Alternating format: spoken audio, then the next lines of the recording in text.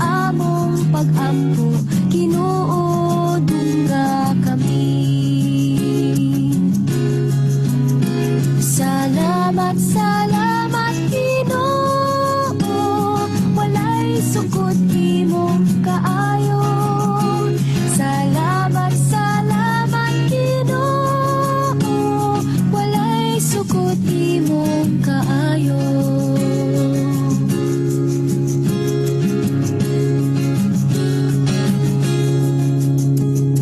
Walay pagmahay Ginoo sa among pagsalig kanimo.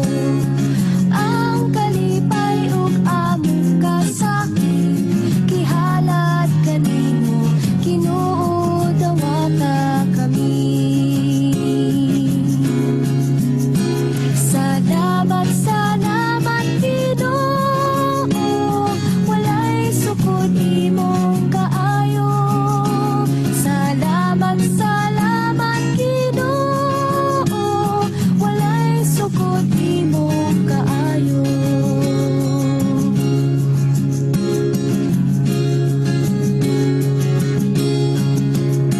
Salamat, salamat Ginoo, walay sukod imong kaayo.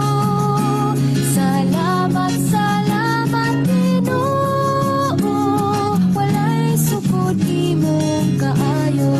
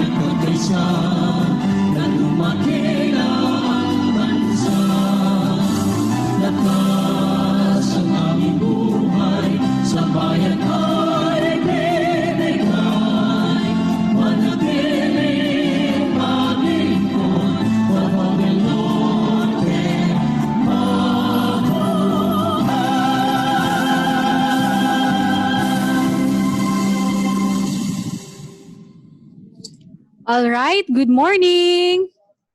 Thank you all for tuning in to the DNLI-DNSC Regional Research Forum with our theme, Championing a Culture of Excellence in Public Administration and Governance. We endeavor to contribute to the realization of the K.U.Y.A Development Agenda, specifically on knowledge management and education, as well as materialize the administration's objective in enhancing competency of our workforce. Now, apart from being a prerequisite of the DNSC USTP Master of Public Administration Program Consortium, the Institute also endeavors to maximize research as a tool to provide better public service. So we want to provide avenues for constructive conversations between our researchers and evaluators because we think this will be vital not only in helping the researchers improve their research papers, but more importantly for the government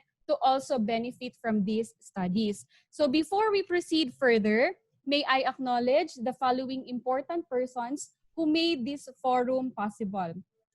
We would like to acknowledge Kuya G.O.B, Edwin I. Hubahib, our chairperson for the DNLI Provincial Advisory Board.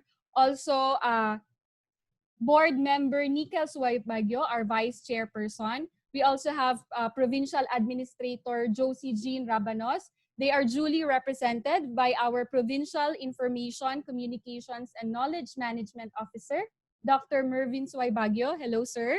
Also, we would like to acknowledge the heads of institutions for allowing their students to participate in this forum.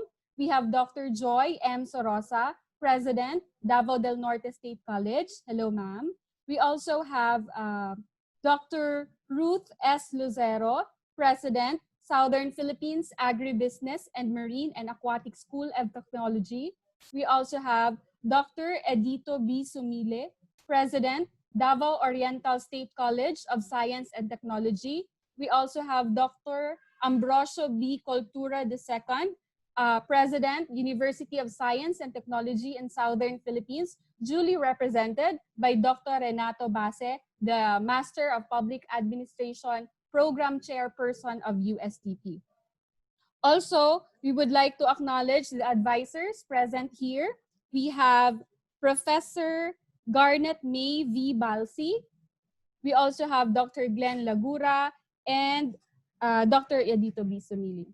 I would also like to acknowledge the members of the DNLI and DNSC management team who are with us. Dr. Glenne Lagura, Dean of the Institute of Management, Governance, and Continuing Studies of DNSC. We also have Sir Elmer Namok, DNSC DNLI Coordinator. We also have members of the DNLI management team, Ma'am Lou Helen Remoreras Tayone. We also have Sir Lerd Boyser and Sir Anisito Epanat. All right, so without further ado, to formally welcome us all in this forum, may I call in Dr. Mervin J. Z. Suwaybagyo, Provincial Information, Communications, and Knowledge Management Officer. A virtual round of applause, please. Good morning, sir. Good morning, Ma'am Jassy, and thank you so much for the information you imparted to us, especially on why this forum is being conducted. And Mayong buntag sa tanan, do you hear me, guys? Madunggan ko. Madunggan, okay. All right, and I believe this is the moment that we all have been waiting for. It may be the least that you expected in terms of our setup because of our limitation due to our current situation in these trying times. Nevertheless, I am very proud of the Davao del Norte Learning Institute team, headed by our Executive Director, Ms. Jazilu Gualberto, of course, under the Provincial Information, Communication, and Knowledge Management Office of Davao del Norte, because she really pulled this off. And I know it is pretty hard to push through the activity considering the circumstances, but thankfully, she did not falter. That's why we are all gathered here in this forum, maybe not in an orthodox way, but still, I believe we will obtain the same results. I would also like to thank our panel of reactors. We have Dr. Jonathan Bayogan, Dr. Romulo Tagalo, and Dr. Marioni Bauyot for sharing their research prowess that will surely help our presenters attain their ultimate desire, and that is to share the research results to help improve public administration and governance. Research has established its importance in all fields, most especially in public administration and governance, because our resources in the government are very limited. As much as we can, we avoid costly mistakes and we maximize the benefits of whatever endeavor we are embarking on. And we can achieve this through research. And research forums like this is a very good avenue to exchange best practices and ideas that will surely help our organizations improve and grow. I understand that our presenters come from different provinces of Region 11. We are grateful that you responded to our invitation as you help us in the attainment of one of our goals enshrined in Kuya G.O.B development agenda, and that is to strengthen knowledge management by professionalizing public service. I hope that this is just the beginning of a wonderful partnership in research and maybe in any undertaking that will squeeze out our creative juices to contribute to the betterment of the Philippine society and of course of the world. Daghang salamat, welcome everyone, and dalaygon ang Diyos. Thank you very much, Sir Mervin. Ayan. So to proceed, to give us the rationale and the mechanics, as well as to introduce the panel of reactors, may I call in Dr. Glenne B. Lagura, Dean of the DNSC Imagox. Sir Glenne?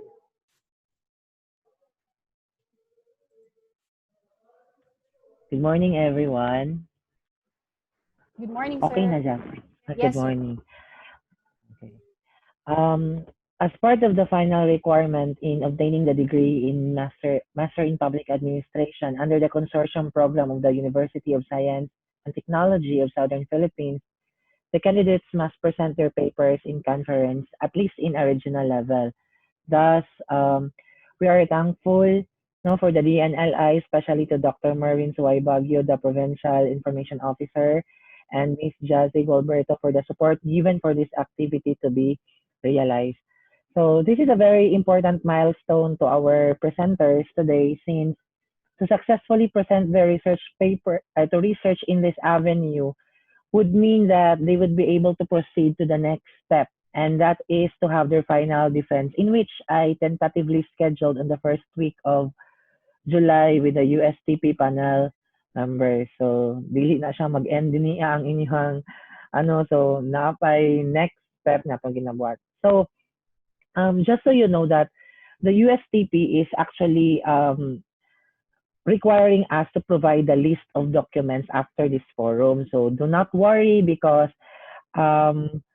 be informed that we hired actually a professional documenter um, who will actually prepare everything that the USTP wanted us to send. So after that, everything will be settled because we hired actually a documenter for that matter. So especially the minutes of the forum, this will be prepared actually by our documenter. So no need to worry anymore. So the long wait is almost over, and I want all of you to hold on, and to look forward for the next step that we must have to do together. So together, so ay mong kabalaka, because the NLI is very much willing to help us with this endeavor of us. So at this juncture, I will present to you the mechanics of our forum today, before proceeding to the forum proper. So each candidate must submit a copy of their abstract, full paper, and PowerPoint presentation. So I believe everyone is actually sending already a copy of their paper, and I'm actually sharing already the link to the panel of reactors so that they can refer to it later as you go along with your presentation. So the PowerPoint presentation must comprise the following. First, the title, which include your name and your advisor, keywords, the rationale, the theory, only one, research question or the statement of the problem, one slide, theoretical or the conceptual framework, the method, results and discussion, one slide per research objective, and a conclusion. So be informed that each candidate is given only a maximum of 10 minutes time to present the above mentioned contents. So every after the presentation of the candidates, each panel reactor is given a maximum of 3 minutes to give their comments, suggestions, and recommendations. Now, since this is a public forum, in the case an audience, so actually I would like to recognize our guests and the audience that we have right now. So wala ko nag-expect nga daghan pud gay mag-respond sa tong invitation in which we publicly posted in our social media site. So in the case an audience would like to participate, so one participant from the audience is allowed to ask relevant question to our presenter. So just personally message our coordinator, especially Ma'am Jazzy, to give the advanced question, thus to be given a privilege time. A maximum of 3 minutes time can be allotted for this if there will be someone who would like to ask a question. Now I am done with the mechanics for today's forum. So this time I will introduce to you our equally brilliant panel of reactors to whom we are so grateful. The fact that they actually accepted our invitation. So this is a postponed, actually, not a scheduled activity. So from the face-to-face forum, na nahimo siya og ng virtual forum. So that's why I'm so very thankful sa DNLI no sa sa maampik jud no nga pag process dahil sa mga necessary requirements to have this realized. So, we're grateful na in spite of the busy schedule of our panel of reactors and considering the medium that we are using just to realize this forum, so they are present this morning. So our first panel of reactor is a former chair of the Educational Leadership Department of the Ateneo de Davao University and a professor of the same school, and now the director of the Ateneo Center for Educational Research and Advocacy. So we have this morning Dr. Marlione Bauyot. So a virtual applause to Sir Marlione Bauyot. So thank you, sir, for always being so supportive no, sa DNSC o sa DNLI. So our second panel of reactor is the Department Head of the Provincial Environment and Natural Resources Office of the Provincial Government of Davao del Norte. So we also have this morning Dr. Romulo Tagalog. Sir, good morning, sir. Morning. And last but not the least is the President Emeritus of the Davao del Norte State College. So I welcome you here, Sir Dr. Jonathan Bayugan. So thank you very much, Dr. Bauyot, Dr. Tagalo, and Dr. Bayugan for accepting the invitation and for your continuous support to the endeavors of Davao del Norte Learning Institute. Maayong buntag sa atong tanan. Thank you. Thank you, Sir Glenn. I think our first presenter is already here. Ready na ba tayo, ma'am? May I call in our first presenter, Miss Liezl Joy Quezon from the Davao del Norte State College, Davao del Norte Learning Institute Program. Good morning, everyone. So is my audio clear? Yes, ma'am. Go ahead. Please share your screen.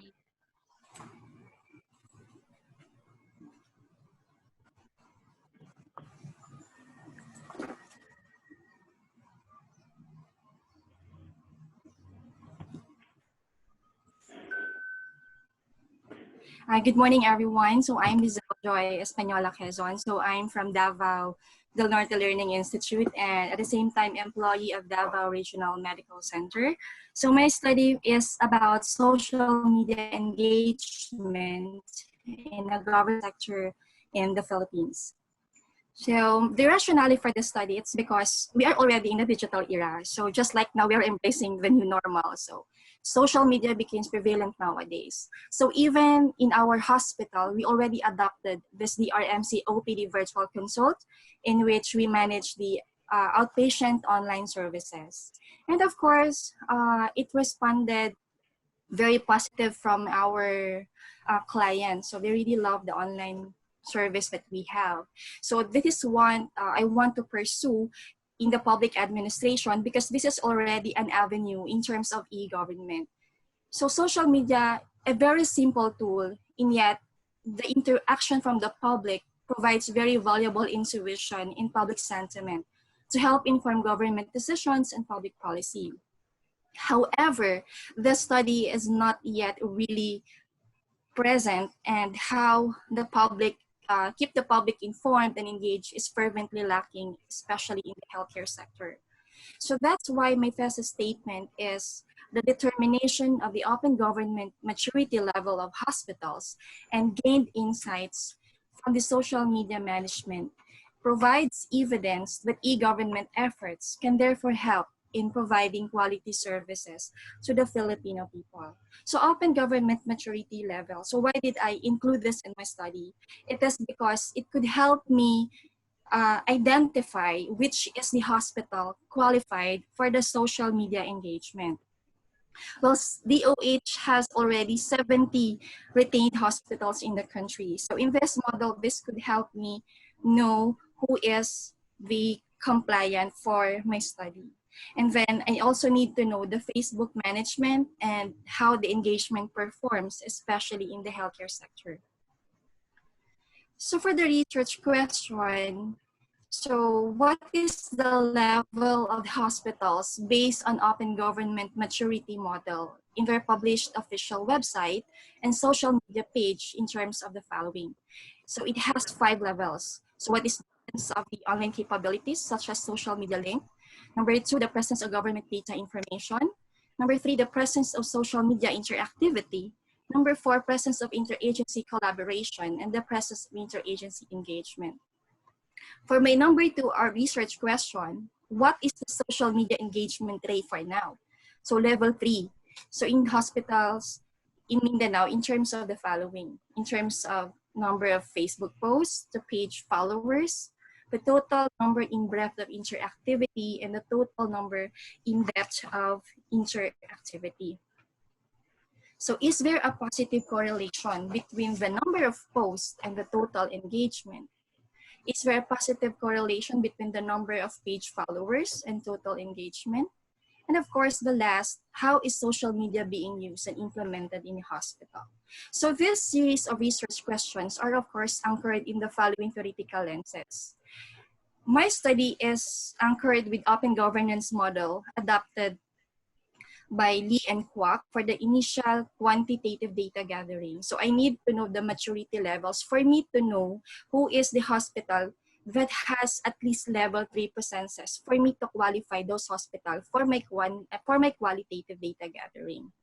So my study is also adapted to the social penetration theory. So that's why I come up with the terms the breadth and the depth, in which breadth means the number of shares per post and the depth means the number of reactions or comments per post. And of course, in order for me to facilitate the understanding between the engagement and the correlation with the existing variables, dependent and independent variables. So I have to employ in my study the engagement theory. For the conceptual framework, so here it is. So we have independent variables. We have the number of page followers. And for the dependent variable, I have the depth and the breadth, in which this is a total engagement. So this figure below resembles the relationship how post counts and number of followers significantly affects the total engagement. For the methodology, so I've employed a qualitative approach for this. So in order to facilitate the understanding of social media engagement, I have to conduct a cross-sectional survey with 70 Department of Health hospitals website. And after that, after determining who is compliant with my OGMM level, so I now adopted the IDI. So in-depth interview among 5 social media practitioners in the resulting qualified hospital. For the results, so here it is. So out of the 70 hospitals, in which 41 from Luzon, 13 from Visayas, and 16 in Mindanao, only 29 of them presence of social media interactivity. Ibig sabihin po nun, 29 lang sa DOH hospitals ang may Facebook link sa kanilang mga website. However, yung mga Facebook link na yun ay hindi po sila active, meaning they are not having the post actively. So only 18 of them qualified. So here, for me to have a feasibility of my study, I only consider the Mindanao hospitals, in which dun po ako magkakandak ng IDI. So 5 from Mindanao. So who are these 5? So the hospitals from Mindanao are the Adela Serra Memorial Medical Center, the Cotabato Regional Medical Center, the Davao Regional Medical Center, Southern Philippines Medical Center, and the Zamboanga City Medical Center. So as you see, so very proud, DRMC and SPMC are among the top hospitals in Mindanao. So I've sent requests for these hospitals where I can conduct my IDI, and positively nag-respond sa request ko is the DRMC. So for that, so I've assessed the Facebook post in DRMC, and now I have found this. So there is a positive correlation between the number of posts and the total engagement. So the answer for my research question number 3 is yes. So my correlation is the number of posts and the total engagement. And is there a positive correlation between the number of page followers and total engagement? Well, the answer is no. It's because it doesn't mean na kung marami kang followers, lahat ba yun ng followers mo magla-like? Hindi po. So it proven here in my study that even though a page has a lot of followers, it doesn't mean that the number of likes is totally relevant with the number of followers. So it all falls that the relevant post, kung worthy man yung post ng isang institution, this is worthy to be liked and shared. So it doesn't follow that you need to have a lot of followers. So that's it. For the results from the in-depth interview, so I have 6 themes generated for the social media use implementation. So the DRMC has this following themes. So they are using the social media for information dissemination. Next, the utilization of tools and metrics. So we have adopted the Facebook analytics for this. For following institutions to stay updated, DRMC is following DOH and civil service for them to stay updated.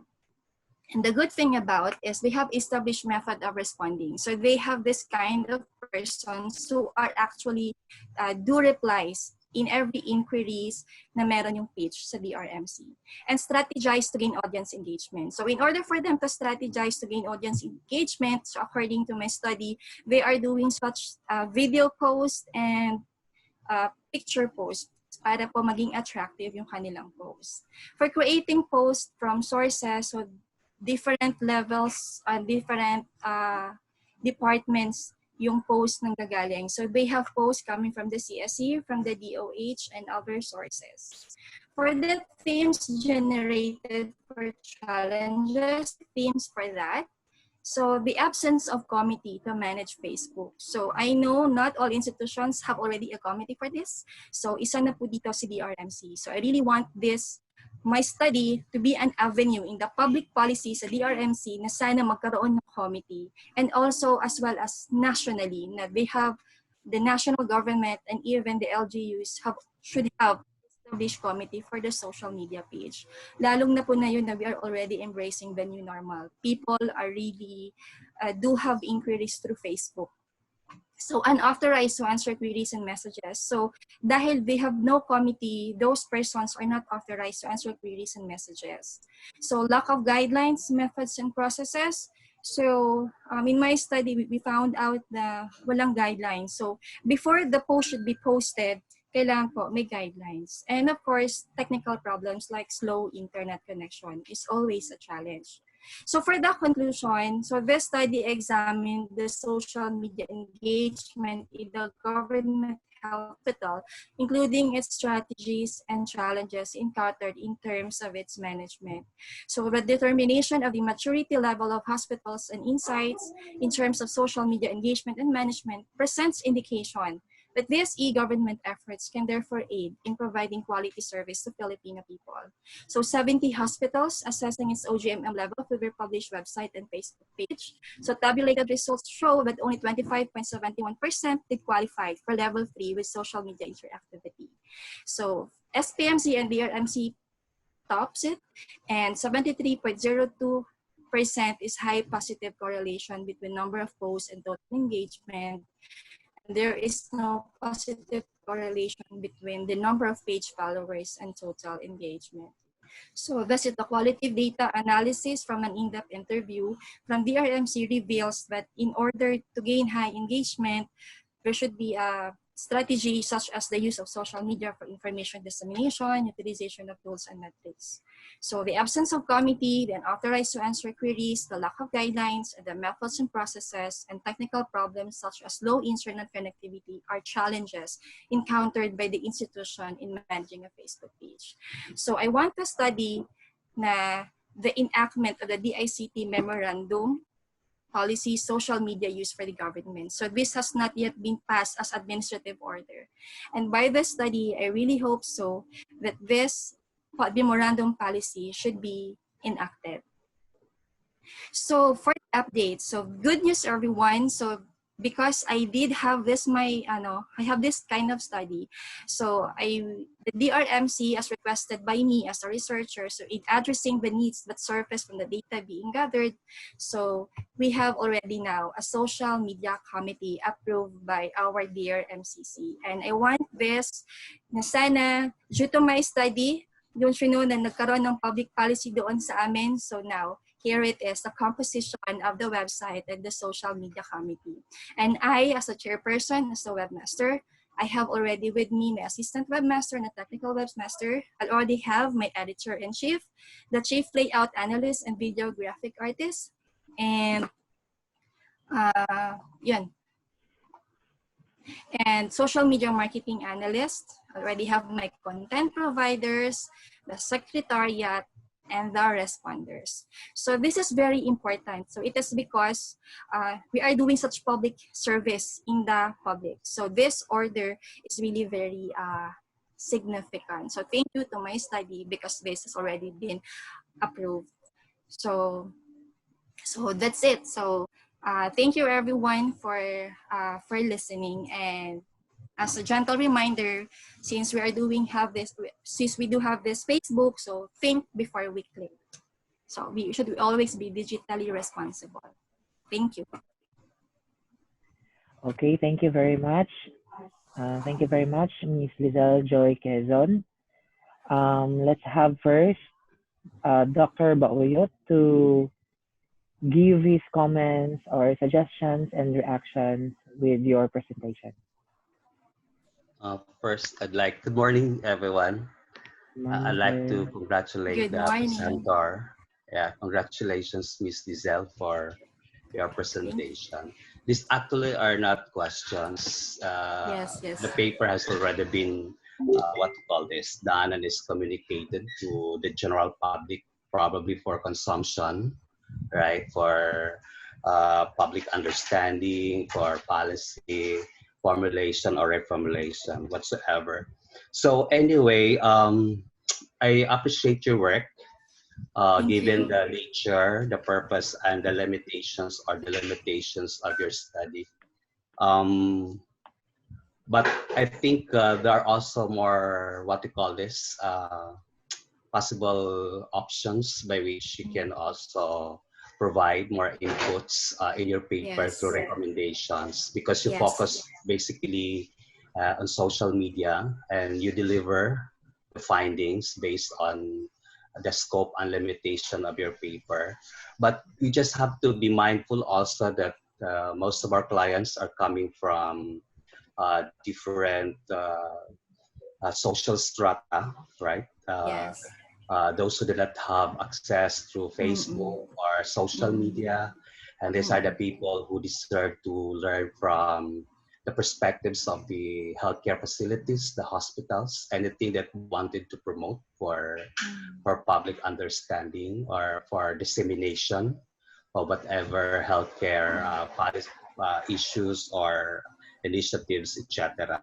So probably you just include, if it's possible, what you can recommend more based on your advocacy as a researcher and based on the findings of the study, so that at least, for example, for those people who do not have access to social media, at least they can also be informed what's happening with our healthcare, right? What are those that you want to inform them? So probably inform also other scholars, other researchers and practitioners, probably, or even yourself to continue working this as a research, like providing prints for any materials that in the layman's perspective that they will be informed about what the healthcare facilities are doing, are providing to the people, to the communities. Because as I have said, they don't also have access with the Facebook, and even some do not have those accounts. That's the first one. The second one is on generalizability. I understand the limitations of paper that you work so much on,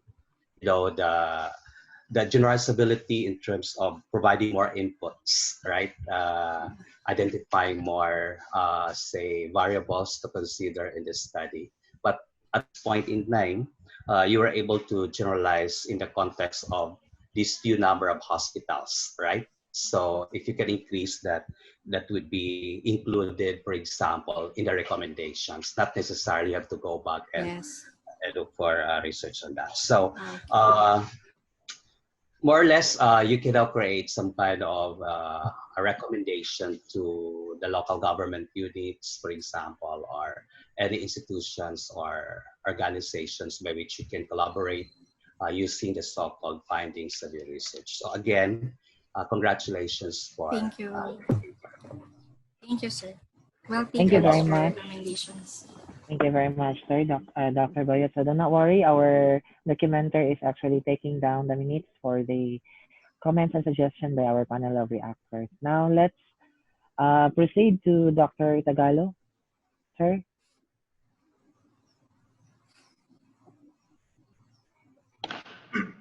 Hello, Hello, Hello, sir. Yes, sir. can you hear me? Yes, sir. Congratulations to the author. I understand na na-adapt na ito ng institution where you belong. So this is the kind of research that we would like to see among our graduate students, no? Na yung mga researches natin ay hindi lang para sa library, kundi may practical value talaga. And so this is a kind of a parang action research. No? Yes. You observe and then you theorize and then you propose something, and eventually you were able to have it legitimated in the institution where you belong. This is a very good endeavor, because most cases hospitals do not have information offices. They don't engage in, say, social marketing, in advertising their services. Kasi nga, if they do that, baka lalong makongest yung hospitals. Parang ganun yung nagiging perception ng mga hospitals, especially government hospitals. Okay? Unlike private hospitals na parang iba kasi yung perception ng public kapag private hospitals, no? And this is one thing that this social media committee or the information committee must address next time. No? Tama yung sabi ni Dr. Mirlione Bauyot na baka pwede pang in other studies you could develop into other areas in information. But this is already a good start. You're able to gain foothold in the institution. Kasi the next level to this is not just about marketing the services or any information about the hospitals. The next thing to do is to provide the public with necessary data about health. Diba? This COVID pandemic, for example, binira ang DOH kasi paano ba ang pag-produce ng data, paiba-iba, paano ba kinumpute. You know, when you give data consumers this kind of information, especially among researchers, they will demand even more. Yes. Hindi lang kung announcement kung magkano ang fees ng mga hospitals, parang ganung level, kundi at higher level. No? And that is to me, that's a good health governance, part ng good health governance in terms of transparency. No? In terms of transparency. And so that the public may be able to help the institution how to improve its services. Kasi nga, data-driven yung information. Okay? So now that you are able to have this instituted in the DRMC, yung role mo ba dyan ay, it follows the role, no? Kasi dapat merong permanent plantilla position for that siguro. Is that the direction ba of the DRMC? Yes, sir. Meron lang Health Information Officer. Health Information Office. Parang ganun. Wala pa. In DRMC, we don't have this health information office yet. So we only have medical records and health information officer, in which nurse po kasi yun. Tapos we are more on engaged in public health, but not necessarily information officer, just like with the province. This research, and now that it's being instituted, if you are able to show the value of this crucial small committee, small team, especially during pandemics, then this might change mindset of the governing board, and they might be able to accept the policy that I think we need a permanent plantilla position for this. So we use the pandemic in public policy, especially in problematization. K.U.Y.A is an example of window of opportunity. Okay? So, kaya madaling natanggap siguro ng DRMC na magkaroon kaagad ng committee. Kailan ba ito na-conduct, yung research na ito? It was conducted since last year. Wala pang pandemic? Wala pa siyang pandemic, but now yung approval ng committee, it was just recently last month. Yeah. So, ang ibig Doon sabihin, na na-realize. Inapadali. Yes. May pandemic. Yes, because yun nga, wars, elections, pandemic, disasters, these are problem stream window of opportunities. And you are in a very strategic position right now to help the institution communicate itself.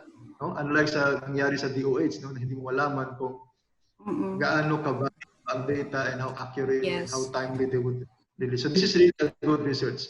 Sana the good gauge for this, if ito ba ay matanggap ng ibang hospitals, that they would replicate the formation of a committee. And mas maganda kung from a committee, magiging position talaga. Office. Like section or unit. That purpose. Yes. Thank you. I think that's all. Congratulations. Thank you so much. Are you done, sir? Okay na po. That is all. Okay po. Sir. That is all. Now let's give that another 3 minutes time to Dr. Bayugan. Morning. Morning, sir. Maganda yung research mo. It's quite interesting. And dun sa first problem mo, you were able to determine the levels of social media utilization of the different hospitals using the open governance model, no? Yes, the OGM. The second problem is the one that really interests me the most, because we wanted to look into the depth and the breadth of social engagement. I'd like to believe that the social media that we're talking about here is the Facebook platform, no? Yes. But there are other types of social media. For example, a blog can be a social media. Twitter can probably be classified as a social media, and there are others. So Facebook, tama ba? Facebook po, kasi this is the common platform that we are using, and everyone is hooked up on this. I was looking at the definition for the depth as well as the breadth of engagement. So, from a very practical point of view, when you talk about the breadth, you probably would talk about where do the followers come from. So that's breadth. What are the types of information that are being posted in the social media? Ganon yan. Maybe the long dimensions pwede na eh. When you talk about the depth, there are 4 A's. Acknowledgement, in other words, the followers would acknowledge probably by reacting through a like. And then they associate, association, or they interact by commenting, or they amplify by spreading, sharing, or they act by probably going beyond the content. Probably they would post a link to an additional source of information. So, baka pwede mo pang gawin eh. I haven't seen it done, but that's the way I look at depth. When you look at the depth of the social engagement, then you should classify them into levels. Similarly, when you talk about the breadth of engagement, you talk about several levels. So I'm interested to know how that will be answered, because that will be the ones that would be helpful to hospital managers. Yes. Ano yung pinag-uusapan sa social media? Ano yung pwedeng gawin ng hospital para matugunan yung mga pinag-uusapan ng mga kliyente natin sa social media? Ano ba yung power ng social media which can bridge the gap between those who will governance and those who are governed? Those who will governance in this case are the hospital administrators and the hospital workers, and the governed are the patients and their and other stakeholders. So I think your topic, yung social engagement, is capable of bridging the gap between the governed and those who will the governance. And that makes your topic very, very interesting. So I'm not really sure if yung levels of depth and the levels of breadth can still be addressed, because you can look at this doon sa kanilang kwan eh. Di ba sa Facebook, ang daming mga responses. Yung like lang, that's basically acknowledgement. Yung pag nag-comment yan, association. Pag in-spread yan, they amplify the message. And if they do certain links, then they act on it. Tama ba ako?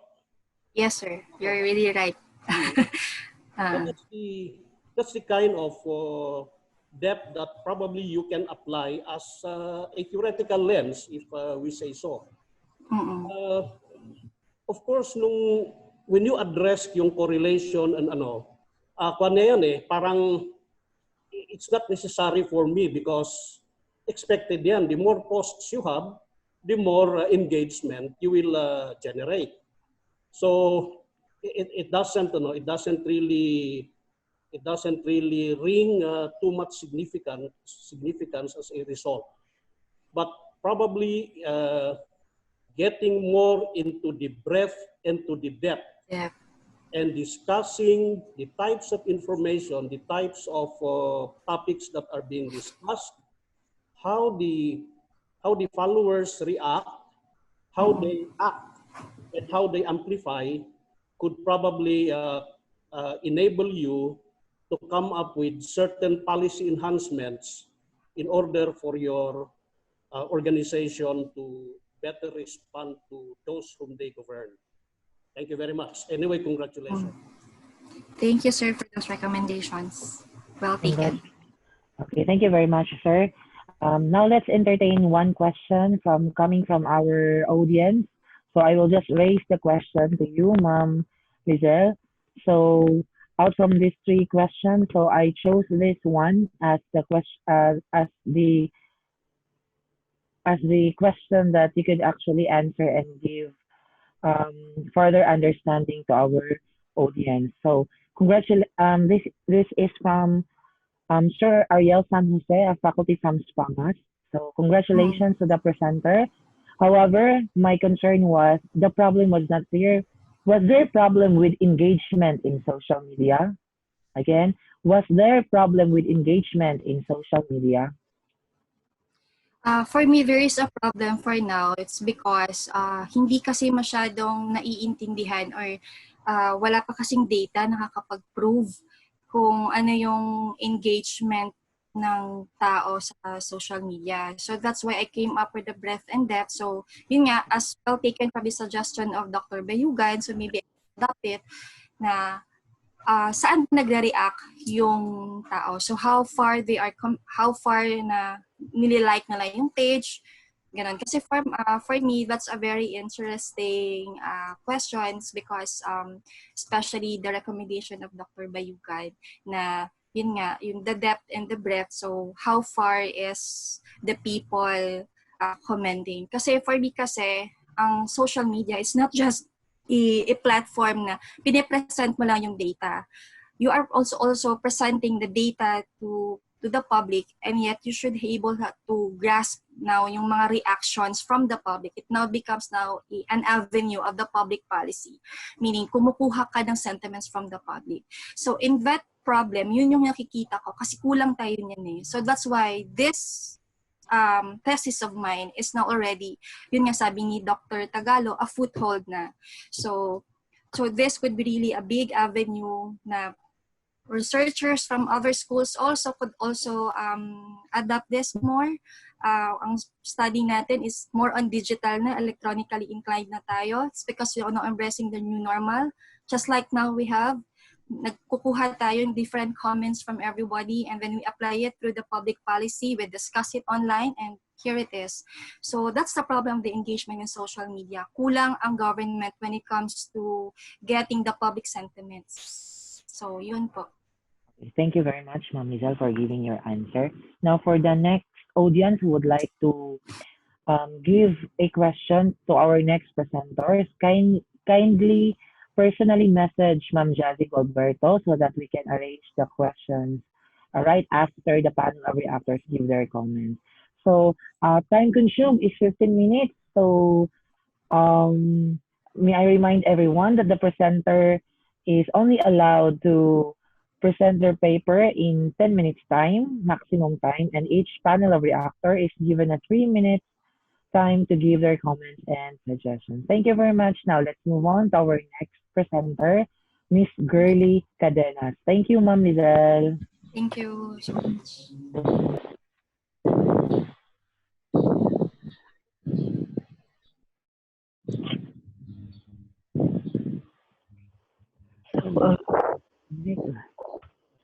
Dapat na ginabidyohan ko ninyo.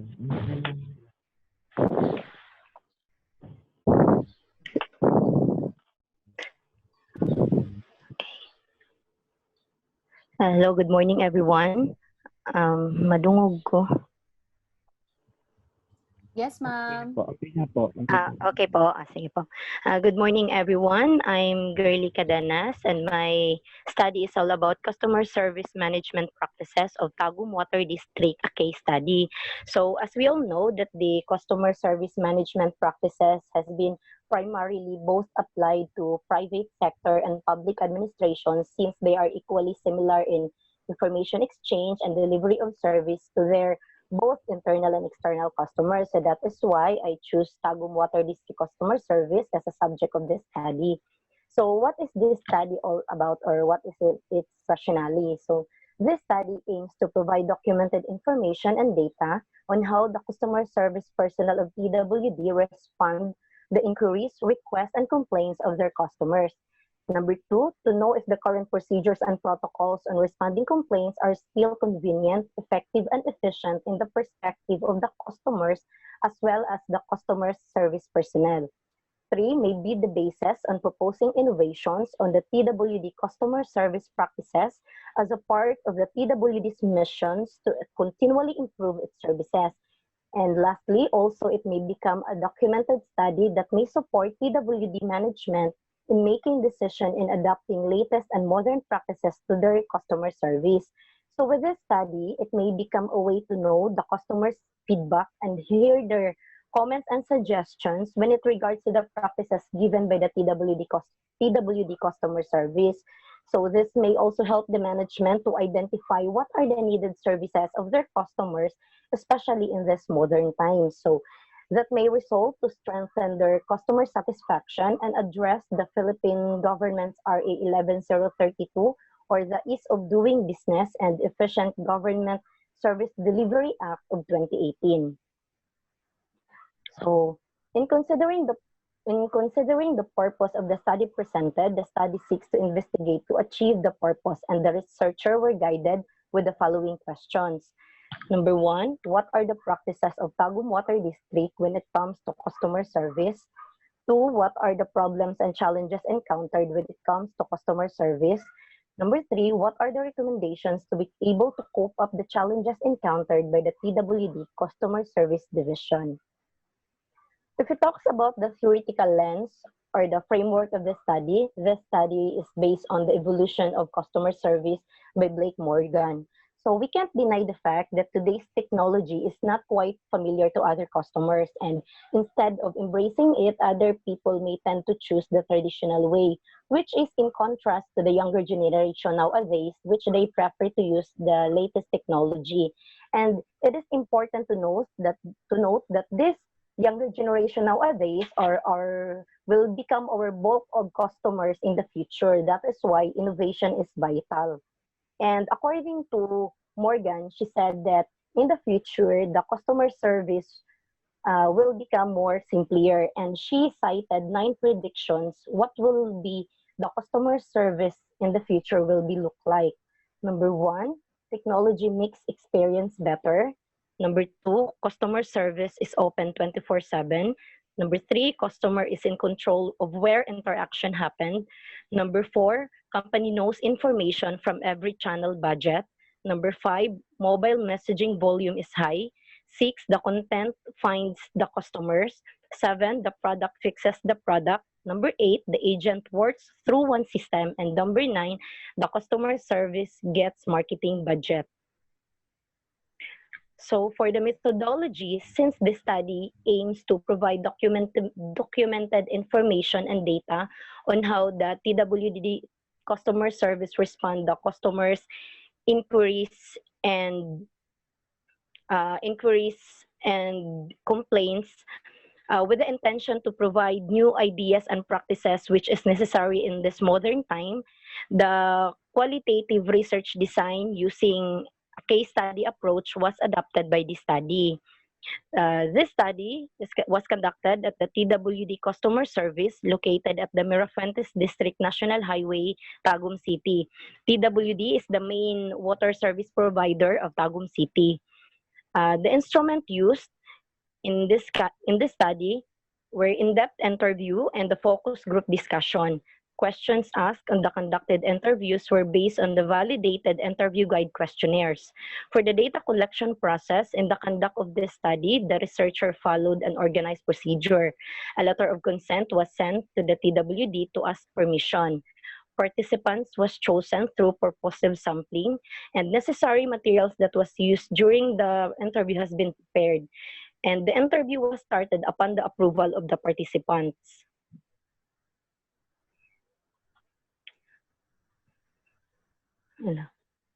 So for data analysis procedure, in data analysis, the collected data was transcribed by the researcher. It was sorted and arranged depending on the source of information, and the huge data was examined and compressed into a small numbers of themes and codes.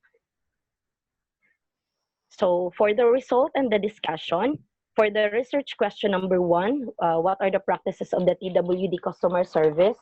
The researcher identified 4 major themes.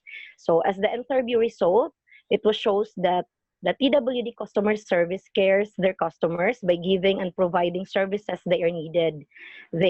Number 2, they are service delivery focused. Number 3, they possess good customer service skills that they use in dealing with their customers. And number 4, they abide protocols and policies in performing every services, like they are guided and followed based on the policies indicated in their Citizens Charter or ARTA and the TWD implementing rules and regulations. So though majority of the participants said during the conducted interview that TWD has a good customer service, we can't deny the fact, or they can't deny the fact that they also encountered some problems and challenges in doing some transactions. And based on the huge amount of data collected, it was analyzed and categorized, and it resulted to 5 major themes. So number 1, the information deficiency. Number 2, limited access to customer service. Number 3, factors affecting both internal and external customers. 4, customers' displeasure. And number 5, and utilize full potential of technology. So for the recommendations on how to cope up the challenges encountered by the TWD customer service, the five major themes derive. Number one, improvement of services delivery. Number two, customer services hotlines. Number three, text blast messaging. Number four, utilize technology in its potential. And number five, 24/7 customer service availability. So for the conclusion, with this study, both the internal and external customers of TWD customer service have given the chance to voice out their comments and suggestions when it regards to the TWD customer service practices or services. And as a result, there are factors that has been considered as a problem and challenges in performing their daily transaction. Thus, the following issues and factors can be addressed by adopting new practices, and to be able to cope up the said challenges, recommendations were also identified. That if implemented, it lessened the number of complaints, if not diminish it, and it may address the government's challenge to provide more improved systems and procedures in all government offices as what is stated in RA 11032, or the Ease of Doing Business and Efficient Government Service Delivery Act of 2018. So that's all my presentation. And for the update, as one of the identified problem during the conduct of the study is the unutilized full potential of technology, in which during the conducted interview, a lot of more on the participants said na kailangan utilize yung technology, such as using Facebook. Kasi TWD Facebook account, prior with this or before with this interview or during this interview or study conducted, na deactivated kasi siya.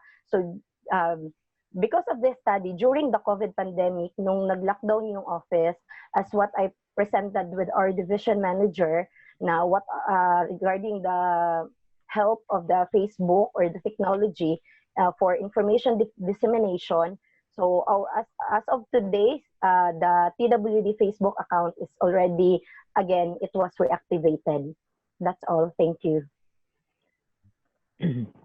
Thank you very much, Ma'am Girlie Cadenas. Now let's have Dr. Boyo to give, let's give time to Dr. Boyo to give her comments and suggestions. Again, good morning. I'd like to congratulate the candidate for presenting the findings of the study. One question first, who are your participants? My participants, sir, is six customer of TWD and 4 customer service personnel po. Yeah, I asked that because one is reporting the, probably I may say, although you focus on a case study, but there are a lot of theoretical knowledge saying about customer service practices, right? So if you venture to literatures, reading more literatures, it will inform you about a lot of literature saying on customer service practices. So I know for a fact that part of the delimitation of the paper is to focus on a case study. So if only to privilege the literatures, then you could have actually make use also of quantitative research in such a way that you can generate more data from the participants, and therefore you can provide more implications to practice in terms of how can you be able to improve the so-called customer service of the Tagum Water District. But just the same, I would respect your paper because you focus on a case study. So probably you include that one in the recommendation, that you can focus more on a deductive research that is making use of quantitative, because there are a lot of the teachers saying about customer service practices. The second one is actually an opportunity to describe also in the theoretical lens, which I would not impose, but part and parcel of the conversations in your paper, I think, is also to inform the people how important the leadership is, right? Yes, sir. Because you talk about customer service practices, and so therefore, cogent to that is actually what we call is the collaboration of the so-called leadership and management. I'm not so sure if you can also make use in your theoretical lens the open systems perspective, because we have the inside customers, we also have the external customers, right? Yes, sir. Internal Yes, and sir. external customers. So if you put that in a Venn diagram, your customers are actually the stakeholders, those from the outside, the consumers themselves, and they have their own perspectives, which you need to listen, because this is a case study, right? That is the reason Yes, why sir. you top 6 members in the community who actually are clients, customers of the Tagum Water District. And so a more transformative kind of leadership that, you know, if you use that one as part and parcel of theoretical lens, then you might also be informed how to proceed with case study, right? But I would respect whether you include that one or not. But I feel like probably you include that one in the recommendation, or if you can still revise or improve it, then evaluate. If it's so important to consider, then probably you implement or do it. That's just a more synergistic, a more stakeholders participation in a sense that very important to consider in the paper.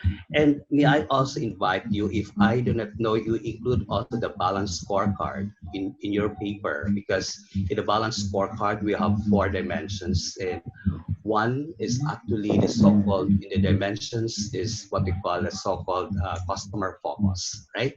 And you will Yes, talk sir. about also the so-called, the customer focus is there, and probably the remaining 3 can also be integrated in such a way you focus solely, hugely, I mean, on the so-called customer service or customer focus. I'm not so sure if you included one, but just think about it and evaluate if there is a reason to believe that that can be included in your introduction in a problematic situation, right? So Yes, sir.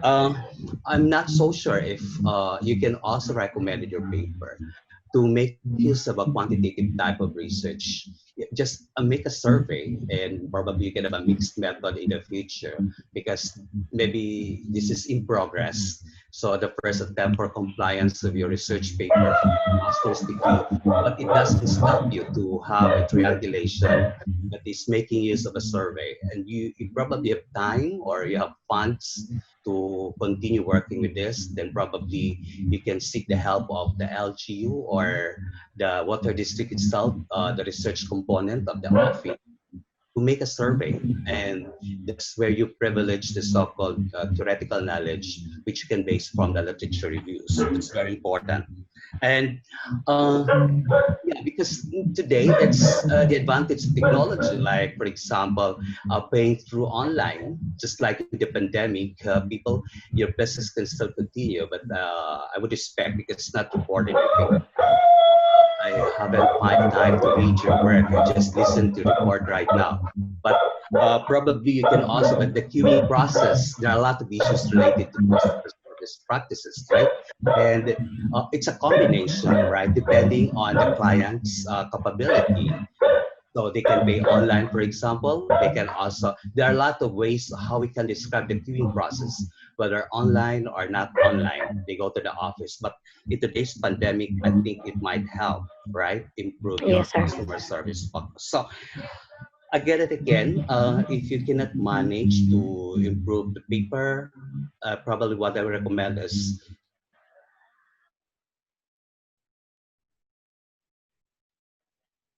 just improve your recommendations, right?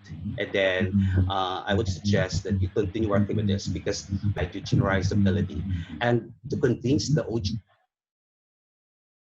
I'm not so sure if it will work, all right? So that's why surveys are very important.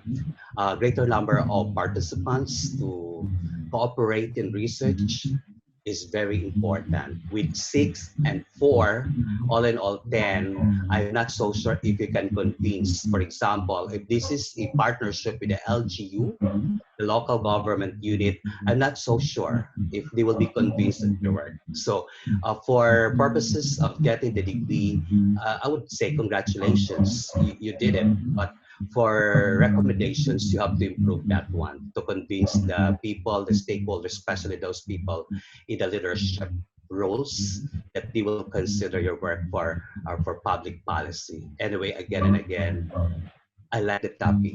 I like the topic. Congratulations. Thank you, sir.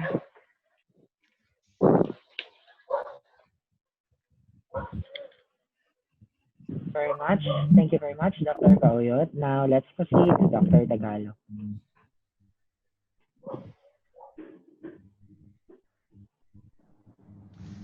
Yes, thank you, the presenter. Can you hear me? Yes, sir. Hello, sir. Good morning. Good morning. Congratulations for this nice work and for Thank you, getting the sir. degree. But I think Dr. Leon Hiboyot nailed it. Ganun din ang nakikita ko doon sa design at sa number of participants. You know, qualitative research should be as rigorous as quantitative research. Okay? Kung quantitative research ito, probably yung Y variable mo would be the number of complaints because this is about customer service, right? And your X variables would be the practices, different practices of the organization that you belong. But since you chose qualitative research, di naman dapat 6 and 4 that would establish the reality already, di ba? I mean, you could have asked people outside of the TWD and make use of the social media because you can actually capture the comments, di ba? Doon sa social media, without going outside your office. Kung may social media platform kayo, you can actually quote them, the usual, di ba? Bakit hindi mo ginawa yung gano'n?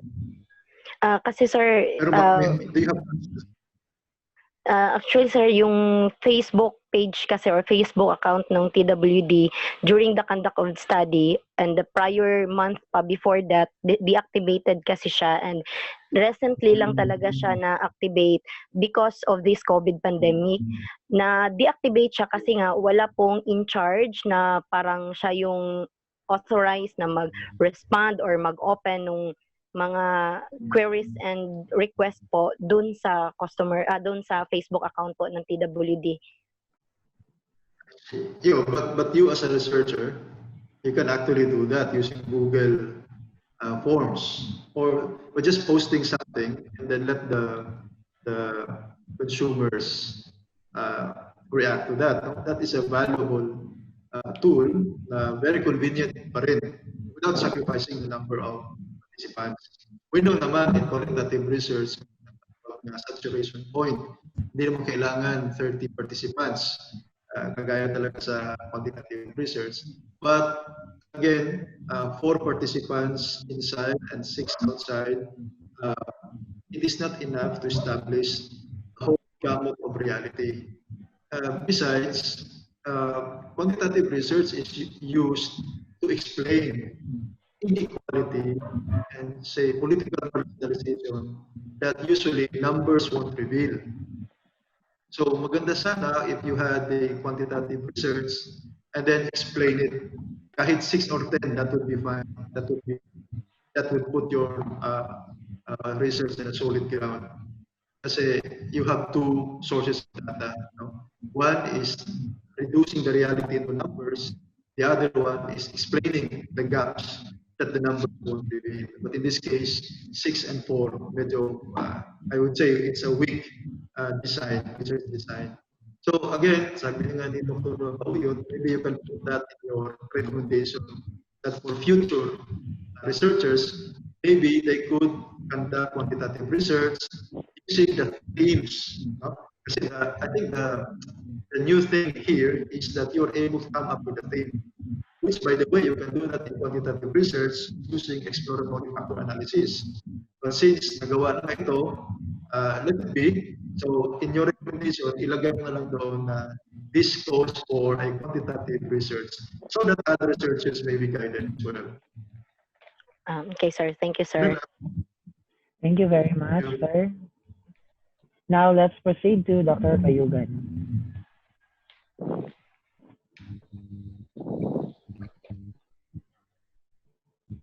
Doc Job.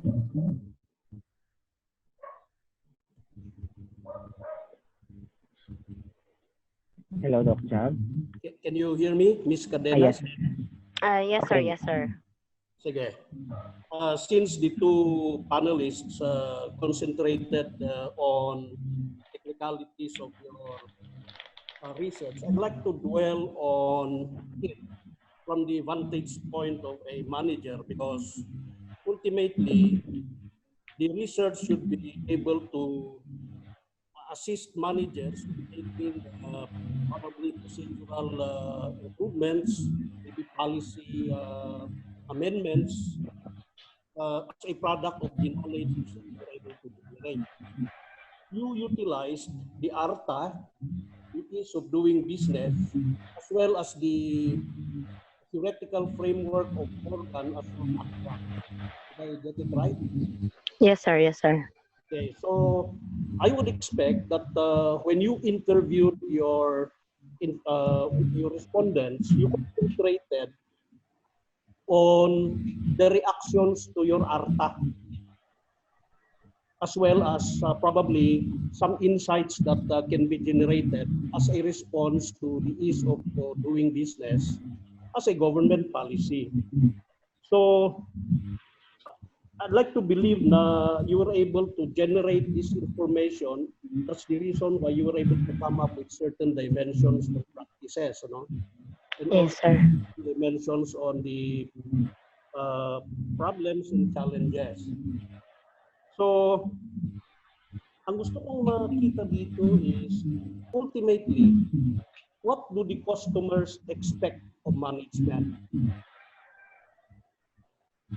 Yun yung gusto ko makita na i-discuss mo in a very in-depth manner. Kasi sa tingin ko, nandyan pa rin sa data ninyo yan eh. If you were able Yes, sir. to the responses of the informants very faithfully, then the data should still be there, no? And Yes, therefore, sir. data, you can generate a certain section in your discussion wherein you will be able to show what the customers expect of management. Because your title states that customer service management practices.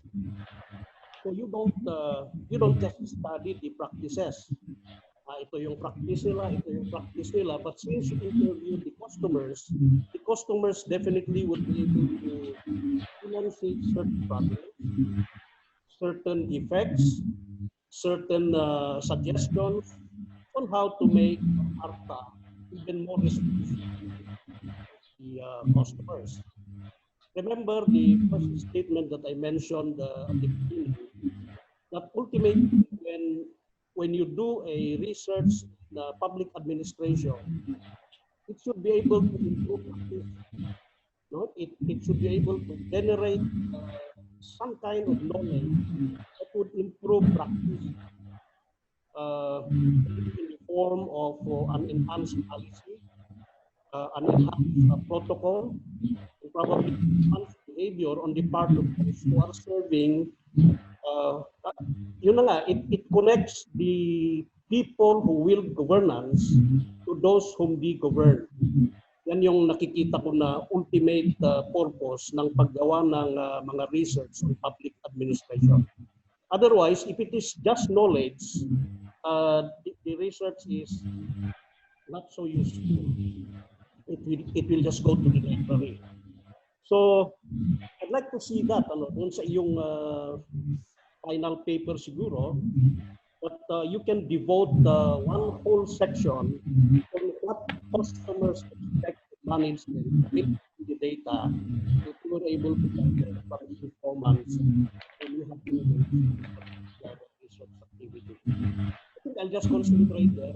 Anyway, the two other panel members were able to sufficiently make comment on the technicalities of your research. Thank you. Thank you, sir. Thank you, panel of reactors, for your insightful comments and recommendations. And now, we will entertain, or we'll have to cater this one question. Actually, most of the muna siyang question din niya. Could you elaborate further regarding your participants and informants who participated in your study? Since since the audience are expecting na employees lang yung parang part of your study, and in your PowerPoint presentation daw po kasi hindi siya naka-indicate doon ang research okay. Hello, sir. Madam ko. participant. So, can you elaborate further with regards to your research, Ma'am Girlie? Okay po. My research participants, 6 customer service personnel, 6 customer from TWD or the concessionaires participated on IDI or the in-depth interview, and there are 4 customer service personnel participated on in focus group discussion. 4 lang sila, sir, kasi one of the qualifications para doon po sa focus group discussion are those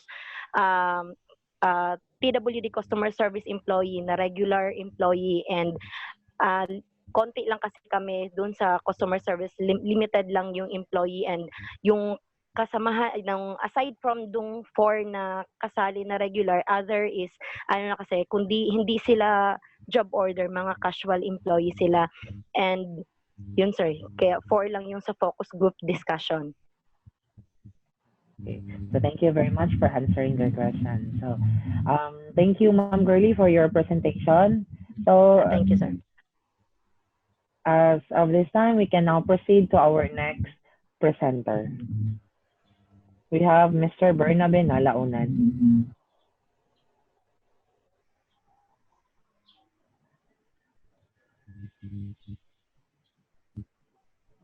Are you ready, Sir Bernabe? Yes, sir, ready na po. Okay, good morning, everyone. I am Bernabe Nalaunan, and this is my study entitled Human Resource Information System of the Province of Davao del Norte, an adaptive structuration perspective, with my advisor and co-author, Dr. Glenne Lagura. Human Resource Information System of the Province of Davao del Norte aims to provide efficiency, increased convenience, better and interesting methods, high suitability to users' needs, provide real-time results. This study has been initiated to further understand the benefits of adopting the HRIS in adaptive structuration perspective.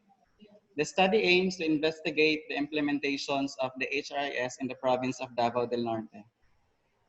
And for the theoretical lens, this study is anchored in the Sanctis and Pools adaptive structuration theory in the year 1994. This theory is used to facilitate analysis of differences between the groups. Second, it accounts for the technology's structural potential, while at the same time focusing on the technology utilization as a key of determinant of technology impacts. AST, or Adaptive Structuration Perspective, provides a general approach to studying how groups organize themselves with the help of technology, a process which plays a key role in group outcomes and organizational change. Who believes that the group members affect the outcomes of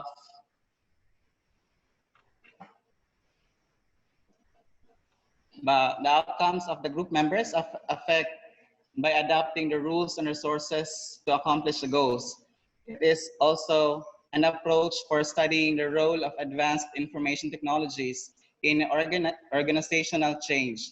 This theory also seeks to understand the types of structures that are provided by advanced technologies and the structures that actually emerged in human action as people interact with these technologies.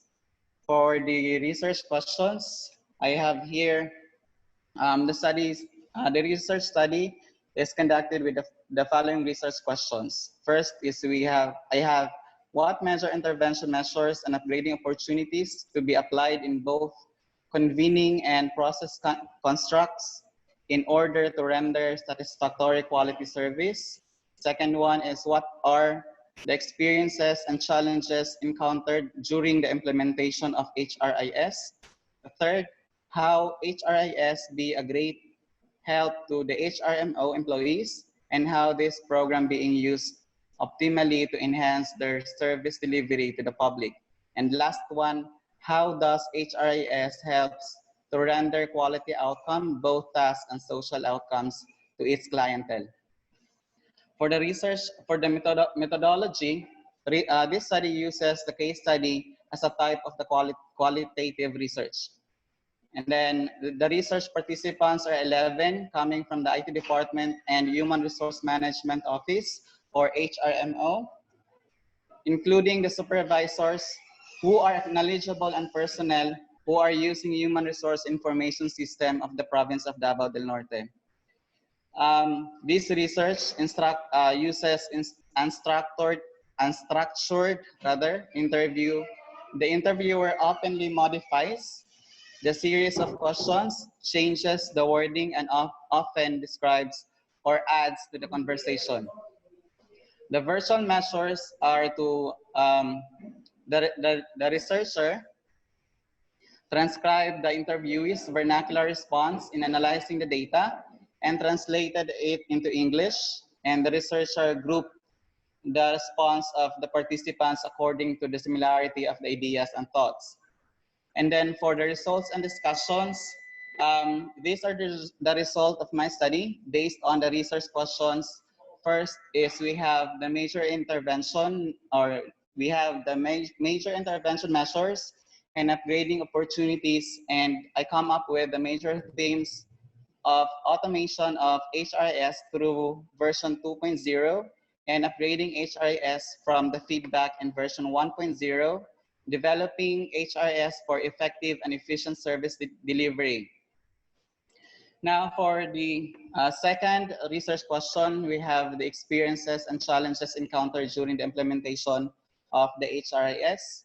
These are the major themes: the internet and connectivity problem, favorability to employees, usability of the HRIS, aids in efficient service delivery, heightened accountability, adaptability problem, internet and connectivity problem, favorability to employees, also usability of HRIS, and also aids in efficient service delivery and heightened accountability, adaptability problem. And for the third research question, how the program being used optimally to enhance the service delivery to the public, and these are the major themes based on the responses: speed up of employees' work, help in process alignment, helps in implementing the e-governance.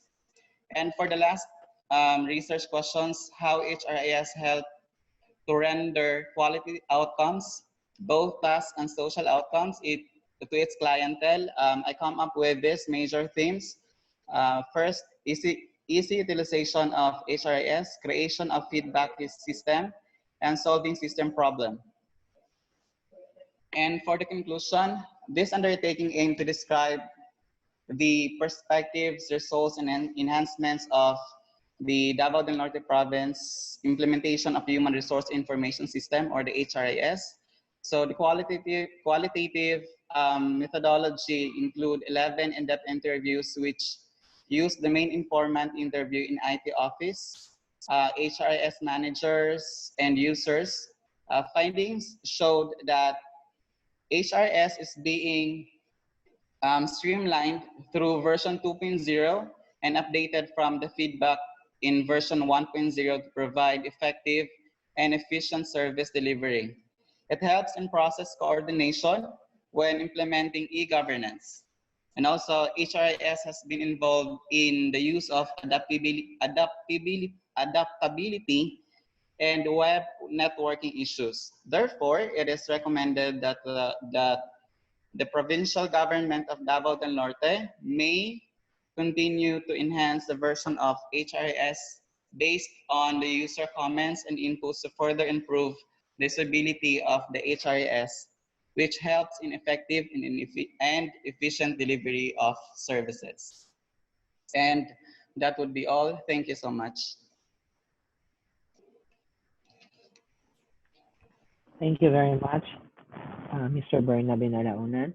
Now let's have again Dr. Baoyo to give his comments and suggestions. Okay, good morning again. First, I'd like to Morning. congratulate the candidate for presenting the results. Actually, I like this topic about human resource information system, right? Because other institutions have not adapted this HRIS, right? But for today's context, it's very important that we need to adapt this one, especially in the context of public administration, in relation to maximizing cost effectiveness of resources, and also how do we manage data, organize data to be more strategic in our perspectives and to be more informed of our decisions, right? Truly, this is a good paper for public administration. I just don't know if you downplay in your paper the balanced scorecard and overarching, say, perspective that also provide greater awareness on the part of people working in the public administration. So it might also cut across when you talk about dimensions related to business process, related to learning and growth, and also, for example, related to customer focus, definitely, and also the finance, right? Because the context of public administration, part of the context is maximizing cost effectiveness of resources. And here we have the HRS. It's a good response to the governance. No? So that's one. If it forms part in your conversation, then you need to evaluate your paper in such a way you can be able to communicate how important this balanced scorecard in relation to HRIS. Okay, given the big data that you have, I know for sure that the province of Davao del Norte has a lot of employees and you have a lot of data to consider, and it becomes more strategic to make informed decision in the context of human resource development and management perspective. Okay, that's one. I'm not also so sure, although I see the limitations of the paper, which I usually respect the candidate's perspective in terms of identifying research problem and also identifying design, because basically this focuses on the qualitative type of research. There are also reasons to believe that, again, for technicality, that should also include quantitative, right? And you can probably identify the pitfall and also some weaknesses in the paper so that you can recommend as well what to do more in your HRIS and become more in your collaboration and also in your collaboration with the stakeholders. So for now, I just thought that if you can also improve your theoretical lens in the context of human resource management and development. There are a lot of theories on HR that you can pretty well include in that theoretical lens. So just try to navigate or explore, and at least you can probably improve the results and discussions based on the theoretical lens that will guide you every step of the way. Because if you focus solely on that, then you might as well be limited in terms of providing more discussions based on the results and findings that you have. So try to explore in the context again and again of human resource management and development. But this is just one of the many topics that we discuss this HRIS in the HRMD perspective. Probably also discuss some ethical considerations. I just don't know. How can you also engage the Data Privacy Act, for example, because the data becomes probably some data may become more open, something like that. So make it more comprehensive. But if you cannot do that to integrate, then probably provide them in the recommendations, right? So again, maybe you also identify the weaknesses of the paper. There's nothing wrong in your report if you communicate some weaknesses so that will also inform the next set of researchers to continue working, research that you have started, right? So again and again, congratulations for a job well done. Thank you, sir. Thank you, Dr. Bauyot. Now You're let's welcome. proceed to Dr. Tagalog.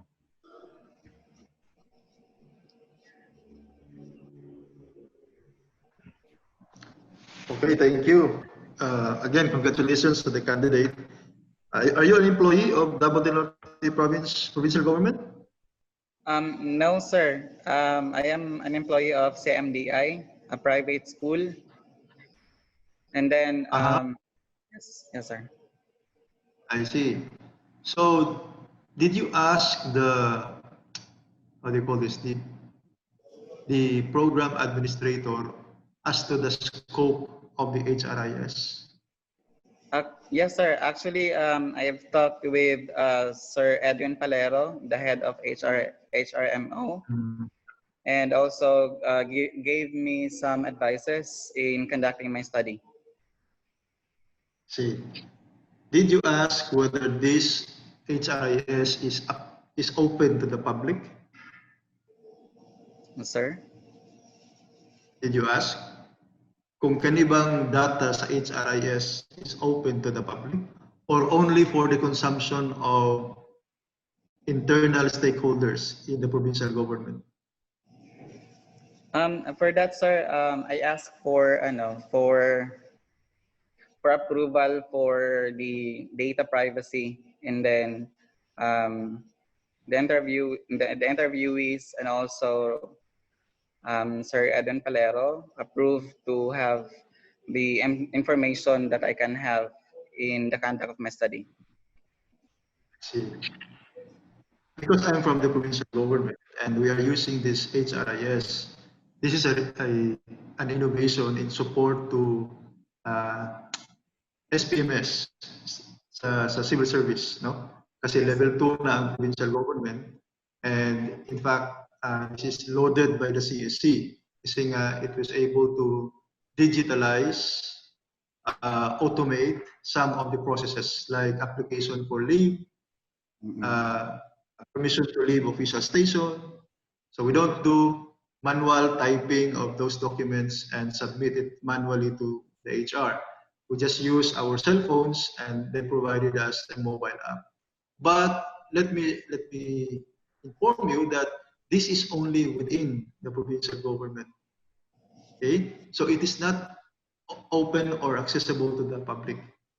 And why I asked that, because repeatedly, Dr. Bayogan stressed that when you say governance, it's how the government influence the governed. In this case, hindi nangyayari yan. Because it's not really, for me, it's not really e-governance. It's more of e-government. So, for those who are listening, importanteng ma-differentiate natin the meaning between government and governance. Anything internal to the government is simply government. Good management practice. That's it. But when this digitalization is now open to the public, and the public is able to interact with the process, like for example, application of permits, they can do that using their cell phones. That is e-governance. But in this case, hindi pa tayo umaabot doon. No? So let me just correct the scope that this is more of e-government, not e-governance. But anyhow, this is a good step because somebody like you na hindi taga-provincial government is now taking notice of our internal processes, and hopefully you could communicate that to certain platforms and inform everybody that in the provincial government, we are doing this in support to SPMS. Thank you and congratulations. Thank you, sir. Thank you, Dr. Tagalo. Now let's have Dr. Bayugan to give his comments and insights. Mayong buntag, Bernabe. Yes, mayong buntag po, sir. Kumusta na yung best friend mo? Actually, okay naman, sir. Actually, we talk and then we have some chit chat. Okay. Anyway, I'll touch on things that were not covered by the other panelists. Yes, sir. Principally, my focal point would be the fact that I have a little bit of a difficulty in your use of adaptive structuration perspective. Kasi looking at the framework, it really involves a complex web of processes, which if I am to examine your paper, I will examine your paper on the basis of the step-by-step processes that are laid down in this framework. The framework is basically an input process output framework. Pero siyempre, ginamitan nila yan ng mas technical na terms. So probably before I proceed, sino ang gumawa ng HRIS? Was it a program or a software that was developed by the provincial government, or was it developed by a professional group and adopted by the provincial government? HRIS, sir, is was created by as a group of programmers spearheaded by Sir Edwin Palero, the HRMO head. So they are internal employees of the provincial government? Yes, sir. They are. Okay. So, using that background, what I'd like to see doon sa iyong discussion is how were the employees able to adapt to this particular technology that has been adopted by the provincial government. Kasi yun siguro yung mga the technology itself will embrace at least three groups, people where yung mga tao na nagmamanage niyan, yung mga tao na kailangan bagu-baguhin yan because there are feedback or there are bugs that need to be debugged. There are feedbacks that need to be addressed. One. Another part of the people where will be those who are using it, the employees, because they have to input and encode the information about them. And probably the users of it, the managers, because essentially when a manager would recommend somebody for training or for some activities or promotion even, then basically they would look into the HRIS to aid them in coming up with certain decision processes. So, ang basic output ng itong theory na ito will be, ayun na nga, the decision processes, the procedures that need to be adopted. Ito ba ay na-take up mo dyan sa iyong dyan sa iyong write-up, dyan sa iyong research? Sa ano, sir? Yung sa theory? Influence the decision processes of decision makers. Actually, sir, na-take out of the adaptive structuration.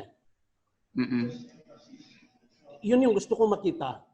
Yun yung gusto kong makita because when you come up, I will emphasize again, when you come up with a study, the results should eventually generate knowledge or generate technology.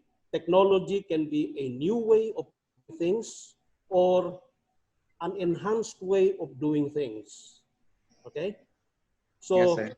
your research should be able to come up with knowledge that will influence the provincial government of Davao del Norte to enhance their way of doing things. Yun yung gusto ko makita eh. Na Yes. probably you can go back to your data and sa tingin ko may data ka that can eventually enable you to come up with this suggestion. Yes, sir. Without that, sa tingin ko the study will be hindi rin siya masyadong very, very helpful. So try to look into that so that somehow with your results, you'll be able to give hints to the provincial government on how to improve the HRIS in order that they can come up with a better way of making decisions. They can come up with a better way of treating their employees, managing their employees, and even managing the procedures on how the efficiency of governance in the province can be enhanced. So, yun lang. Thank you very much. Thank you, Thank you very sir. much, sir. Thank you very much, panel of reactors. Now let's entertain one question coming from our audience, from Sir Ariel. He is asking if about the 11 chosen participants. May I know if these participants were also involved in the implementation? So he is asking further about the nature of the participants and the way of select the inclusive criteria in selecting the participants that you have in your study. Okay, thank you, sir. In selecting my participants, I consider the for those employees who are using the system and also the head of the HRM who crafted the system, and also I consider the users to come up with the result for the research questions based on the research questions. So based on the research questions, I need to have a person who are knowledgeable in the system and also users and also personnel who crafted the system itself. Okay, so it's clear that those who evaluated the implementation are users or end users of HRIS. Yes, sir. Users or implementers. Okay, Yes. thank you very much. Now we are done. We are down to the last presenters for this morning. Let's have Miss Anisita Glancho. It's your turn, ma'am. Thank you, Sir Glenn. Good morning, everyone. I am Anisita Grancho from Provincial Accountant's Office. I will present today the research that I have conducted entitled Internal Control Practices of the Provincial Government of Davao del Norte. You may ask, why do I choose these internal control practices? It is because every government agency has different practices of internal controls.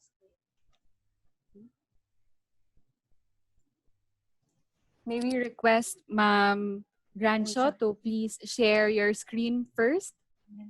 Thank you, ma'am. Okay, I'm sorry.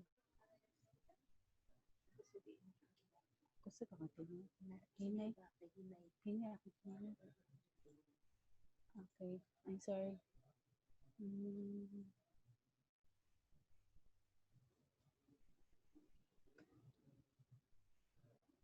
Okay na. Okay.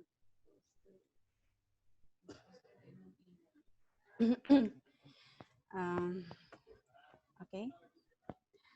The research that I have conducted is about internal control practices of the provincial government of Davao del Norte. It is because every government agency has different practices of internal control. It depends on the top management and how they implement such practices, such as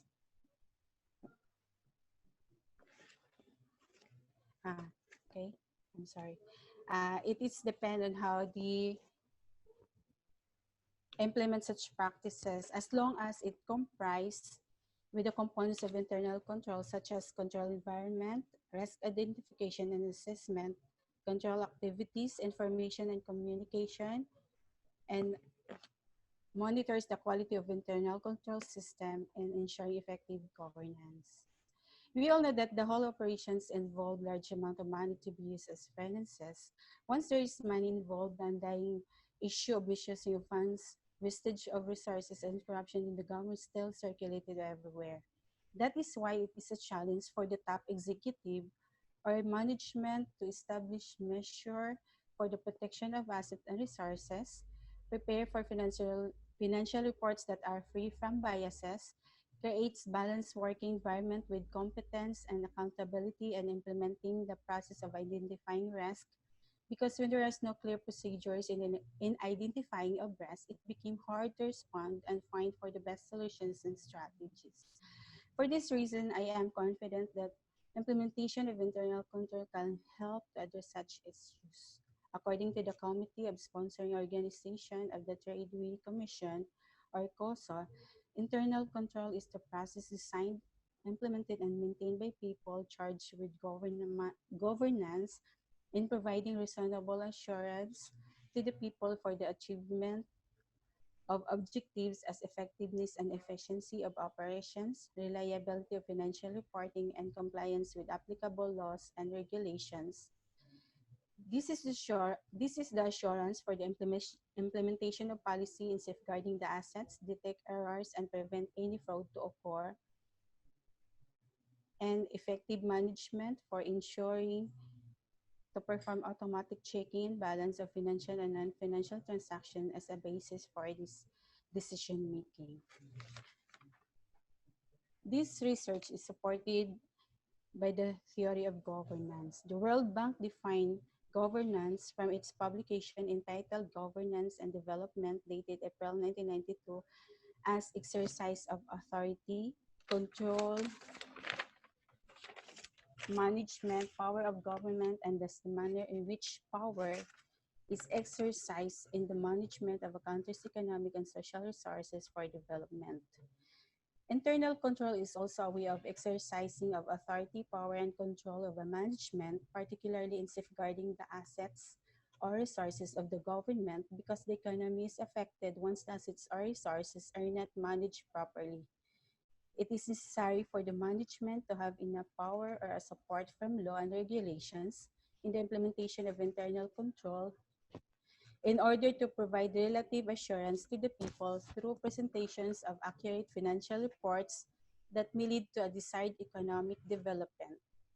The executive and the officers in charge will play as an actor in order to achieve the objective of internal control based on the revised standard promulgated by K.U.Y.A related to operations, reporting, reliable and relevant financial and non-financial transactions, compliance to laws and regulations, and safeguarding of assets or resources against loss, misuse, damage to waste, abuse, mismanagement, errors, fraud, and irregularities. Also, the internal control cannot be implemented by the management alone. It needs different actors within the organization, such as the coordination from officers in charge and its staff. Every player for the government transactions has the responsibility to take care of the assets or resources of the government, and they are accountable of whatever lapses happen because effective and accurate financial reports are the important things to provide. From this research, I have garnered 5 research questions that this is also serve as the basis for the statement why this thesis is conducted. These are: how does control environment is implemented in government of Davao del Norte? How the provincial government of Davao del Norte administer the risk identification and assessment? What are the control activities of the province to identify the risk and other factors affecting the objective? How the province implement the information and communication? And what are the processes implemented to monitor the quality of internal control system? The methodology of this research. The research design is qualitative research and case study approach.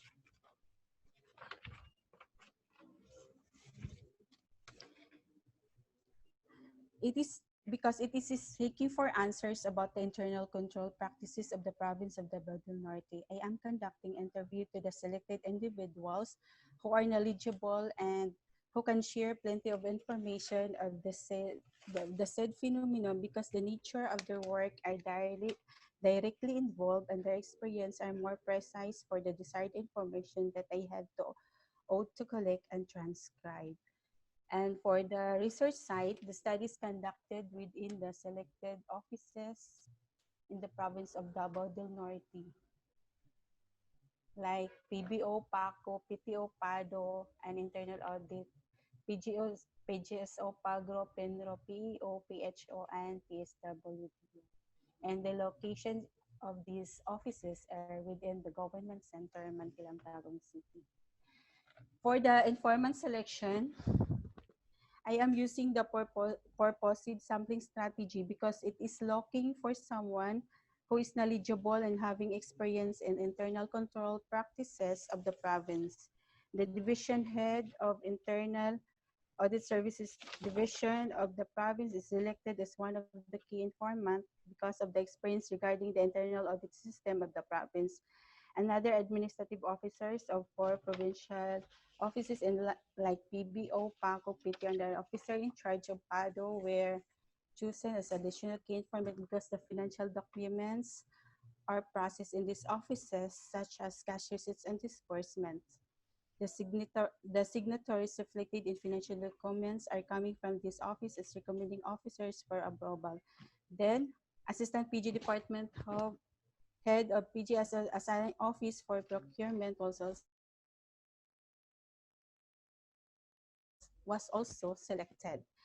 Another 4 administrative officer from frontline services office like PAGO, PEO, and PSWD, and the department hub of PENRO are inclusively selected as informants. These offices are the implementer of projects and programs of the province where the funds are distributed. Their direct experience and involvement regarding the implementation are important. Data has been collected and the coordination they have extended to achieve the internal control practices of the province. The reason why this research is selecting using purposive criteria because it should be based on the involvement and experience of the key informants because their day-to-day experience was more precise to come up a reliable data with this topic. And the research instruments is key informants interview and the data collection. I am securing this necessary permission from the chief executive. Last September 10, 2019, I have received my approval letter from the Provincial Administrative Office or PADO for allowing me to conduct the research to selected offices or departments of the province. And about the data analysis procedures, all the recorded data is transcribed into a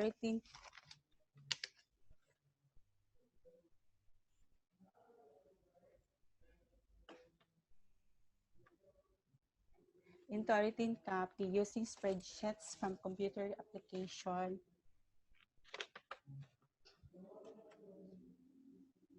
Each spreadsheets are the verbatim statement, in another spreadsheets using are the horizontalizing, and the second column is the relevant statement of the informants, and these are the basis for the findings.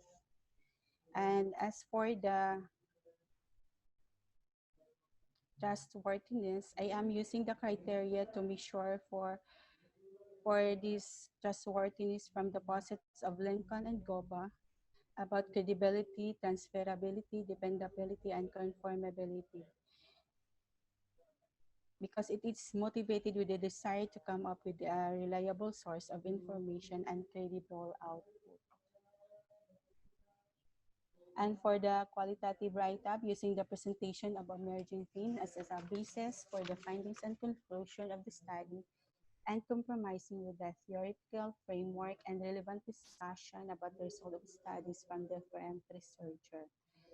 Also, for the ethical considerations, I have preferred to the right of the individual that should need to protect any information divulged during the interview should be considered confidential. And now I will present to you the results of my study. It is under the control environment, I have 4 themes. These are expectation, and these are the actual practices of the provincial government of Davao del Norte. Expectation for job accountabilities and competencies. The management has no absolute control of the attitude of the employees, but to expect and remind about accountabilities and competencies in their assigned job. To do the assigned job and follow the process to strengthen up because of the salary received.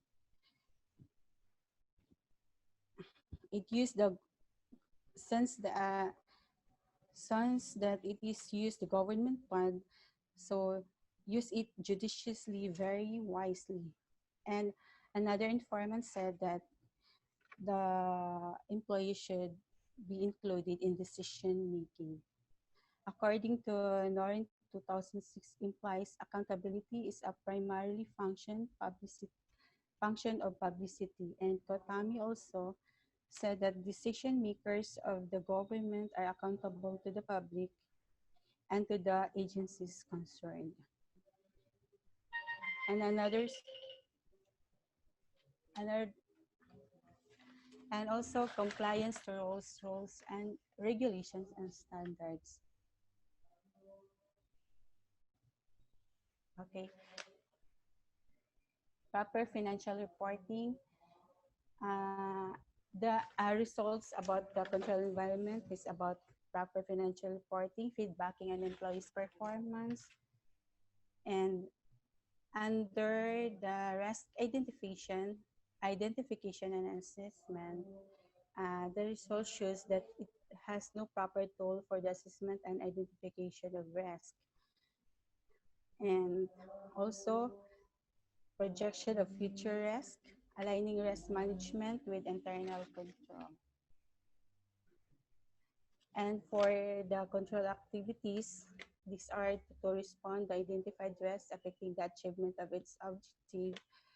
I have come up the result, sufficient job orientation among employees, strategizing ways for the attainment of the objectives, initiative to avoid notice of disallowance from K.U.A, and safeguarding government assets and funds.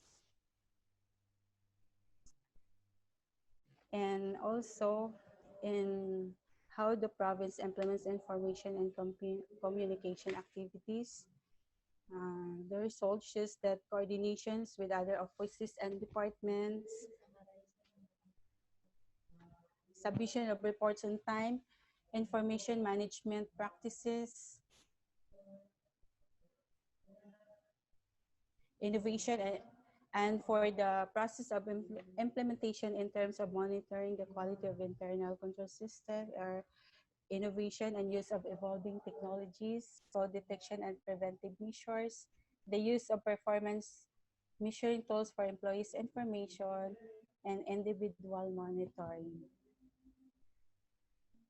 And the conclusion, in this research, we found out that the office is responsible for the implementation of programs and projects of the province, and the support functions offices that are responsible for the collection of revenues and processing of financial claims have already practicing internal control despite the fact that there is no internal control manual available that would serve as a guide to institutionalize implementation of internal control.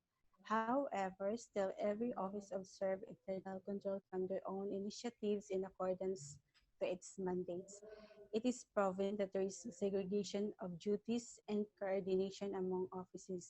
It means that all transactions are regulated and it follows the existing policy and circular from national offices.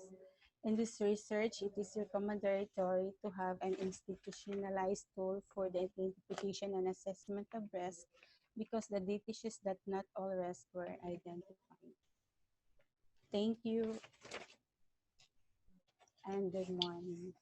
Okay, thank you very much. Thank you very much, ma'am.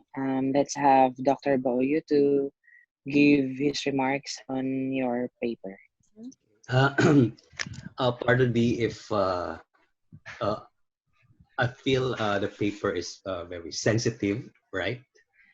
It talks more about internal control practices, right?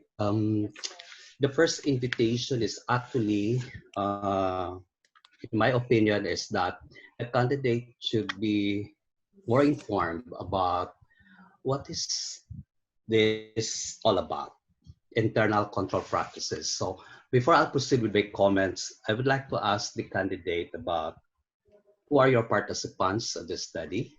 And when you answer me, please increase the volume of your voice because I cannot hear you actually, ma'am, when you are giving reports. Second is this a separate office of the province of Davao del Norte? Is there an internal control office? Is this a committee or does this form part of the uh, what you call this, the work of the managers or the people Actually, in charge in the office, something like that? sir, the internal audit services is a division of the provincial admin office. It's not an Okay. office. It's an office. It's not an office, sir. It's a division. It's a division. Yes, sir. But it is run by who? Who's the head of that division? The internal auditor, sir. That's yung state internal auditor Oh, yes, in the government, sir. of the In the government. province, Is internal that the auditor. COA? No, it's not, sir. The COA It is is within the the government. external. Oh, yeah. The internal audit is within the government because the Okay. COA is the external The auditor of the external, the state, yes. right? Okay, so I got a point now.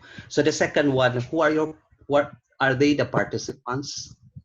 The participants are the department head of the provincial offices that I am selected, and if the department head is busy during that time, so they delegate their administrative officer. Yeah. Okay. So is there existing protocol of the internal control division? Are there existing protocols to follow? Existing protocol. I think they have protocol, but they don't have a manual. They don't have the Manual. Because manual. I cannot see the manual, sir, of internal manual, internal control manual. So meaning, are you saying about the guidelines that would be contained in the manual? Yes, about Because they may not have the the manual. procedures, sir, about the procedures in the internal control. They don't have. Based on my study, based on the result of the study, sir. I'm asking that because I wanted to be more informed about this paper because this is a sensitive kind of research. In fact, it has a lot of issues related to ethical considerations because you will be reporting data or results or findings that may put the government into adverse situation, right? So we have to be careful with rendering reports. That's why I'm asking that also about the presence of the internal control division that you mentioned, to making sure that the data you gather from them are data that would support your what you call this kind of paper, that you are so informed about this, right? So meaning if you're informed, you know pretty well what's the paper all about and what you want to communicate to a larger audience, right? This is a sensitive part because you will be reporting, you might be reporting some malpractices, and then people might read your work and might put into the government be put into disadvantage right? Baka pa maging chismis, no? Napakahirap nito na papel. So with that, you have responded to me the first two basic questions. That's why uh, in the context of the structure, we can actually proceed following the structural frame. I'm asking about is there an office, is a committee, a council, and you said it's a division. So talagang may office, but you call it internal control division.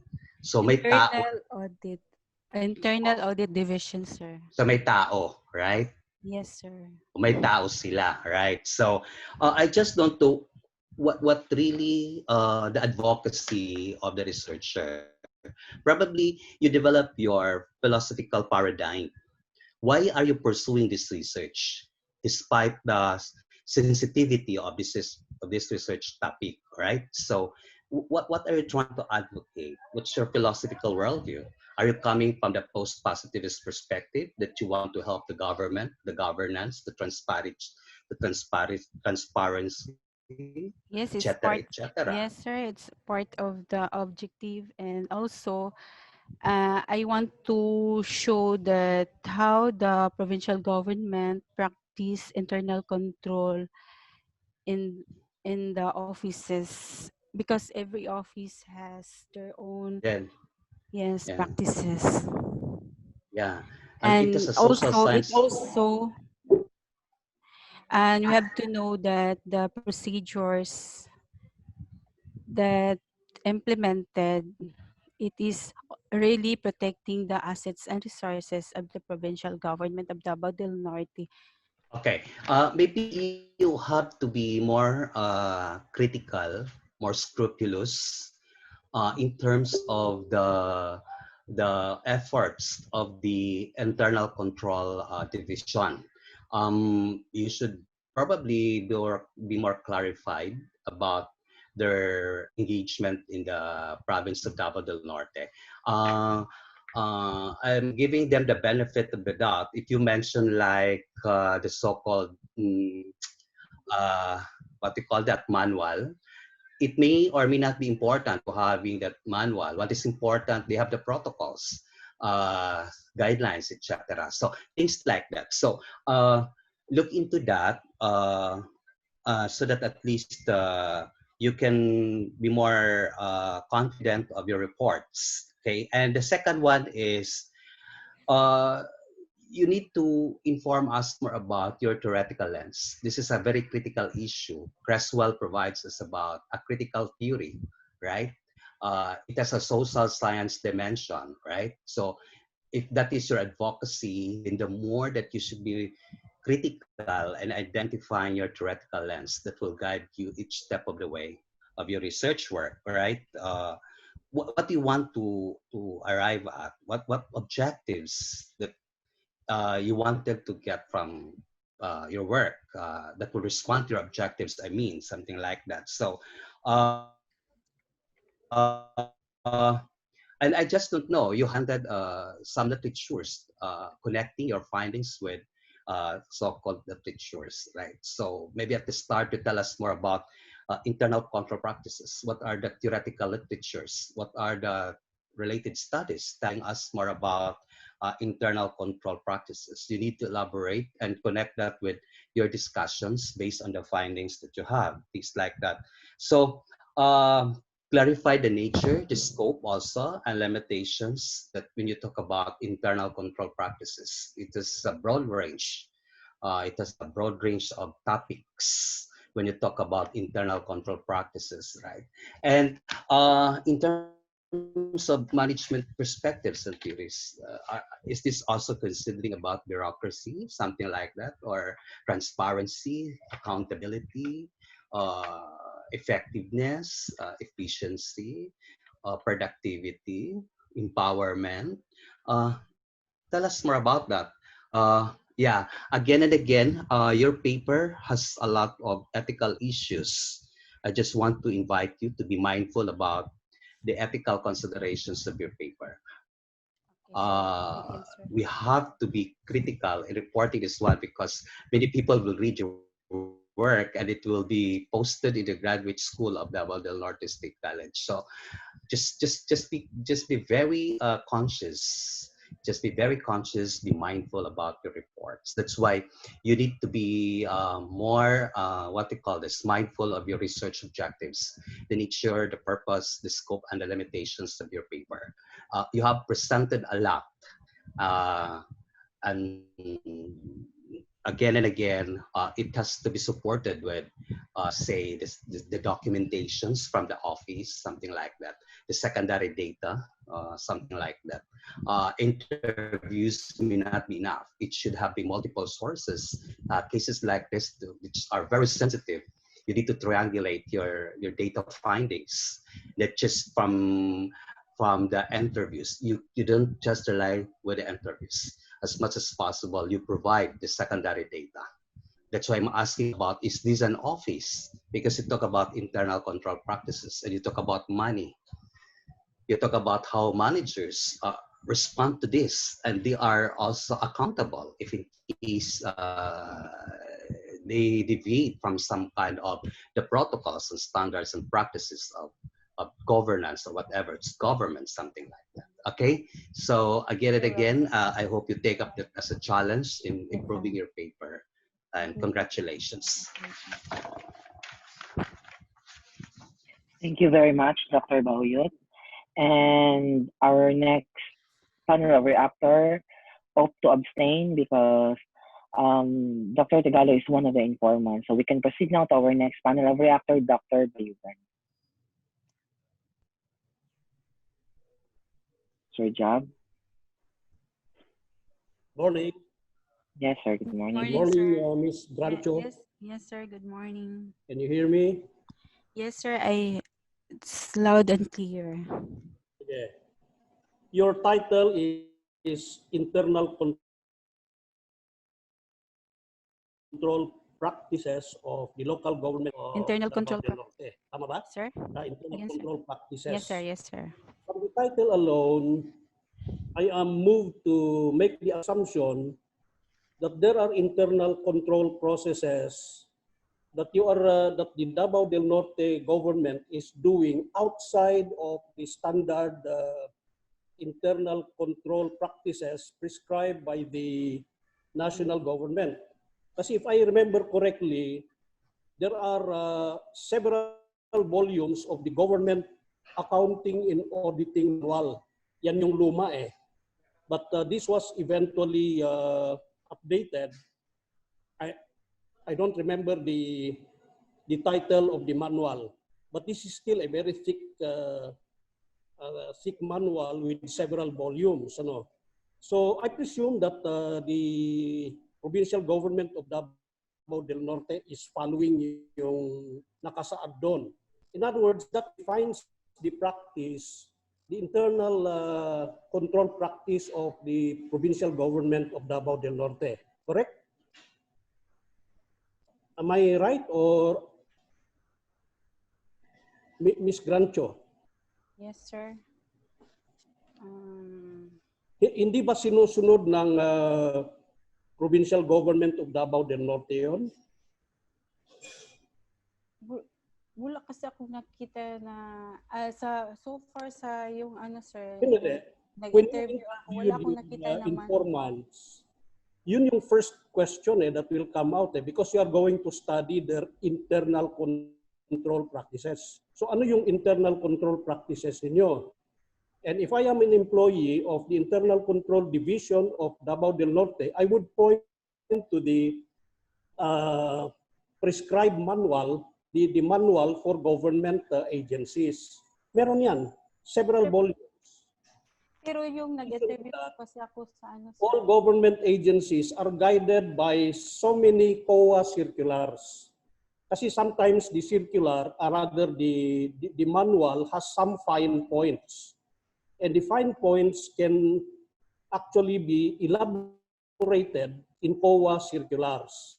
There are also certain issues that may be raised by certain agencies which need to be elaborated because of some changes in policies on a year-to-year because of the annual budgets that come out. So nakakabit yung internal control practices kung minsan doon sa annual budget.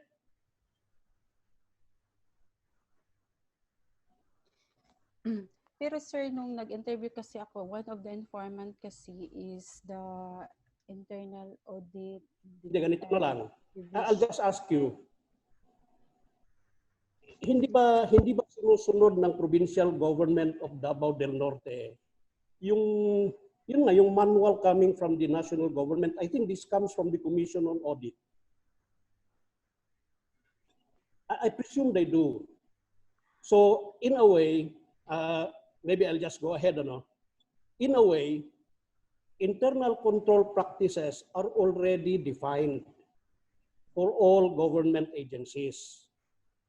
Therefore, what I am expecting from your study is that you may have thought of this study because you wanted to generate certain information from the provincial government of Davao del Norte, which may come up with some innovations which are not contrary to law, that they practice in their internal control division. So do they have certain innovations or certain improvements in their practice that are not contrary to law, which they are practicing? Because ultimately, what you can offer to your readers and also to other government agencies is these are the best practices of provincial government of Davao del Norte. These are not contrary to law. These are consistent with the law, but they are able to practice this and make their operations more efficient and effective. Meron ka bang ganun na direction? Because kung Yes, wala sir. yun, I strongly suggest that you go back to your data because there may be some information generated that can point towards that area. And to me, that would be the best contribution that you can have through your thesis. Sir, during sa interview kasi, ito yung mga result na come up siya. Kasi one of the informant is the internal audit division head. So during the interview, hindi kasi siya nagpakita sa akin ng manual. Pero lahat ng every office yung mga na-interview ko kasi, so ito yung na-gather or the result na na-come up. So under the control environment, sa identification, sa risk identification, sa control activities, at saka yung information and communication, and during sa monitoring. So iba-iba kasi yung nila, yung answer nila, dahil wala kasi silang ipinakita na manual. So hindi nga eh. sa kanila, sir, they are based that, on the in-their mandate, ha? I will dispute that. All accountants sa government agencies are guided by the GAAM nung araw yan eh. I forgot the title of the manual now. Oh yes, sir. Philippine They're following the government national circulars and sir. Oh yes, sir. Yes, sir. They are following the national guidelines, circulars. It's part of also my research during the conduct of the study, that they're really following the national guidelines, the K.U.Y.A, the DDN. Yes, sir. They're following that. Now we are on the same boat. So yun na, what I can suggest is get back to your data, come up with information. Baka meron kang information na generate from the informants that can constitute innovations being done by the provincial government. If these innovations were able to make the operations of the provincial government more effective and efficient, then these are something that can be considered as best practices and can be adopted by other local government units or even other government offices. So if you can do that, your thesis will be very, very helpful. Okay, sir. Thank you. Okay, sir. Well taken, sir. Okay, thank you very much, Ms. Grancho, and thank you, panel of reactors, for the insightful and helpful comments and suggestions for the improvement of the paper of our candidate. Now, may I recognize that we have a stakeholder coming from the Commission on Audit in the name of Felix Roy Fernandez. Thank you very much, Sir Roy. And actually, in as much as I would like Sir Roy to appear, pero naulaw si Sir Roy, but I just would like to cite the suggestions coming from Sir Roy. So, long time no see. Yeah, si Sir Roy, Sir, present talaga si Sir Roy ngayon. So, according to our guest from K.U.A, our Auditor Fernandez, Justel Grancho, to refer internal control practices government by the PGIAM, the Philippine Government Internal Audit Manual issued by the DBM POD. Also, he suggested to limit the scope internal control practices on procurement na lang if pwede pa niya ang paper. So thank you very much, Sir Roy, for being around and for being our audience and for that comment. Naapod siya yung mga comments also, but I can just give it directly. Suggestion for the improvement of the paper of Ms. Grancho, but we can just give it directly to our documenter to be recorded, and as I have also for our candidate to polish her paper. So thank you very much. We are done with our morning session, so we will be back later at 1 for the remaining 4 candidates to present their paper. So see you later at 1 p.m. Thank you very much, panel of reactors and presenters. Congratulations to our presenters. Yes. Thank you very much. See you later. Thank you very much, Sir Glenn. Before we leave, we will just remind everyone to log in. We will end the meeting, but please do log in an hour and 30 minutes after. Okay lang ba? We have a break for an hour and 30 minutes. Can we type in the chat box 1 if that's okay for everyone? Yes. All right. Yeah. All right. Thank you very much to our presenters, the first 4. They can now breathe and relax. Also to our panel, thank you so much for your very sustainable, very informative and substantial inputs for our presenters. So ayan, let's all have a break and see you later. Thank you so much. See you later. Thank you po. Excuse me. Yes, sir. Are all the presenters this afternoon did they submit their manuscript already? Yes, sir. Yes. Difficulty natin dito mas maganda yung well-informed kami so that we can hit on the most important things. No? Okay. So, apat this afternoon, ano? Yes po, sir. In the link given po, sir, yung sa Dropbox link wherein I shared also to you, nandoon na po. Miss Grancho doesn't have a material Miss Grancho and Miss Grancho lang naman. Yes, sir. We can resend it, sir. Sige. Hindi, meron akong 7. I have 7 in my, in the link. In your copy, okay. Sige po, we will update it po. Thank you very much. Thank you. Updated ko na po yung mga files, sir, sa link din po, sir, doon.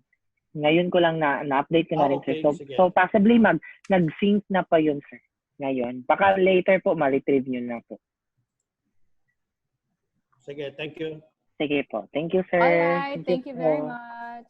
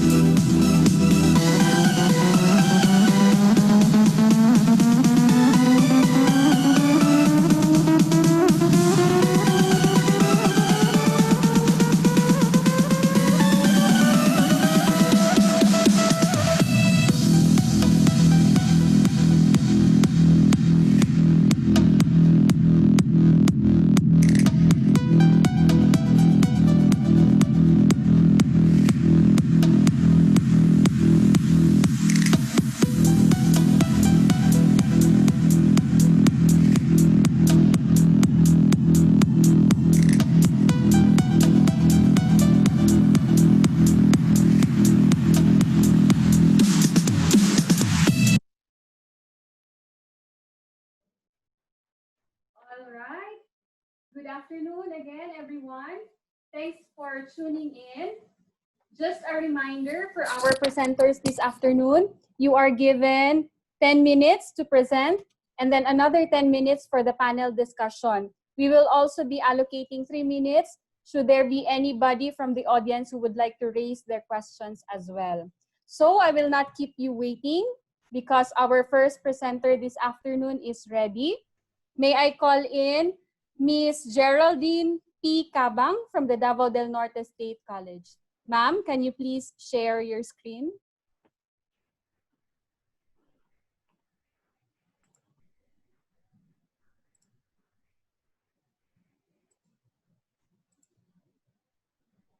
Is Ma'am Geraldine here? Ma'am Geraldine. Ayan.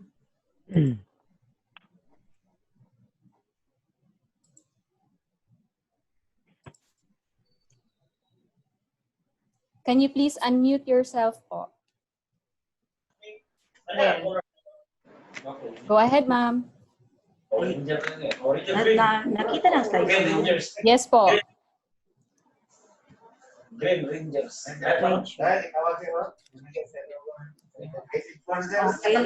good afternoon to everyone. Ma'am Je? Yes? Medyo na ay saba sa atong background. Ayan, all right. Sige po, go ahead, ma'am. Yes, good afternoon to everyone. I would like to present my thesis is Sanitary Landfill Management of Island Cardinal City, Samal, a case study with, of course, with my co-advisor, Mr.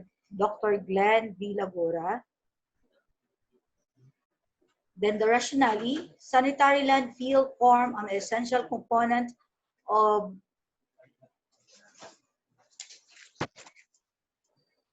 a sanitary landfill form an essential component of well-designed, sustainable, and integrated municipal solid waste management system. The local government unit of Island Cardinal City of Samal, or ICACOS, developed a sanitary landfill that as a comprehensive waste disposal and managed by the City Environment and Natural Resources Office in compliance to the Republic Act number 9003, other known as Ecological Solid Waste Management of 2000. The management includes the policy and legislation in coordination with the local authorities, in which the facility emphasizing the proper waste disposal protocol on reducing the non-recoverable waste, reusing, and recycling from material recovery facilities. This case study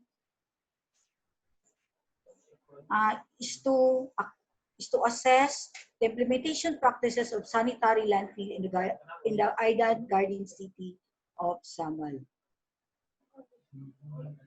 which based on the sanitary garden city of Samal. This employs what are the strategies employed by the LGU IGACOS in implementation of sanitary landfill? What are the competitive advantage used by the LGU IGACOS in sanitary landfill? What are the capabilities to sustain the sanitary landfill of LGU IGACOS? How the resources being managed by the LGU IGACOS in implementation of sanitary landfill? The theoretical framework of this study is anchored on the resource base of theory of Robert Grant in 1991. The theory has 4 components. We have the strategy, which means a plan or method of achievement particular goal, competitive advantage, which appropriability, capabilities, which refers to the capacity of the team source, resources, which refer to the financial, physical, human, technological, reputational, and organizational. The methods of this study, the research design is the qualitative research design. The location is the Island Garden City of Samal at Sitio Siampao. Then the research instruments and the interview guide questions. We have the information participants, we have the key informants, and the interview guide. for the focus group discussion.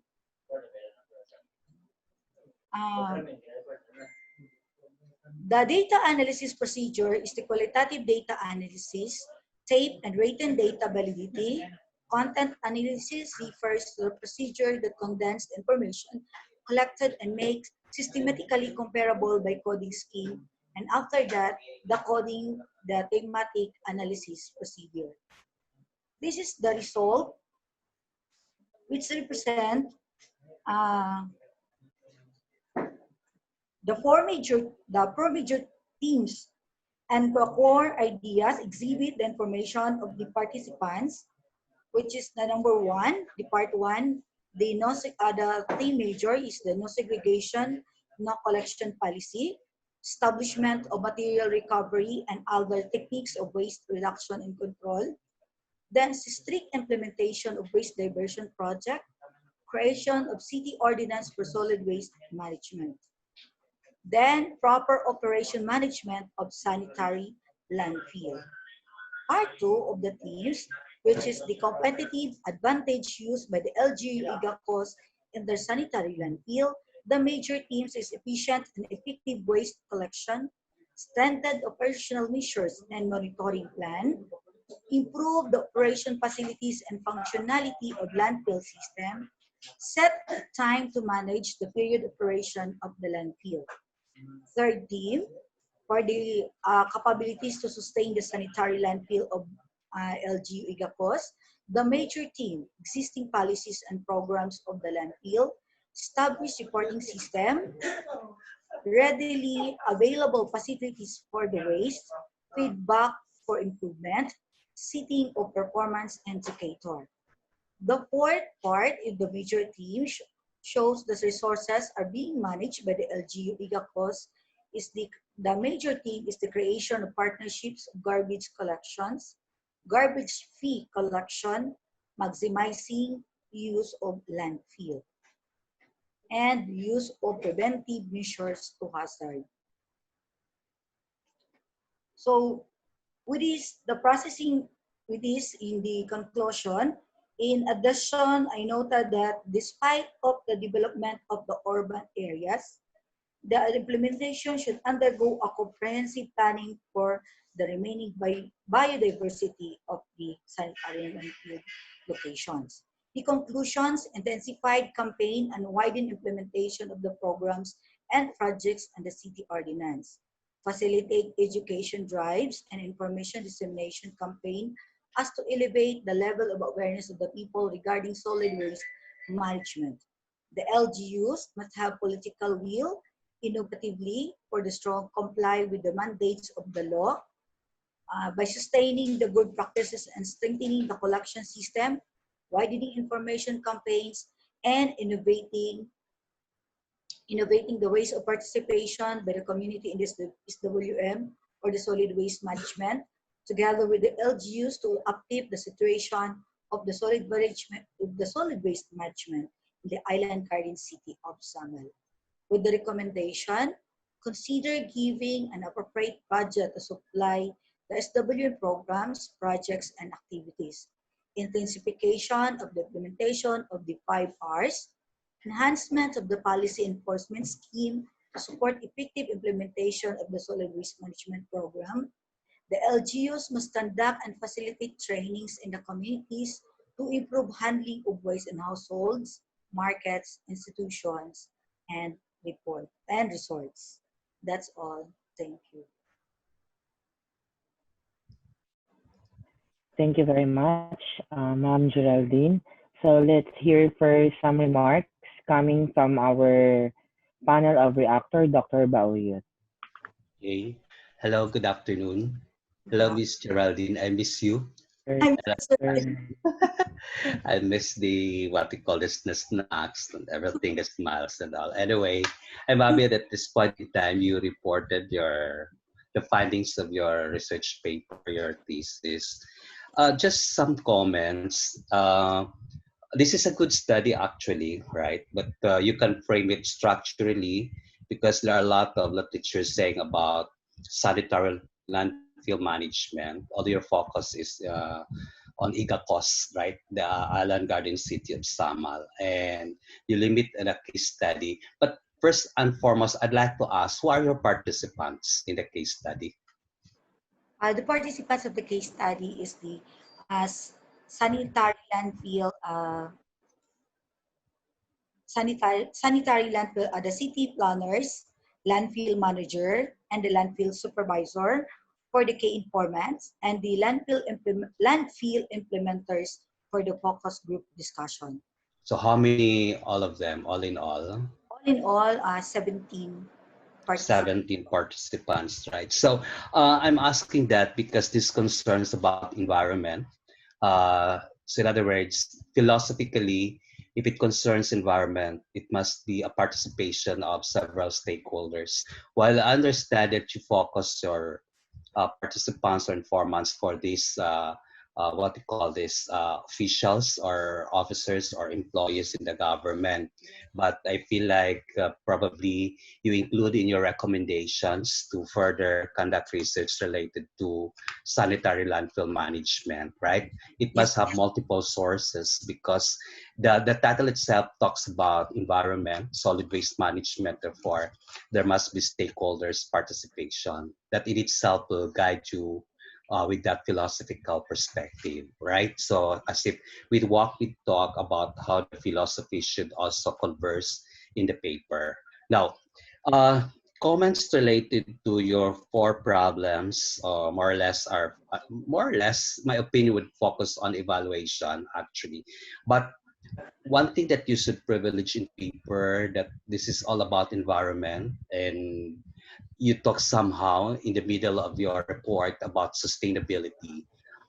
Just try to explore if one of the theoretical frameworks or theoretical lenses is about the so-called sustainability development theory. You look into this theory related to sustainable development, which probably you can also collaborate with what we call this knowledge related to SDGs, Sustainable Development Goals. I mean, you can also form part in your introduction because at the end of the day, this kind of research is actually more on sustainability development, right? So probably you privilege that in your paper so that it would appear that the paper is also focusing on sustainability, right? While you talk about strategies, right? And you talk about competitive advantage, you talk about capabilities to sustain something like that. So there is a feeling that you allow in the conversation of your paper sustainability development or certain theory related to that, right? So that at least it will also make sure that the paper is also responding to the sustainable development goals, something like that. Um, uh, I suggest also if in your recommendation so that others can also collaborate with you in this first step of your research about the use of 1D, although this is technical, there are a lot of studies that have been established, the strong theoretical perspectives, strategies, strong theoretical knowledge related to sustainability or sanitary landfill management, right? Not simply as well, we understand to get the context of the so-called IGACOS, but you have to be mindful that there are also a lot of theoretical studies or theoretical researches related to this. So meaning you can take advantage of these and then probably you conduct some surveys so that it will give you more empirical data and render informed judgment or decisions so that at least you can identify the weaknesses in the implementation, the pitfalls, and then from there you can also improve your ordinance, your mechanisms in the implementation of your strategies, something like that. So I cannot focus so much on your, pardon me, on your, what you call this, I don't have time anymore to check all your, what you call that, the themes that you have provided because you have presented there no segregation, no collection policy as one of the themes in the so-called sanitary landfill. But I'm not so sure what's the context of that, but you have to verify what you mean by that no segregation, no collection policy. Is it referring to the findings that the LGU does not provide that one? What is it all about? The LGUs have they have the no segregation, no collection policy. Kung dili ka mag-segregate sa imong basura, dili kuhaon na imong basura. Yeah. So what's sila palisiya na, sir. So what's the context there? What's their results? The results of that is the local government unit of together with the Centro, the garbage truck or the garbage collector will not collect for your waste if your waste is wala siya na Okay. Anyway, I invite you to provide a recommendation because the Republic Act is very clear on that. So the ordinances are also clear. Yep. So maybe one recommendation is also to make use of quantitative, to triangulate your data so that you can have multiple sources. But of course, for requirement for your master's degree, I think this is just enough. For compliance of your master's degree, but you can actually further your recommendations. So congratulations for this presentation. Thank you very much. Thank you very much, Dr. Bauyot. Now let's proceed to our next panel of reactor, Dr. Tagalog. Hello. Can you hear me? Yes po. Good afternoon, sir. Mayong hapon, Ms. Kabang. Mayong hapon, sir. Congratulations for this work, this attempt at academic writing. Thank you, sir. I'd like to jump off from what Dr. Bauyot said. No? First of all, there could have been a good quantitative design for this. And I would suggest since you in Panabo is starting to build your own SLF, yes, bro. Maybe you could do this as an employee to make policy, monitor and recommendations when you operate your own SLF. Yes, so you can use the findings you have in Samal and use that as a lens on how to manage the SLF in Panabo City, which is ongoing, I suppose. Yes. Tama ba? Opo. So for quantitative design, you have waste characterization study, WACS. Yes, bro. Right? So in that WACS, you can actually compare as to the projections of waste according to whether it's biodegradable, it's residual, and hazardous. You can actually measure kung ang residuals ba na nagasulod sa SLF. Kasi for the information of everybody, no, only residuals ang pwede isulod sa SLF. SLF. Yes, po. Rest, ibilin na sa balay, yung mga biodegradable, yes, o katong mga, kanala siguro, no, yung mga hazardous waste, lahi po na mo kolekta niya. Kasi this concerns with, kung wala kang measurement kasi, you don't know how sustainable your SLF would be. Yung lifespan ng imong SLF. Diba? Kasi basin baya ba o okay na natin SLF, then we can just throw away anything. In sa projection na to, imbis nga 10 years ang lifespan ng SLF, mahimo na lang 5 years. Diba? Yes po. Sa sanitary landfill po, sa Samal is only 5 years ang ilang cell. 5 years. So, yun ang question kasi kanina ni Dr. Bauyot, yung question of sustainability. The lifespan of the SLF depends on how rigorous the collection would be. Kasi doon sa segregation pa lang, kung hindi segregated, malaki ang volume ng basura per household. Kasi sinama nila yung mga biodegradable pala, liliit yung lifespan ng ato ang sanitary landfill. So then kinahanglan na you use the WACS, yung study. No, pila lang man gyud ang cubic meter nga mosulod diha sa to sanitary landfill. Now, if based on the WACS, that study and the projection, tapos masyado mabilis ang pumapasok na basura, there's something wrong. Dili mag-match yung projection at yung actual na basura. Although projections are just projections, but kung 10% ang deviation over and above the projection, mura gina-underestimate na to ang pag-estimate sa basura. No? So, as I said, una, you have to have a good data. use that data to project the number of basura nga mamahimong ilabay sa sanitary landfill in the following years. And then year on year, you monitor the actual sulod sa SLF as against the projected. Kasi kung, as I said, taas kaayo ang nagasunod as against projected, then there's something wrong with waste governance doon sa community.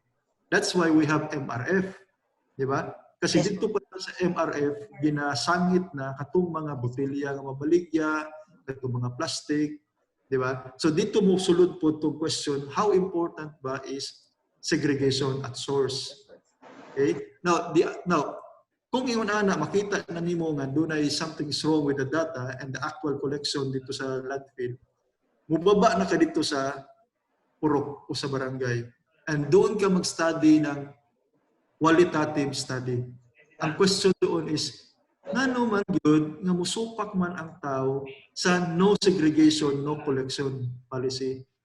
What's really keeping them kanabang tamad nga mag-segregate? Because it is behavioral problem. At hypothesis there, it's a behavioral problem. But how exactly, what is the nuances? No? So doon na yung qualitative aspect papasok. So that yung quantitative data mo will be informed by your qualitative findings. So that your government, the local government of Panabo, in case you will do that in your own sanitary landfill, would be guided. Ano pala ang pwedeng himuon nato para people would segregate? Are we going to do penalties or are we impose incentives? So it's a different policy option. Just so that if they follow the segregation policy, liliit ang number of basura na papasok sa imuhang landfill. At kung maliit ang number of basura na papasok sa sanitary landfill, you will be able to extend the lifespan of your sanitary landfill. Instead of 5 years, magiging 7, magiging 10 years. And that's a good sustainability aspect. So, kana lang ako ang ma-suggest sa future study nimo as an employee of Panabo City Environment Office. Thank you, sir. Thank you very much, Dr. Tagalog, for that comprehensive input for the polishing of the paper of Ms. Geraldine. Now, let's proceed to the last panel of reactor, Dr. Bayugan. Afternoon. Good afternoon, sir. The title of your study is Sanitary Landfill Management of IGACOS. Yes po. A case study. Study po. Tama? Yes po. Tama ba yung phrase na a case study? Study po. I'm for the case study. I could not find it. Yeah, seriously. I'd like to emphasize this not only to you, but I also observed this doon sa mga previous presenters. I'm not a panel, so pwede ninyo akong i-ignore kung gusto ninyo. But sa academic discussion, I will assert my academic freedom and my academic, hindi naman superiority, my academic as part of the academia. In the first place, the purpose of presenting a paper is to be criticized. I hope everybody understands that. The purpose of presenting a paper is not to be uploaded. It is to be criticized. And also for others to learn from. So, sa totoo lang, hindi ko nakita yung case study. Okay. Now, I am going to go back to yung comments ni Dr. Tagalo. You can actually make a very good case study just by concentrating on waste segregation as a management strategy for the sanitary landfill. You can actually make a very good study out of that. Ang dami ng istorya dyan Bakit ayaw nilang sino yung ayaw? Ano yung ginagawa ng city government, ano yung ordinance ng city government, etc. And you can actually make a very good case study just by concentrating on the policy of no segregation, no collection. Maybe you can discuss this among yourselves, but that's my contention. Ngayon, going back to your, para medyo ma-improve naman yung iyong study, when you say case study, the story that I am looking for here is first the backstory. How did IGACOS decide to come up with the sanitary landfill? That's already a story in itself. Of course, IGACOS wanted to do that because it is a requirement of law. Do you know that as of last year, 2019, there are only 6% of all LGUs who have complied with the sanitary landfill requirement? Yes, Very, po. very small. And Very therefore, IGACOS is one of the very few who was able to comply with that. And therefore also, your story can become a very interesting one. So pwede mong ang ikwento mo dyan, at least the backstory muna is, bakit naisipan ninyong gawin yan? Dahil may law. Okay, dahil may law, siyempre kailangan pupunduhan mo yan, i-organize mo yung opisina, hahanap ka ng landfill, magde-decide yung konseho kung magkano yung budget, magde-decide yung konseho kung anong kategory. By the way, there are 4 categories of sanitary landfills. Tama ba? Yes po. Anong kategory ang sa Mal? Category 1 po. Category Level po siya. Level 1 po ang sama. Okay, so that's the smallest. Oo, the smallest po. Again, yung level 1 na yan can be a starting point. So over the years that you had been in category 1, was there an effort on the part of the city government to elevate this to category 2 or probably to scout for additional landfill? That's actually the story. That's the backstory. Now going on to the real story, kasi management yung sinasabi mo . So which office does the management? Do they have a budget? How do they do the collections? Ano yung policy nila? How do they impose the policy? Are there penalties that they impose on people who do not comply with the policy? That's actually the real story now.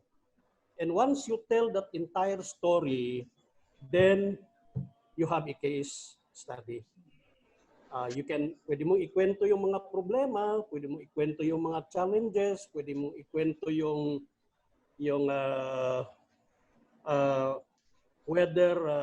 whether the city government is capable of accommodating all the solid waste, mga ganyan. That's the story that I was trying to look at in your manuscript.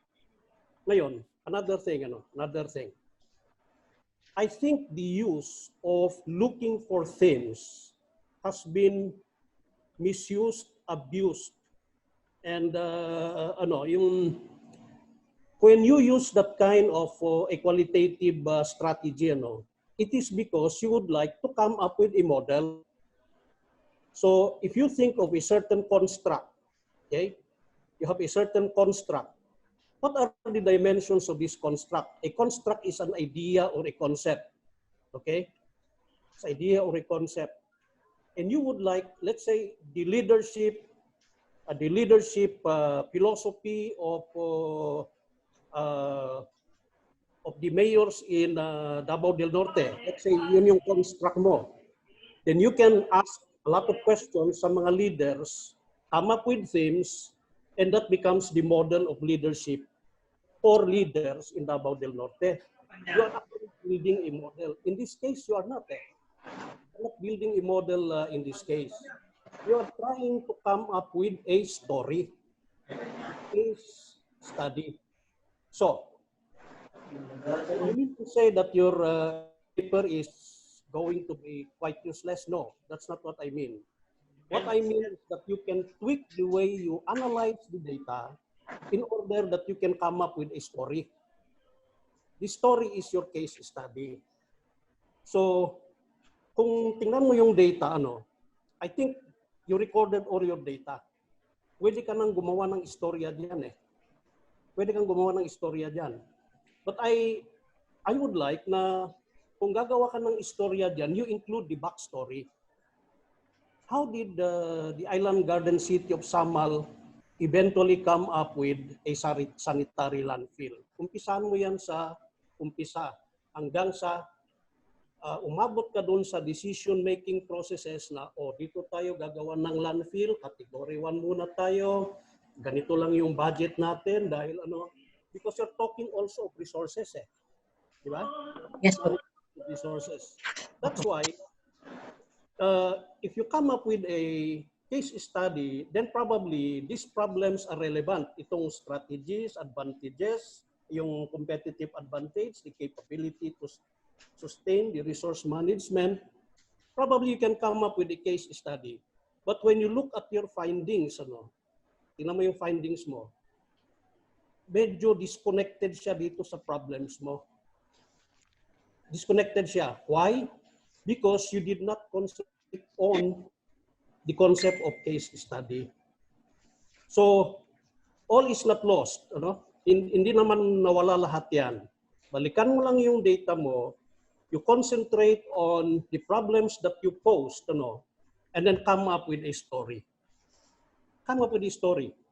As I have said, even if you focus only on what Dr. Tagalo mentioned, yung low segregation, no collection, ang laking istorya na yan.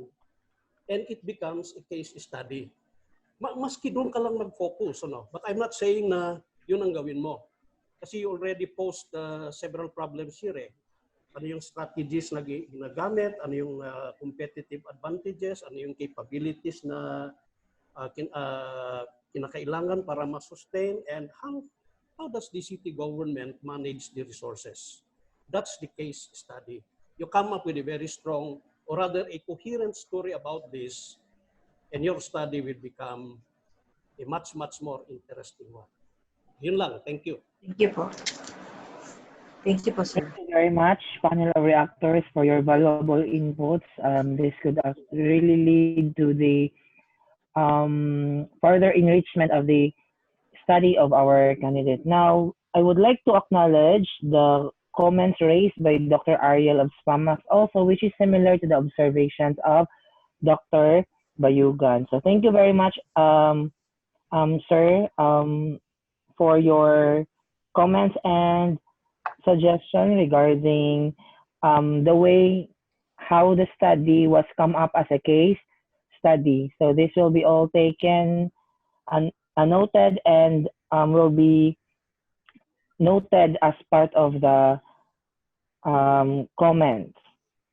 So we are done with, thank you very much, Ma'am Geraldine Cabang, and congratulations for presenting your study. So we can now proceed to our next presenter. So are you ready, Miss Claudine Manayaga? Yes. Ma'am Claude? Yes, Ma'am Claudine? Okay po. Good afternoon po. So again, may I remind that you are given 10 minutes time to present your paper. Okay. Good afternoon. I'm Claudine, and I'm connected with the Assessor's Office of Dago City. With the help and guidance of my advisor, Ma'am Garnet, I present to you my mixed method study entitled Evaluation of Property, Real Property Valuation in Dago City.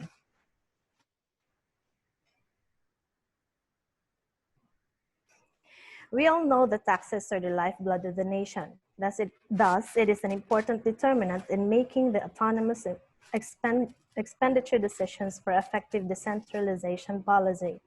One of the revenue-generating offices is the Assessor's Office, who values properties for taxation purposes. Antonio, in 2006, established the problematic real property valuation system by identifying manifestations of a weak governance and dysfunctional system in land administration. This includes inefficient and ineffective institutions, absence of client-focused service delivery, unclear transaction process, multiple and inappropriate valuation system, ineffective taxation, and proliferation of fixers.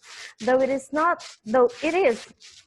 uncertain that these problems are manifested in the local government level. Now, this is where my study comes in. The local context of the real property valuation, and this research makes an evaluation of real property valuation in the local government of Dago City viable.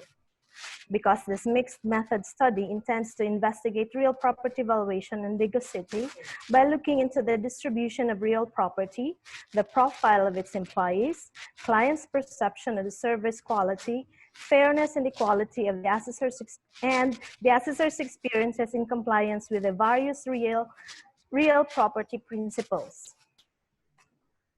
This study is anchored on the assertions of Searmans, Gatzloff, and McPherson, who identified various forms of inequity in the taxation of real properties manifested in high discrepancies in market and assessed values, leading to over-assessment and under-assessment of properties. There are various policies in real property valuation, both national and international, that are used as theoretical ground for the study. However, this study particularly used the following as sources of principles: the Republic Act 7160, or the Local Government Code, specifically under the Local Taxation and Fiscal Matters and Real Property Taxation, the RA 9646, or the RESA Law Act of the Philippines, which dated June 29, that provides the assessor and appraiser's position in the local government shall be filled only by licensed real estate service practitioners, and the Bureau of Local Government Finance and the Department of Finance manuals. Generally, this study aims to evaluate real property valuation in the local government of Digo City, answering the following questions. What is the profile of the real property in Digo City? What is the profile of employees of the City Assessor's Office in terms of compliance to the RESA law? And what are the assessor's experiences in the compliance to policy instruments and real property valuation? And lastly, what are clients' perceptions of service quality, fairness, and equality in the process of real property valuation?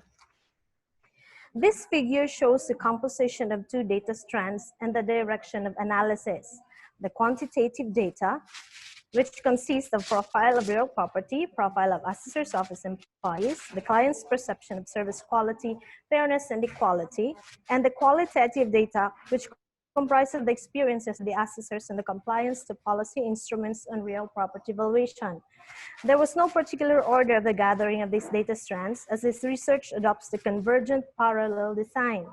The two data are analyzed separately, then results are compared to see if findings confirm or disconfirm with each other. This is where synthesis and triangulation comes in. And eventually, it comes up with a policy recommendation based on its findings. For the methodology, this research design is a mixed method, specifically the convergent parallel method, where both quantitative and qualitative data are considered for triangulation.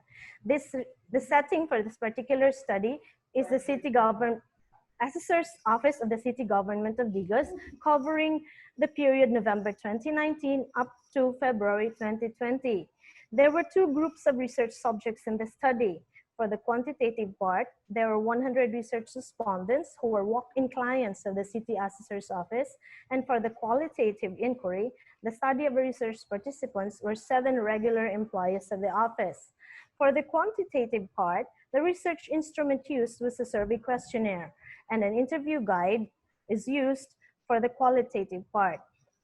The quantitative and qualitative data are analyzed separately, with documentary analysis, descriptive statistics, and thematic analysis. This chart shows the distribution of real properties in Digo City as to the area and as to its tax type, considering the land area where agricultural dominates and 95% taxable. Okay, this chart shows the profile of the employees in the assessor's office and the distribution of positions. Please do note, the acquisition of data were taken with proper procedure and extreme confidentiality. Basically, RESA law imposes that assessor and appraiser positions in the government shall be filled only by licensed real estate service practitioners. Though rank and file employees are not required with eligibility, with the RESA law, they shall not perform appraisal or valuation functions. It was found that in the said office, all employees, including job order, perform appraisal and assessment. Also, there were 7 employees who are required of the eligibility.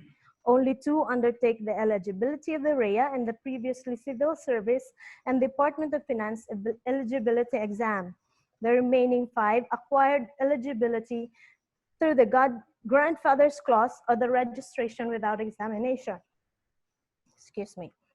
Those have rendered 10 years of relevant experience and are required of accredited 120 hours of training. Unfortunately, one of the local assessment officers have not satisfied any of the conditions for registration without examination as stated in Section 20 of the RESA law. Qualitative data were gathered and analyzed using thematic analysis, which identified 5 things: inadvertent nonconformity, manipulation, lack of transparency, the lack of due diligence, and the lack of coordination with relevant offices. Inadvertent conformity is the unintentional and sometimes intentional compliance to the rules and standard procedures. Manipulation is a practice of altering information for the purposes of ease in the appraisal process. Lack of transparency is the practice of withholding or discounting information due to the need to expedite the transaction of lack of technical skills. The lack of due diligence manifests on guidelines that are not strictly followed due to lack of checking mechanisms. And the lack of coordination with other relevant offices manifests the need to coordinate with other relevant offices and or other agencies. This table shows the mean values of the responses to 11 items in the service quality. The 3 indicators, namely staff, facilities, and competency and efficiency, were all perceived to be high. All other items obtained moderate levels. On the agreement to assess values of real properties, 61% agreed with their assessment, 21% were uncertain, and 18% did not agree with the assessed value. On the client's perception of fairness, it was found that slightly more than half perceived total fairness in the conduct of transactions. About 1/4 were unsure due to uncertainty of the situation and a number of cases of attempting to over extra services, and 18% expressed discontent on fairness. In conclusion, real property in Digo City comprised of agricultural, residential, government, commercial, and industrial lands, with greater portion being taxable. With respect to RESA law, Digo City Assessor's Office shows general conformity to guidelines. However, nonconformity was also noted by the rank and file employees who are performing valuation. The office lacked the required personnel, and 1 local assessment officer did not possess the required eligibility. The thematic analysis revealed various non-compliance to the prescribed guidelines in the manual. These 5 themes were found: inadvertent nonconformity, lack of transparency, manipulation, lack of due diligence, and lack of coordination with relevant offices. On clients' perceptions revealed a high level of service quality with greater disposition and being agreeable with the assessed value of being fair. There were also suggestions for improvements. The study recommends a comprehensive electronic database in support with the valuation functions, declaration of property be imposed, and tax mapping be implemented. As to compliance with the RESA law, the office should follow the prescribed staffing pattern and comply with the minimum requirements set by law. The upgrade and skills evaluation of the assessors who were granted eligibility by the grandfather's clause. As to the assessor's practices in valuation, the non-compliance to the guidelines of the manual and other policy instruments should be acted upon immediately to prevent further loss of government revenue. Quality assurance in the office is suggested by performing regular audits and feedbacking mechanism. And lastly, on the client's perception revealed room for improvement, and the citizens' charter should be religiously followed to prevent illicit transactions. And if be given a chance, I would like to implement all of the conclusions and recommendations of the study. That ends my report. Good afternoon, everyone. Thank you very much, Ms. Claudine. Before proceeding to the comments and suggestions by our panel of reactors, I would like to acknowledge the presence of Professor Garnet Balasni, the advisor of Ma'am Claudine. Thank you very much, Ma'am, for being present this afternoon. So now let's listen. Let's listen to the comments and suggestions coming from our panel of reactors. Let's start with Dr. Bauyot. Okay, good afternoon. Good afternoon, Afternoon, sir. Ms. Claudine, for your presentation. Um, just bring it to the focus of your paper because primarily you wanted to describe the evaluation of real property valuation in Daegu City. And your claim is to make use of the mixed method, right? Yes, yes, sir. So since it's a mixed method and the one that you also privilege in, of course, in the mix is the quantitative, right? May I ask first, who are your participants? It was mentioned earlier, sir. There were 100 walk-in clients and then 7 regular staff of the office. So, Walk-in what do you, clients, those who have transactions in the office, like they're so asking for tax the data declaration. for quantitative involve what participants? Who are these participants, I mean? Participants Wait, for your quanti and participants for your quali, because your claim is a mixed method. yes, Pardon sir. me if I'm quite focused on the technical, Yes, sir. the The scientific part of your paper. quantitative participants, sir, are those 100 walk-in clients. And Okay. then for the qualitative, those are the 7 regular employees of the office. Okay. So, but the data for triangulation for the quantitative is focused on the service, something like that. Yes, sir. And there Uh, were also and then for the quali, questions, the employees is focused more on the how do they experiences. Yes, appraise sir. their competencies, something like that. Okay. Yeah, yes, sir. So these are the things I'm clarifying you because I want you to bring back to the focus. So the first set of data is focused on the appraisal, and you talk about some probably I do not know how would I say these words because you mentioned that these people are not qualified, something like that, to appraise.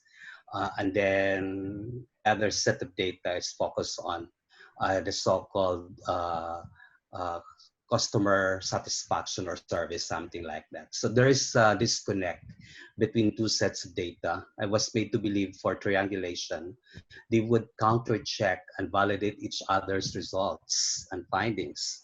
But the variables are different from each other. So the invitation is to bring you to what's really your conceptual framework because when I see a conceptual framework, I was made to believe that the inputs are well defined and the outputs are well defined. And both of these are measures. And also the process should be established, articulating the systems, probably the systems theory, because everything is in place. Everything is in place in fairness with the assessor's office. You have the people and you have the resources and then what you want to measure there and then what should be the output, something like that. And then you look into the data that would counter check the way how you privilege the quantitative so that at least from there you can have some kind of good discussions based on the findings of the study. So you need to clarify this in terms of the scientific, the rigors of your paper. Maybe you Yes, still sir. have the We will chance to. try to further synthesize and try That's to right, elaborate. because I'm quite confused about that. And then look into also how you should present the what you call this data related to some practices that I feel not comfortable. And people might read this one, and I just don't know what's the stand of the school, the stand of the government, of your institution, related to people who are assessing that while you have that advocacy that you want to forward, to push forward, but we also have some limitations, right? Yes, sir. Things like that. Uh, It's there it's are very well taken. implications of your work. These are sensitive matters that Yes, you sir. have to explore more ideas, explore more understanding and awareness how you should develop your report Yes, because sir. some will read your work Thank anyway. you, sir. Very well noted po. Yeah. So you just focus there because I'm quite probably I'm quite not say comfortable, right? Okay, thank you, sir. Okay, thank you also. Thank you very much. Thank you, sir. Bauyot. Let's proceed to Sir Tagalog. Hello, good afternoon. Good afternoon, sir. Congratulations on this work. Thank you, sir.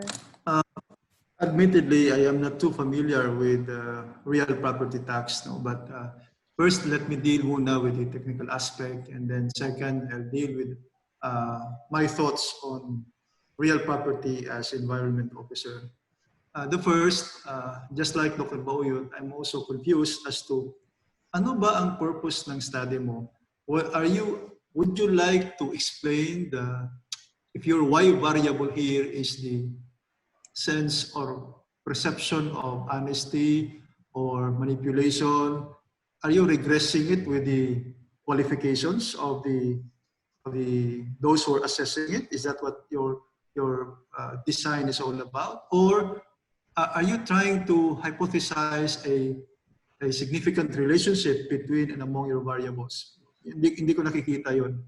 But I understand in your presentation na itong pagkaintindi ko, no, na the overvaluation or undervaluation of a certain property has a relationship with the qualifications of those who are appraising it. Tama ba? In some kind, sir. So one way or the other. So yun ang gusto mong i-prove or disprove, that undervaluation or overvaluation is due to the qualifications of the people in the assessor's office. Sir, it would really affect how one evaluates a property. The knowledge of how are you going to evaluate and appraise one property for taxation would affect the skills, technical skills, and knowledge of a person for appraisal. So hindi maka-apekto? Maka-apekto po. Maka-apekto siya. So yun ang hypothesis mo doon, na because they have... No, sir, no hypothesis po. And there's no regression also. No hypothesis? You don't have a hypothesis? No, sir, because the data is already there, and we're just going to prove if the evaluation is properly done. And are those people qualified to do the evaluation properly? I see. Yun ang in-anticipate ko kasi na what is the purpose of this research ba? Even if you describe it, somehow you have to set a direction for the research. But anyway, we respect that. The second thing is that doon sa valuation mismo, I just would like to input. Are you from the assessor's office? Yes, sir. I'm not familiar with the RESA law, but as far as environmental aspect is concerned, mukhang hindi ina-adapt ng RESA law ang valuation as far as environment is concerned. Yung tinatawag na ecosystem service ng environment. Kapag, ang napansin ko, kapag grassland, for example, mababa ang valuation. Yes, sir. Kapag it's grassland. Baba ang valuation. Kapag forest land, ganun din. No? Depends, sir, on what kind of fruits you have in your forest. Kung high-value crops, yes, sir. like banana, for example, mataas. Import or what export. About, I see. What about bamboo, for example? Bamboo. Ganun pa rin. Yes, sir. No? So, valuation is dependent on some subjectivities, tama ba? Yes, sir. Of the appraiser. I see. So, and the appraisal would depend on the schedule of market values that would be approved by an ordinance to the Sanggunian. So if the Sanggunian would give the ordinance and would go with the schedule of market values that are prepared by the assessors, it would be implemented for taxation. Yes, I'm saying this because among environmentalists, this is now being challenged. Kasi hindi lang man ang market value ng isang lupa ay pwede siyang tayuan ng building, andun siya sa gilid ng highway, because it means that we are blind to the services that nature is giving us. Like for example, in carbon sequestration, kung maraming kahoy dyan, at hindi pa yan fruit bearing, if you value the carbon dioxide that it is sequestering, perhaps baka tataas yung valuation. But I guess hindi ganun ang framework ng RESA law, right? No, sir. RESA law pertains to the persons acquiring the eligibility for appraisal. What you've mentioned, sir, is would be reflected in the land use plan that would also be used by the assessor. So RESA law is not the framework. It's No, just sir. the qualification of those appraising. Now, sa sektor ba ninyo, may mga bago bang mga thoughts on environment? Yes, sir. Environment. Every 6 months there are trainings, and yearly there are also input. Though government trainings is not as updated as the private organizations are. So that's where the government is. Yeah, pero meron bang aspect na ini-introduce yung environmental concerns, given Yes, that we sir. have It is channeled through the regional officer, the Bureau of Local Government Finance. I'm saying this in the context of climate change, no? Kasi for example, if my property is along the river bank, and rivers now keep on changing tracks. They change course. Yes, they change course. Dati 1 hectare yung lupa ko, ngayon naging half hectare na lang because of the river. So that actually causes social injustice, no? Yung climate injustice. The other side of the bank actually has an accretion now and is increasing, nag-increase na yung land niya.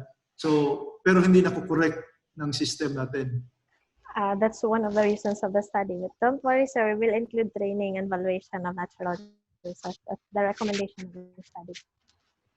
Yun lang ang gusto ko, no, na isingit dito sa discourse na ito, na can we improve our valuation methods this time, not just about market valuation, but also including environmental valuation.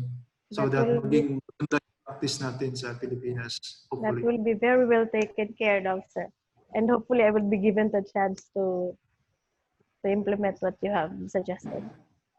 Hey, that's a good research area na underdeveloped, na hindi masyadong crowded pa. Yes, sir. Maybe you can pursue another study on that. Thank you. Thank you so much, sir. Okay, thank you very much, Dr. Tagallo. Now let's proceed to Dr. Bayugan. Good afternoon, Ms. Riga. Good afternoon, sir. Manayaga. This is again a case study, This is the case of the evaluation of real property valuation, the case of Digo City. Yes, sir. So, again, ang ina-expect ko dito is a story. It's a narrative. It's a narrative on how the city government of Digos does its property, real property valuation. So, papasok na dyan yung ano ba nila ginagawa, bakit nagkakamali, bakit nagkakaroon ng mga misassessment leading to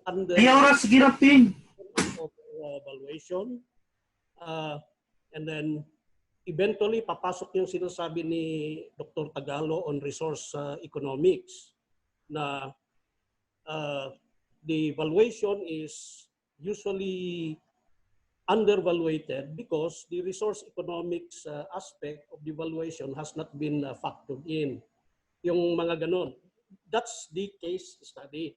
Yun ang isang study niya. Ngayon, tinitingnan ko yung problems mo.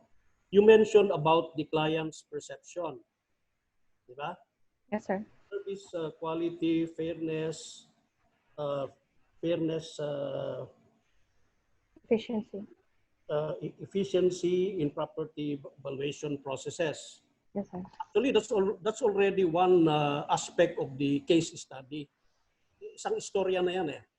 How do clients perceive the services being given by the assessor's office? That's already one story.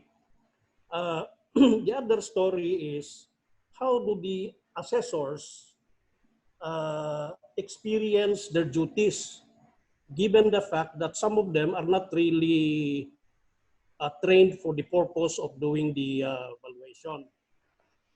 Diba? Yes, Isang sir. istorya na naman yan. And therefore, in your particular study, yun yung dalawang storya na pwede mong i-develop.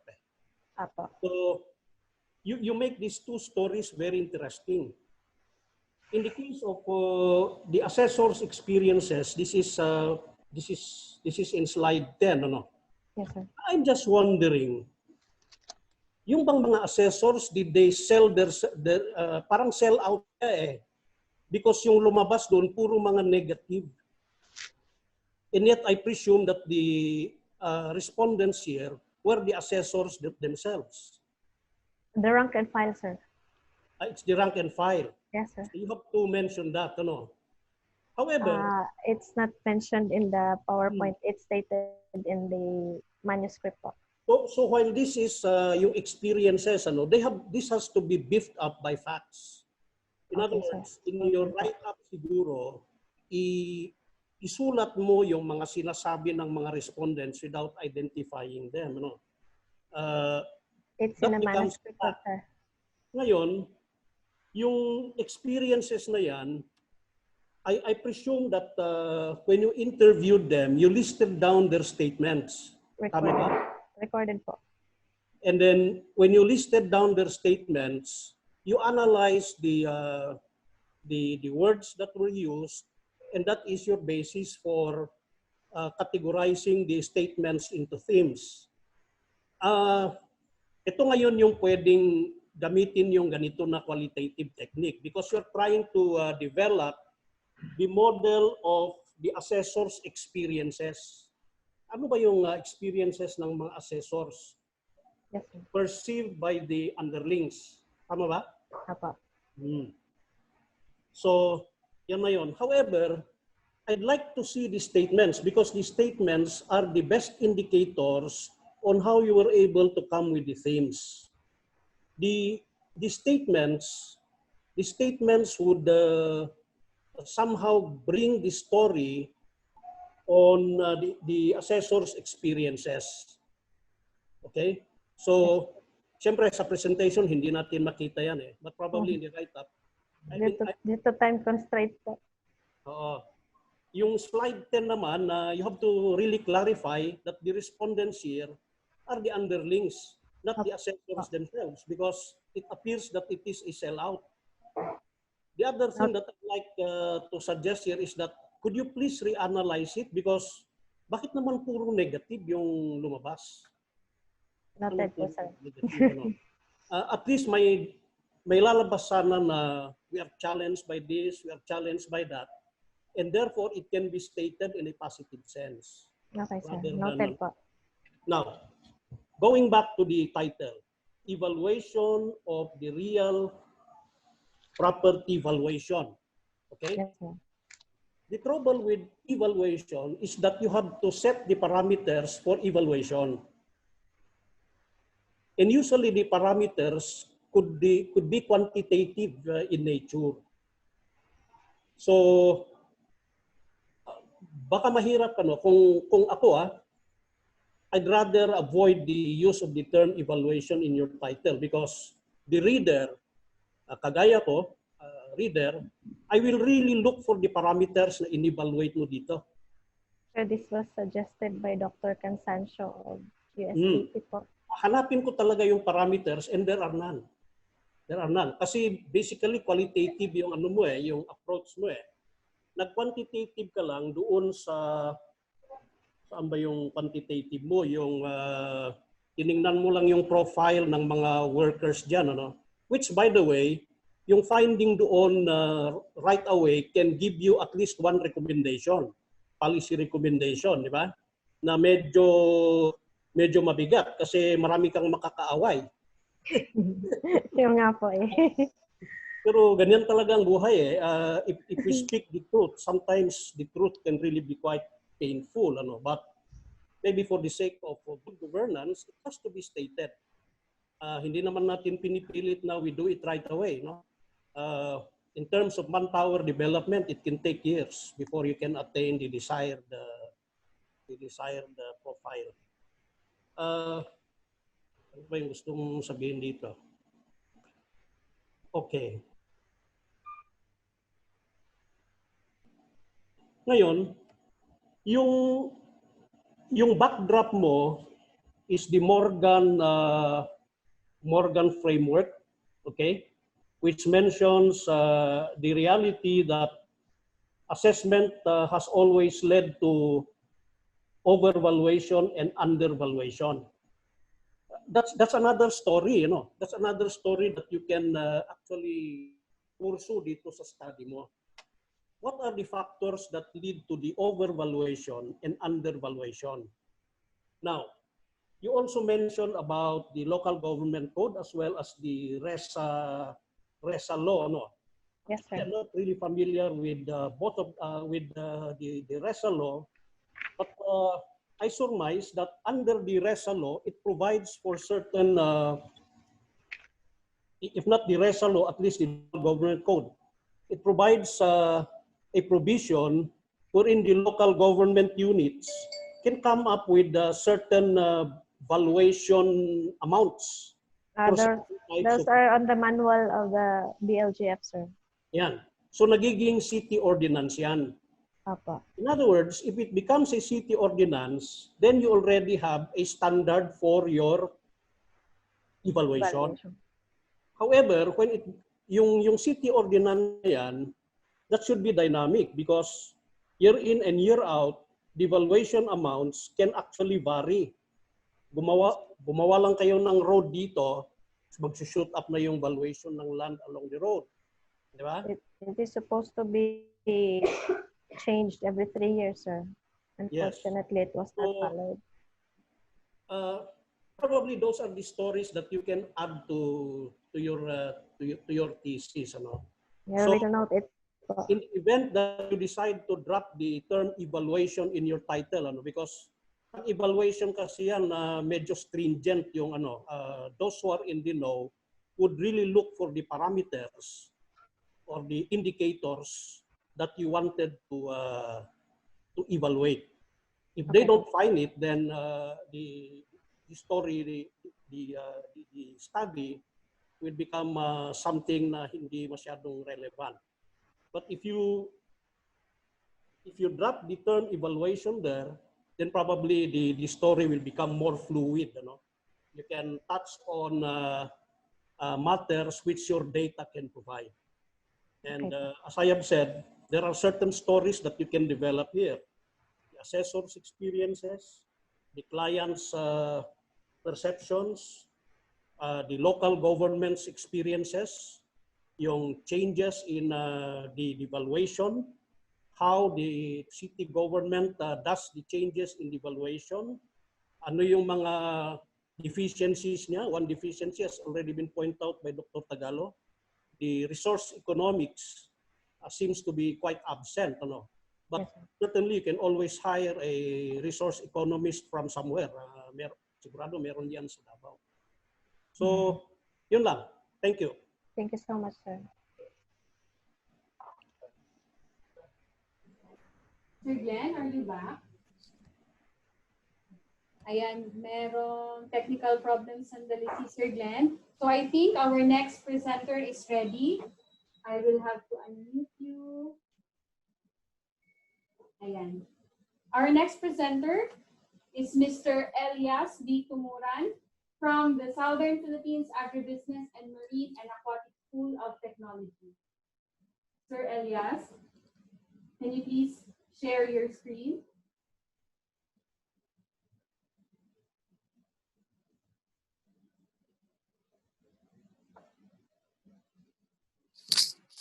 Kindly unmute yourself also, sir.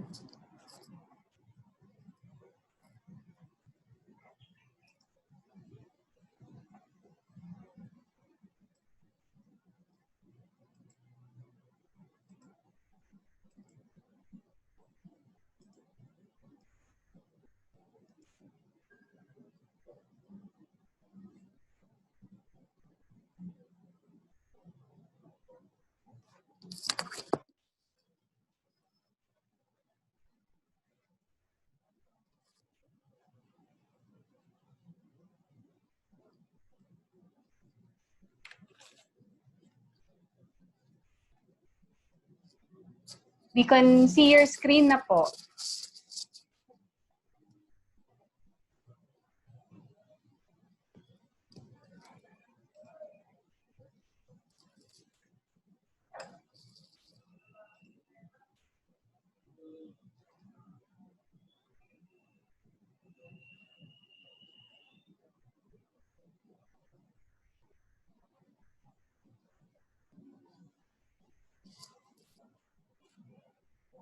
Sir Glenn, are you back?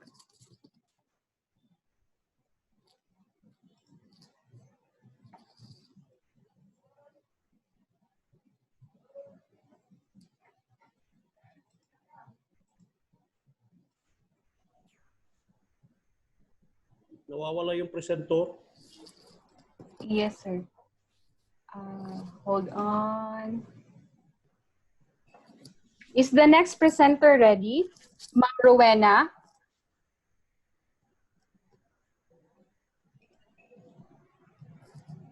Sir Elias is experiencing some difficulty. I think we should move on with our next presenter. Let's have first Ma'am Rowena B. Ruiz, still from SPAMAS. Ma'am Rowena.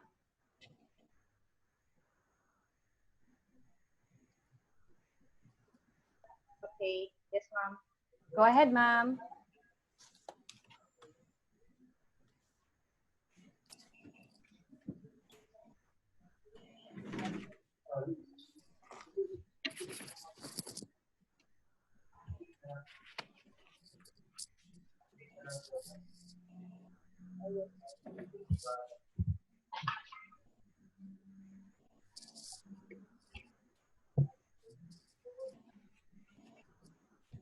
Good afternoon, everyone. My name is Lorena Baluran, an NPA candidate from SPAMAS. I am connected at Commission on Audit Region 11 as a administrative assistant, assigned as General Services Unit. My title of my study is Adoption of the Philippine Government Electronic Procurement System, or PhilGEPS, at the Commission on Audit Region 11, since I am the back committee secretariat member. The rationale of this study is, in the Philippines, the government is the single largest procuring entity in the economy, as it spends billions of taxpayers' money to acquire goods and services for its project and deliver services to its citizens each year. Government managers of public funds are constantly looking at how they can spend better by paying more attention to procurement methods. Electronic procurement systems offer potential for greater cost savings and better control over procurement practices. Thus, PhilGEPS was established in line with the thrust of the government to advance the use of information technology in public sector governance pursuant to the E-Commerce Act or the Republic Act 8792. This law promotes the use of electronic transactions in government with the general public through a number of initiatives. There is no single operating unit responsible for the government procurement function, as it is decentralized, with each agency maintaining responsibility for and control over its own procurement activities. Most of the time, the capacity of government to handle key procurement processes with its suppliers has not kept pace with modern best practices. The extent to which market players will adapt and use the electronic government procurement system would depend on fundamental trust in the transparency, impartiality, and fairness of public procurement, as well as access to internet-based technology. Moreover, employee training and IT infrastructure of organizations have also emerged relevant issues. Thus, this study aims to investigate the adoption of PhilGEPS as an electronic procurement system by the Commission on Audit Regional Office 11. Now, this study is based on the three terms, thing and phonia, the TAM or the Technology Acceptance Model, and the Republic Act 9184, or known as the Government Procurement Reform Act. Now, my research questions, there are 4 research questions. This is also a mixed method. The question 1 to question number 3 are most of the quantitative method, and the question number 4 is more on the qualitative method. Now, based on the context and theoretical grounds of the research problem, the following conceptual framework is arrived. The diagram shows the variables involved in the study and the direction for analysis.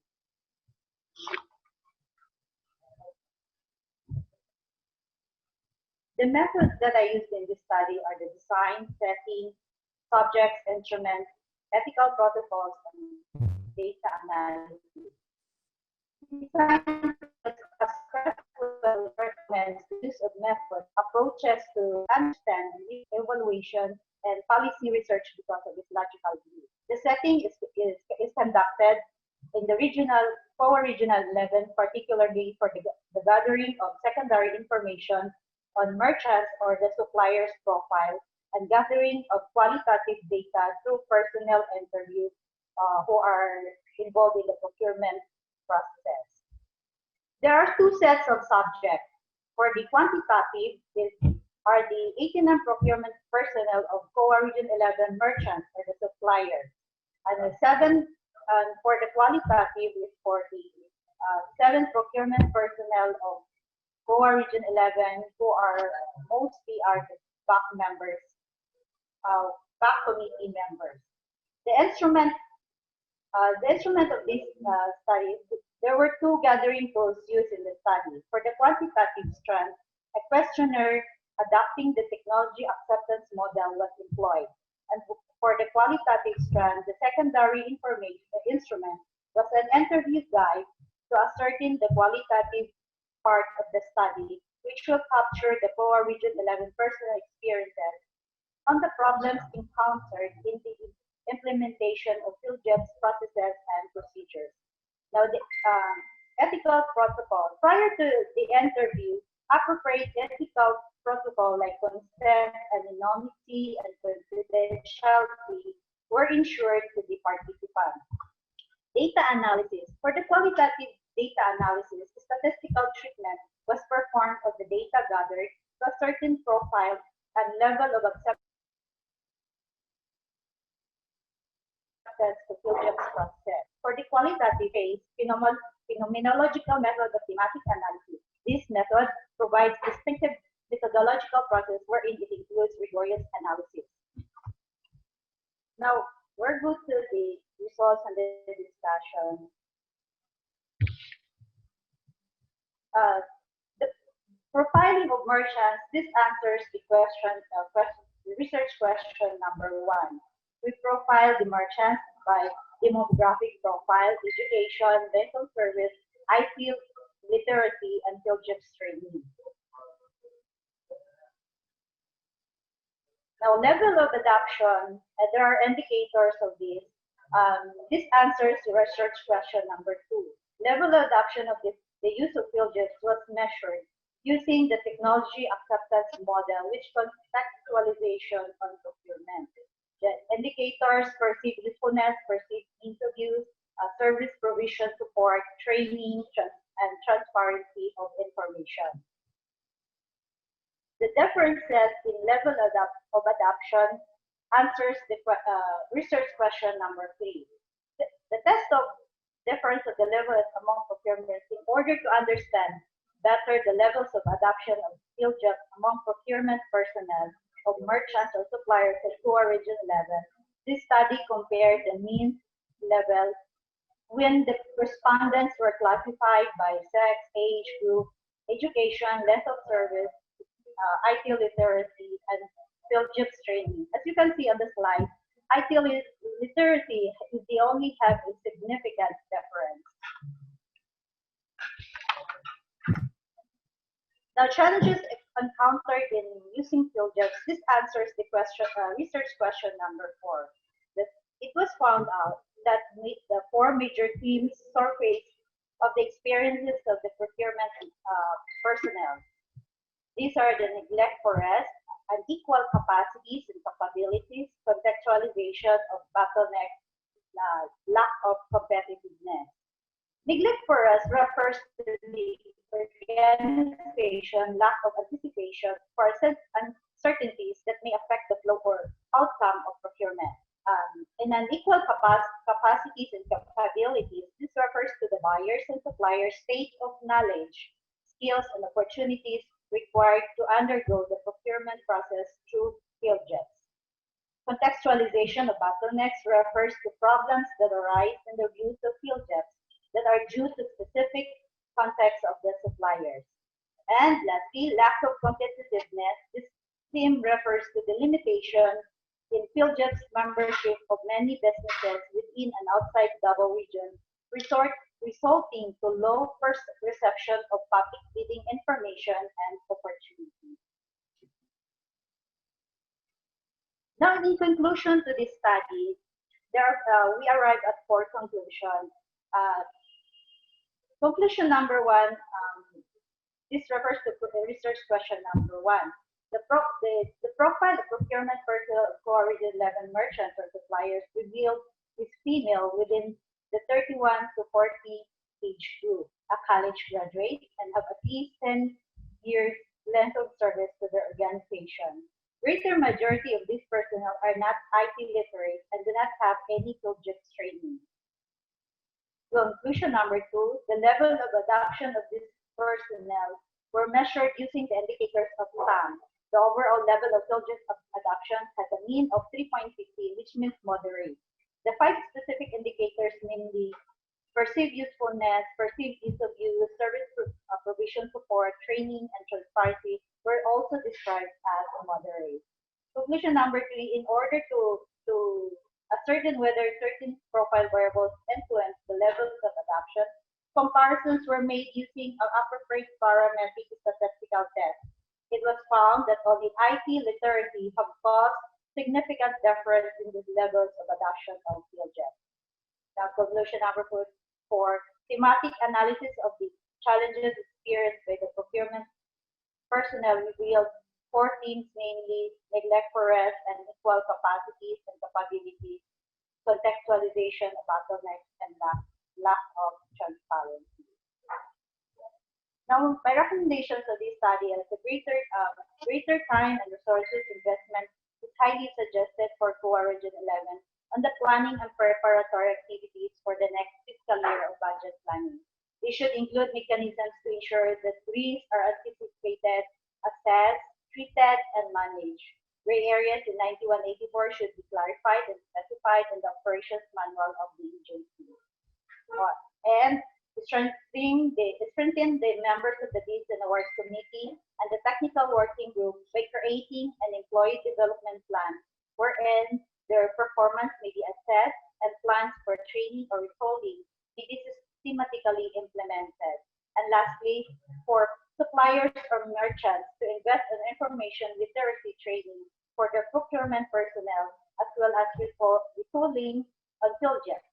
Investment must also be made to provide infrastructure, both hardware and software, for processing of documents in the field job. That ends my presentation. Thank you very much, Ma'am Rowena Ruiz. So let's proceed to the comments coming from our panel of reactors. Let's start with Dr. Bowie. Okay, good afternoon. Good afternoon, Ms. Ruiz. Okay, your paper is simply trying to describe the variables when respondents are grouped according to the profile, right? And also some other variables or factors that you consider in your conceptual framework, right? So you actually have like 6, what they call this, factors, right? And all these are used to compare the so-called variables in relation to those factors that you have mentioned in the paper. So I only have some few comments since the study is trying to describe in such a particular paradigm or perspective or framework that you have is the first one is actually that's the paper instrument or questionnaire, what we call this, pass through the reliability measures, also validity, right? It was not reported in your PowerPoint presentation. Yes, So sir. into that, if you establish that one, that should form part in the report, right? For the questionnaire and also for the interview, right? That it did pass through the so-called the rigors of instrumentation. Okay, so you may or you may not answer me. Just be mindful about that requirements for the instrumentation of your questionnaire or the research, right? Uh, I'm not so sure because there are interactions of your factors actually, although you only have 89 what you call this participants for your quantitative, right? We just try to explore if there's possibility to make use of the multivariate analysis of or say MANOVA, right?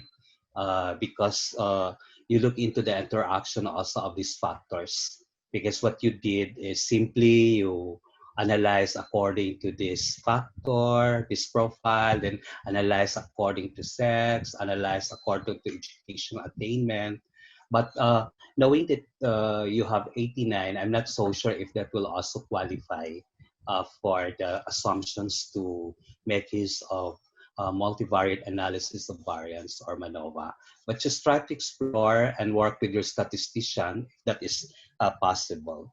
So those are just my few comments because the to me it's simple and it is simple and you simply address to the questions what are being raised in the paper. So congratulations, Ms. Ruiz. Thank you.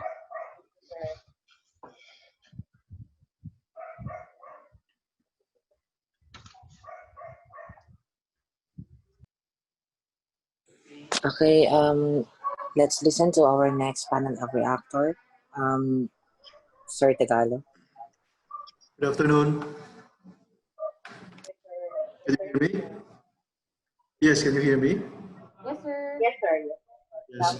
Congratulations to this succinct presentation. I would say this is one of the few acceptable papers I've heard today because it has a right balance between quantitative and qualitative approach. And I think the practical value of this paper is its findings that employees in K.U.A are not really that capable of using the very system that the government procurement is advocating for all government offices to use. And K.U.A pa man din kayo, di ba? So this is a good input to your supervisors na kung pwede, magkaroon talaga ng interventions kasi you should be the model of using transparency measures such as field jobs because in the local government we are really using this. Even our staff at the department level who are in charge of the procurement are really adept at using the program, no, the field jobs. So we are really hoping na K.U.A people are more adept than us kasi kayo ang tumitingin sa amin, di ba? So this is a good findings that could be a very, very valuable input to the policies internal to K.U.A. I think that is all my comment and congratulations.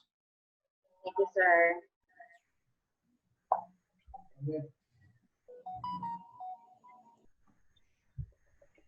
Good afternoon. Yes, yes. Good afternoon, sir. My first comment is my difficulty of understanding your title. Being a government manager for more than 18 years, I know that field jobs was instituted through RA 9184 yata yon, way back in the early 2000, mga 2003, 2004 yan eh. So, 2003, sir. The title conjures to me a situation where K.U.A has the option not to adopt PhilJeps. That's the first thing that it conjures into my mind. So I will ask you, sino ba yung nag-a-adapt? Yung merchants o yung K.U.A? Because government agencies are mandated to adopt it. And therefore, it's not an issue as to whether a government agency should adopt PhilJeps or not. Every government agency is mandated to adopt it. And therefore, the title to me is a little bit, it conjures some kind of a confusion. However, if we said the adoption of PhilJeps by merchants of K.U.A 11, then that would be quite more meaningful to me. Kasi although yung mga merchants din naman ay in order for them to transact business with K.U.A, they also have to adapt. But in their particular case kasi, those who refuse to adapt can only bid in certain amounts that do not require the PhilJeps. So pwede nilang i-adapt, pwede nilang hindi. So my suggestion is you tweak your title in order that it does not conjure a double meaning. Okay, you can be helped by your advisor in this case. Yes, sir. Yes. Noted. You wanted to investigate the level of adoption, no? So, ang tingin ko ngayon dito, level of adoption by the merchants. Merchants meaning yung mga nagbibid. Tama ba? Dalawang grupo yan di ba? Yes, sir. Yes. Okay, get it correctly? Dalawang grupo yan, yung mga nagbibid sa K.U.A at saka yung mga K.U.A personnel. So therefore, you wanted to investigate the level of adoption of PhilJeps by K.U.A merchants. Correct? Yes, sir. Yeah.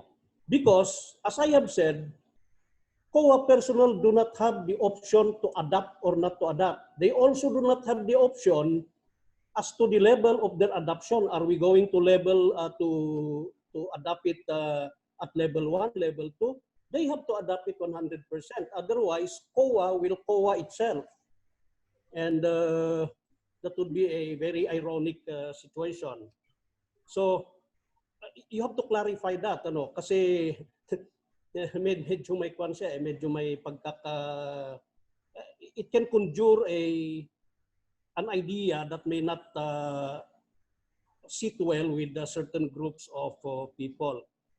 So, in the level of adoption, you basically wanted to,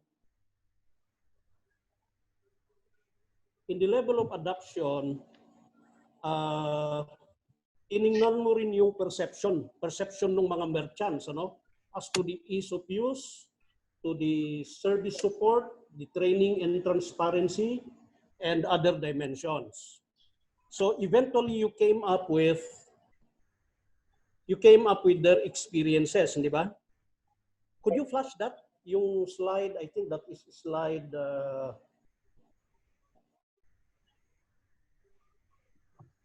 slide 10 yata yon, or slide 12. Yes, sir. Pwedeng i-flash mo yung slide 10 or 12? I'm very particular sa mga presentations and even the findings, ano, because the findings can be very volatile, ano. Depending on how you interpret it, it could be interpreted one way or the other by different people. But when you show the data, the hard data, then the interpretation will converge. Wala? Anyway, sige. Just to kindly look again into those data, ano, yung sa lalo na nung kinompress mo na into themes yung mga indicators. Again, I'd like to look into the indicators because the themes are awkward to me. They're a little bit awkward.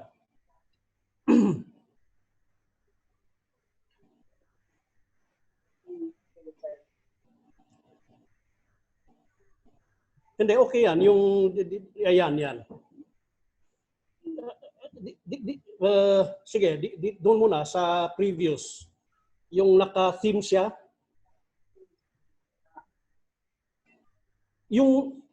The terminologies are quite awkward to me. Usually kasi yan, when you come up with a summary title for a theme, it would be good if you can conjure a single word theme, or probably 2 words if you cannot avoid. Because to me, these are quite awkward. You can ask the help of a linguist or probably somebody who can play around with the words. You study the indicators very well, yung mga statements that were generated during the interview, and then come up with the theme that will come out of the similar statements. So that the thematic statements are not awkward like this. Okay, next. Doon sa slide 11, I'm not sure what you are comparing. Ano yung groups na kino-compare mo doon? Yung doon sa may mga t-test, yan. What groups are you comparing in this case? The suppliers and suppliers. The suppliers? Merchants. Isang grupo lang yun.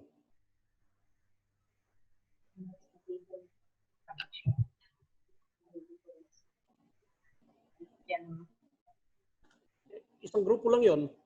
When you come up with a t-test, you're comparing two groups.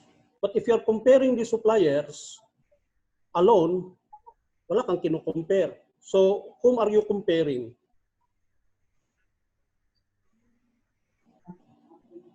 Okay, anyway, you go back to your statistician and find out what's wrong with this. Because if you compare, then you compare at least two groups. When you have two groups, it's t-test. More than two groups, ano ba? Okay, I think Dr. Bauyot mentioned something about MANOVA a while ago. And that can be very, very helpful, especially if you have a certain number of groups na kino-compare, and then you also take into account the responses, which actually can be classified into several groups, yung mga themes mo dyan, then MANOVA would be applicable. So I think those basically are the most important observations that I need to share to you in order to make your manuscript better. I have something to say about the framework, but medyo nakalimutan ko na. So maybe you can take a look also dun sa yung sa framework at saka yung mga, not so much on the framework, but in the framework, you mentioned about certain indicators, yung mga levels. I think you have to study that very, very carefully, so that it becomes very, very clear. So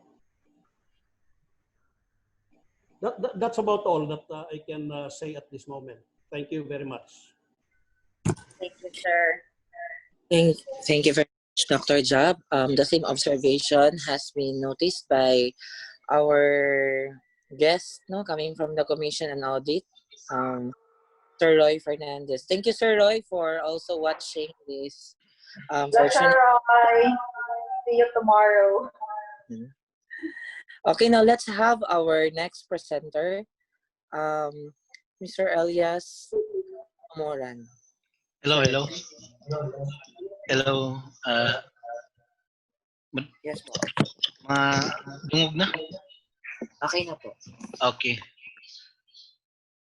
I'm Ilyas Tumoran, working at the Provincial Rehabilitation Center of Digo City. My advisor is Ma'am Garnet Me Balasi.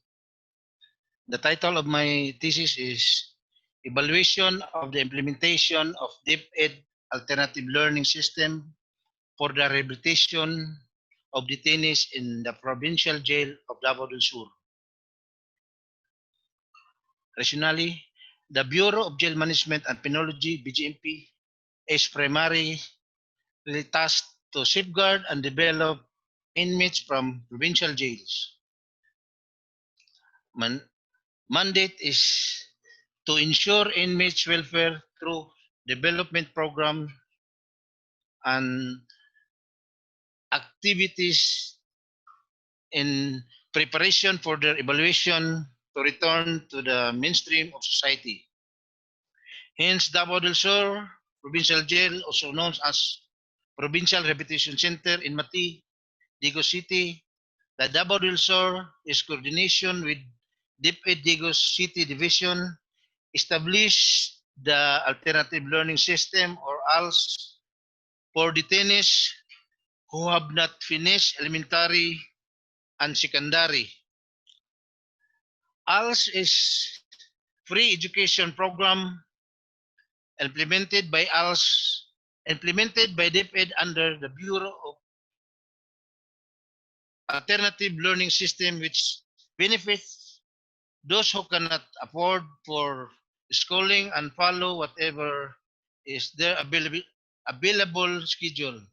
The program provides a viable alternative to the existing formal education structure, encompassing both the formal and non-formal and formal source of knowledge and skill. It enables out of school youth and adults who did not finish basic education, like in prisons, to develop basic functional literacy skills and provide opportunities complete basic education level without going through regular classes.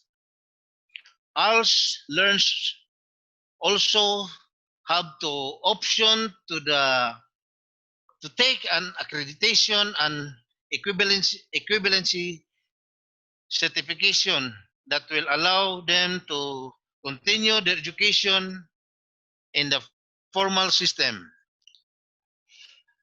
Theory, this study is occurred on the United Nations Human Rights based on approach, which is a framework for the process of human development that is normatively based on human rights standards and operation directed by the promoting and protecting human rights. It seeks the in ad, in ad, in qualities which lie at the heart of development problems and discrimination practices and adjust distributions of power that implied impede development progress. This also anchors on the stipulation of Bureau of Jail Management, Jail Bureau of Jail Management Penology Manual and DepEd Order 013 series of 2019 entitled Policy Guidelines on the Implementation of Enhanced Alternative Learning System 2.0. Because of the underlying theory and the policy of implementation of ALS, the following research questions were aimed to be answered. Number one, what is the profile the detainees in terms of age, sex, civil status, occupation, residence, and criminal record? Number two, what is the performance of the alternative learning system of DepEd in the provincial jail of Davao del Sur in terms of participation rates, cohort survival rates, graduation rates, and dropout rates. Number 3, what are the detainees' insight on the influence of alternative learning system to their rehabilitation? Number 4, what are the challenges in the implementation of the alternative learning system? This diagram shows the conceptual framework of the study. This adapt the mixed method, convergent parallel research design, which means that the two data strands, quantitative and qualitative data, are both considered in triangulation. As seen in the figure, quantitative parts consist of finding civil status as well as the performance of the detainees in the ALS. Performance indicators were prescribed by DepEd to drop. DepEd include participation rate, cohort survival, graduation, and dropout rates. The qualitative parts consist of thematic analysis of the detainees' insight to the influence of ALS to their rehabilitation and challenges encountered in the implementation of ALS in Davao Provincial Jail. The result of both quantitative and qualitative analysis are later triangulated. Methods. The research designs used in the study is convergent parallel mixed method, which according to Criswell 2011 involves gathering two data strands for triangulation purpose. The setting of the study in Davao Provincial Jail for the period of October 2019 to February 2020. For the subject and section in a quantitative phase, 120 inmates using complete enumeration for profiling. For the qualitative phase, 12 inmates for focus group discussion and 1 coordinator and 3 jail personnel for the interview. For the instruments, I use validated interview guide and focus group discussion guide. Appropriate ethical protocol was also followed through letters of consent, confidentiality, and anonymity agreements among the participants. Finally, the data analysis involves documentary analysis and thematic analysis.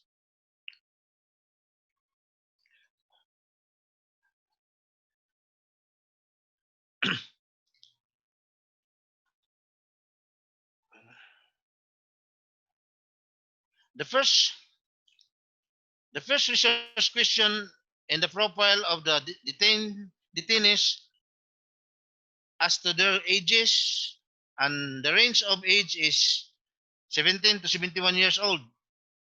Most of them belong to the 31 to 40 age group with a mean age of 34 years.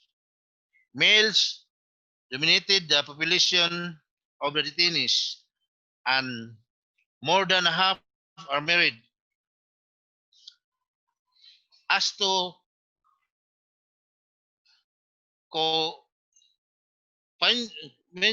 the mode of farmers occupation, the mode is farmer. Majority of the detainees are from Digos City and Davao del Sur, but there are from other provinces, especially because Davao Occidental was not yet separated during this period. The profile of the detainees in terms of criminal record was also identified.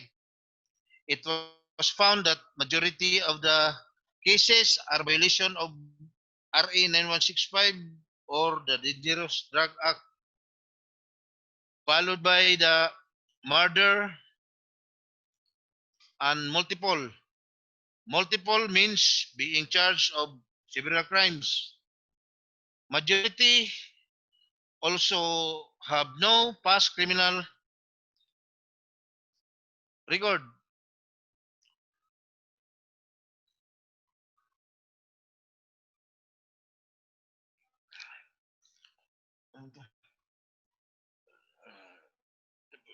Ibalik. Ibalik. Oh. Diba?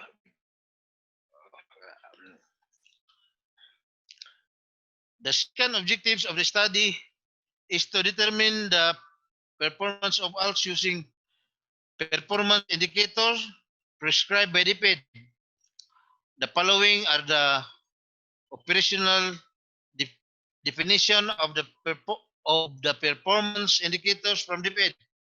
Participation rate is the percentage of detainees who voluntarily enrolled in ALS over the total number of detainees during the school year.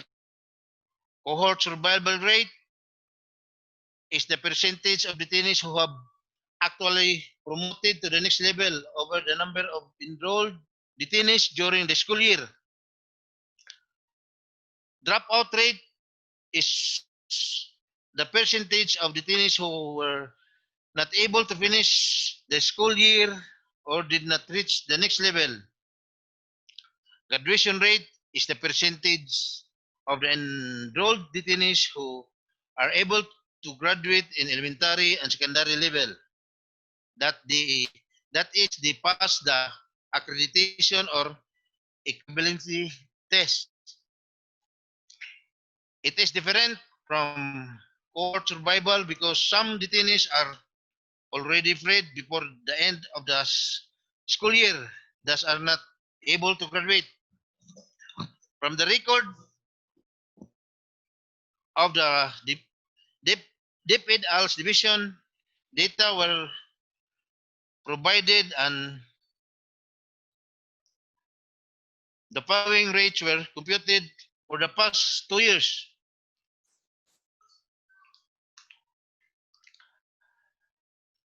The participation rate shows in the table.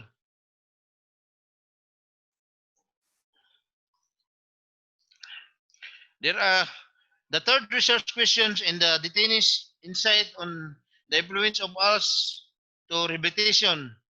3 major themes were identified and named as induced motivation, enabling productivity, and opportunity.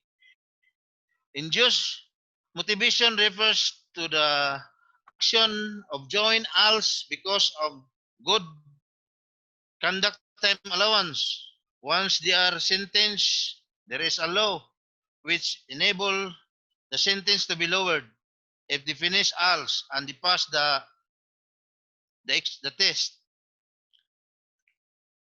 Enabling productivity refers to insight on strong direction towards employment when they coming out of jail. Learn to read instead of attention on loneliness and bad thoughts. The detainees are being more productive. They said that what they learned could enable them to apply for job when going back to community. Opportunities refers to feeling of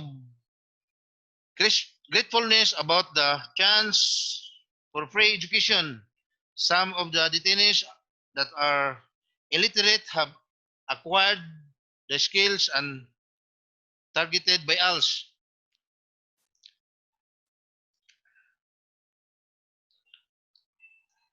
The last research question refers to the challenges and implementation of ALS in Davao del Sur Provincial Jail, also clustered into 3 major themes or categories, namely facilities, system, and sustaining motivation. As to facilities, there is inadequate learning space, classroom for multiple group of learners, basic and secondary, lack of materials and equipment for both teacher and detainees enrolled, lack of learning facilitators.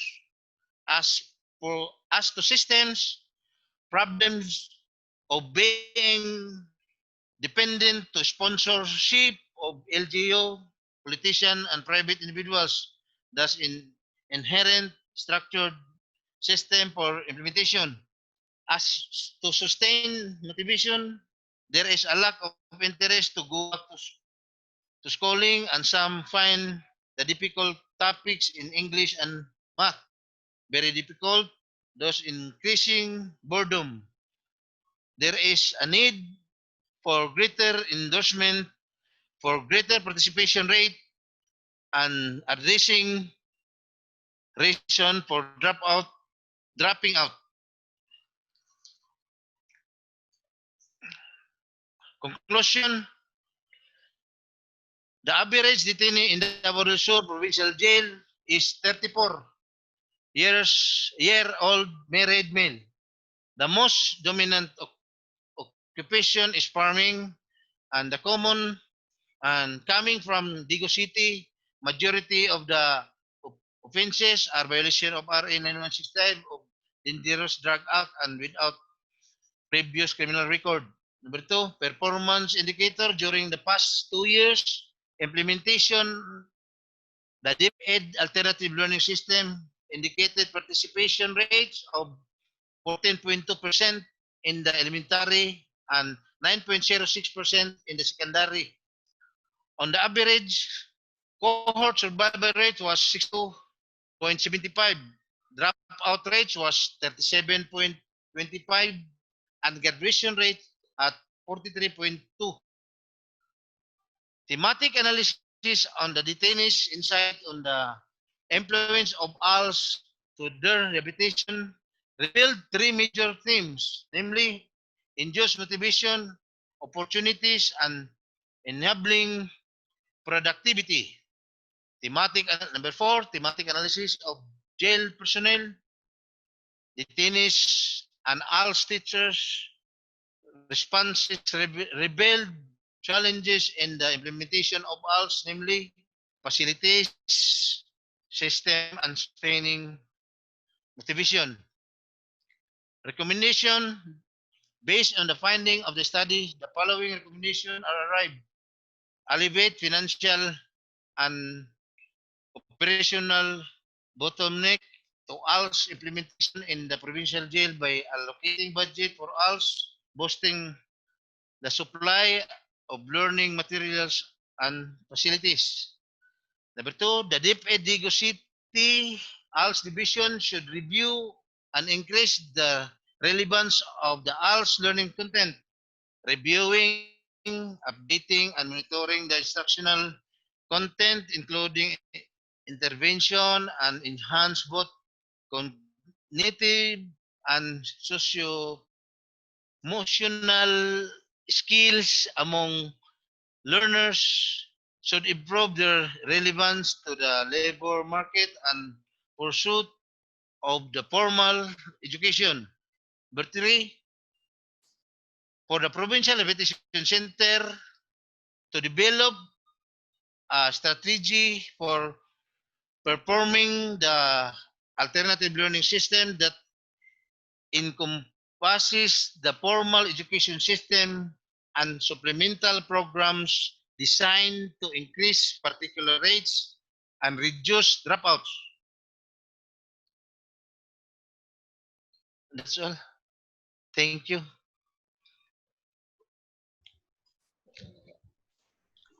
Thank you very much, sir. So let's hear some comments and suggestions coming from our panel of reactors. So again, let's start with Dr. Bauyot. Okay, good afternoon, sir. Good afternoon, Sir Tumuran. Yes, Pardon sir. me, dito ako in the middle sa presentation mo. Hindi ko na-capture yung iba. But anyway, this is a good study actually in the context of public administration.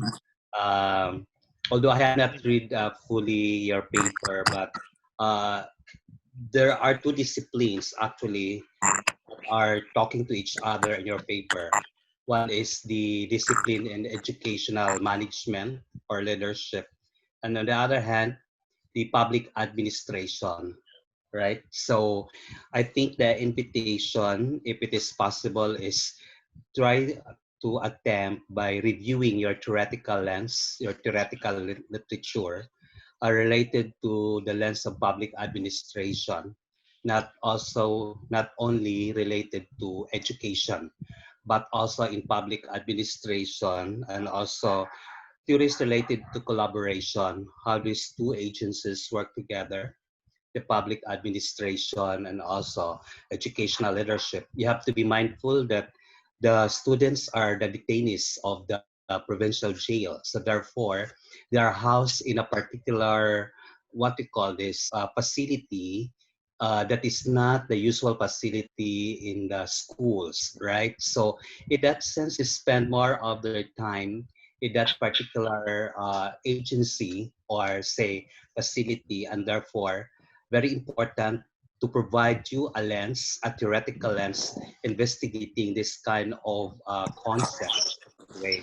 We can be able to contribute to the body of knowledge and also contribute to policy in the context of public administration. So I think you have to provide more inputs on your theoretical literatures to describe your findings in relation to some dimensions in the aspect of public administration. So that means there is a connection to the social dimension of your paper. So if you can probably integrate some of those aspects in your paper in the background and also in discussion, then do it. So also maybe you can tackle issues related to human capital. Despite these people are put into jail, the government is trying to provide some benefits for these people so that when they go out,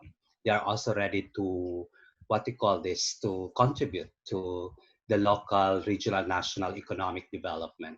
Maybe you can just downplay on those concepts in the so-called introduction and also the way you probably discuss the findings of your study. So it's a good paper for public policy that you can formulate, although the paper is limited in terms of numbers. So maybe in the recommendation, you can provide some, say, recommendations how other institutions like this jail institutions can also what we call this make use of this kind of study so that we can have a larger perspective in such a way we can create a better what we call this policy formulation for the government, whether for the local, regional, or national government. So I'm happy with this paper.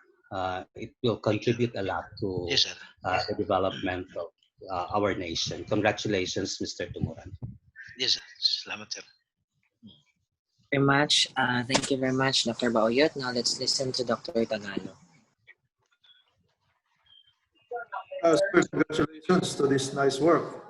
Are you working in the provincial jail? Yes, sir. For almost 20 years na, sir. Ah, okay.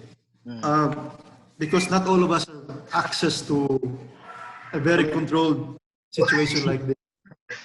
So it is good that personnel in the provincial jails, yun lang ang may access talaga, are now venturing into academic works. Because a lot of facts and insights that policymakers would want to extract from studies like this. So that's a good, you are in a good position to conduct this study. Your research to me is one of the few papers here I've heard to me is acceptable because you have a right balance of quantitative and qualitative approach. And then the sample size is acceptable.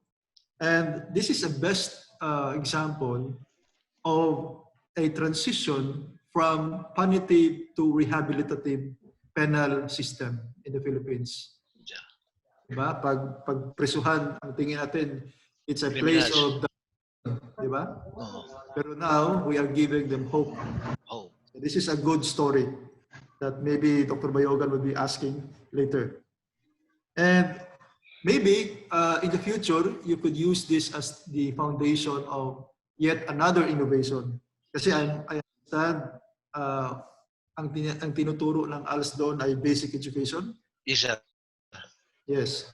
Right now, in the age of industrial revolution, where computer is now becoming a powerful tool, baka ma-accept na rin ng management system yung pagtuturo sa mga preso ng productivity tools. Not necessarily yung English, mathematics, because these are basic education. Productivity tools such as graphics, photography, or anything that would make them productive. No? So this is a good start. If makita ng management that there's a good sense, no, from this study, baka ma-accept nila yun. And maybe you could have a learning facility within the jail where prisoners would have clients abroad. Kasi I'm sure may mga kliyente, may mga prisoners dyan na mga professionals din. Yes, sir. Diba? Now, I just would like you to sharpen the targeting system to make this really very effective. Kasi graduation rate is 43.2%. Ito yung challenge ngayon. How can the management system increase this graduation rate? Baka kasi mali yung targeting ba? For example, nakita ko dun sa bar graph, marami ang murder, marami ang drugs. Remember, these are non-bailable. Right? Yes, sir. And if you are convicted of this, baka life sentence pa. Di ba? Yes, sir. Baka kasi wala nang hope for them ba? If I am a murder convict, what's the reason? What for pa na mag-study ako, mag-eskwela ako? So I'd rather drop out. Di ba? Yeah. Although, meron tong tinatawag na yung, anong tawag sa inyo? Yung time something. Good. Muna sir itong good allowance atong GSTA. Yun yung induced motivation nila. Muna sir. Kay once they graduate this sir na ay balaod na sir nga mag-back sa ilang sentence sir. Basta mo-graduate ani. Yes, pero gaano ba kalaki ang madididak sa kanilang sentence? 180 days sir sa ilang sentence. So 180 days lang. Hindi naman years. Dili. So that's it. People, kahit nasa preso, are rational. They compare benefits and costs. Diba? So, sabi nila, 180 days, tapos ilang araw ako mag-school sa ALS, I rather drop out. Kasi, lalo na akong sure talaga na ma-convict.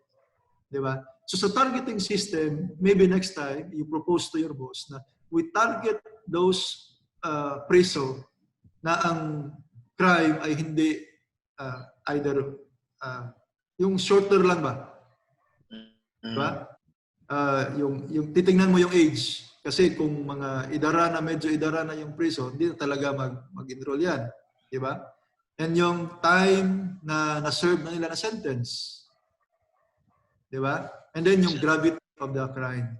Because if you factor that in, then itong 43.2% pwedeng tataas.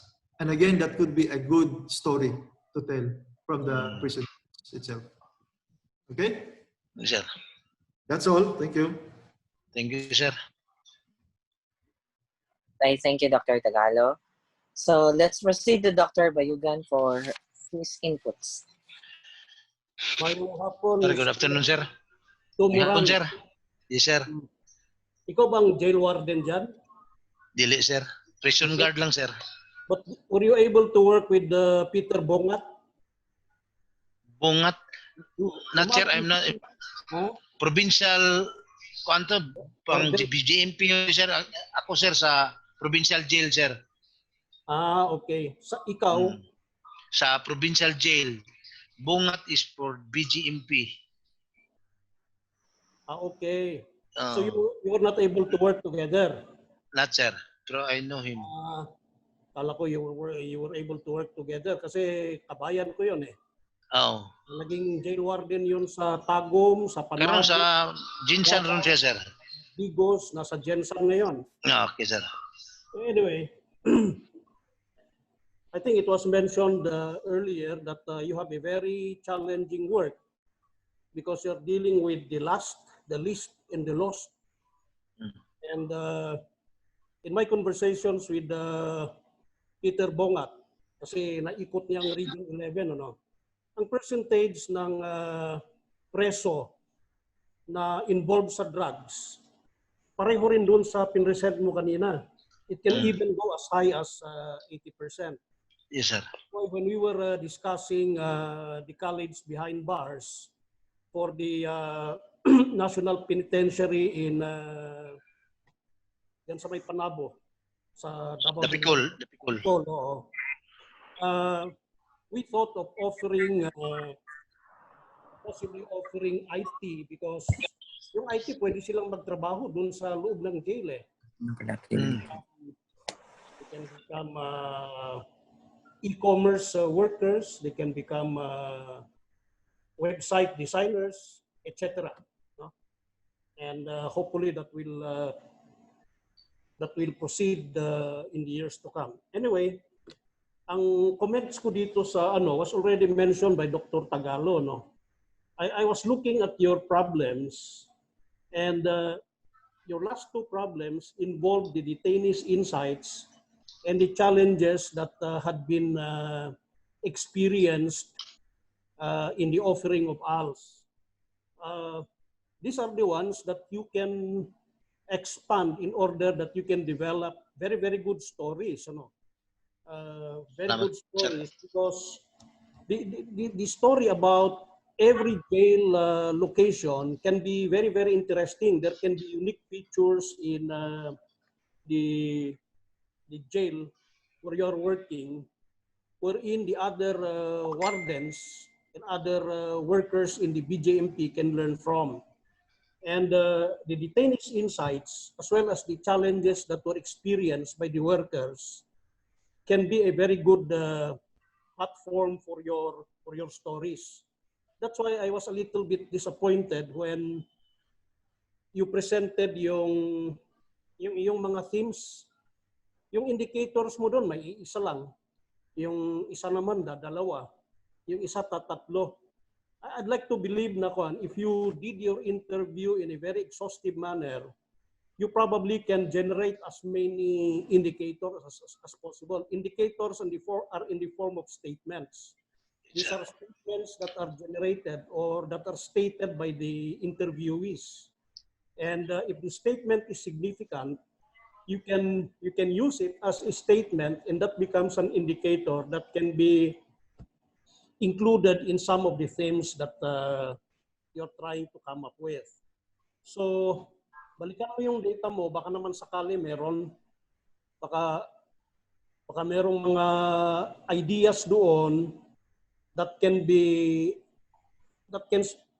kasi pwedeng ang statement can consist of multiple ideas. Pwede mong i-separate yun.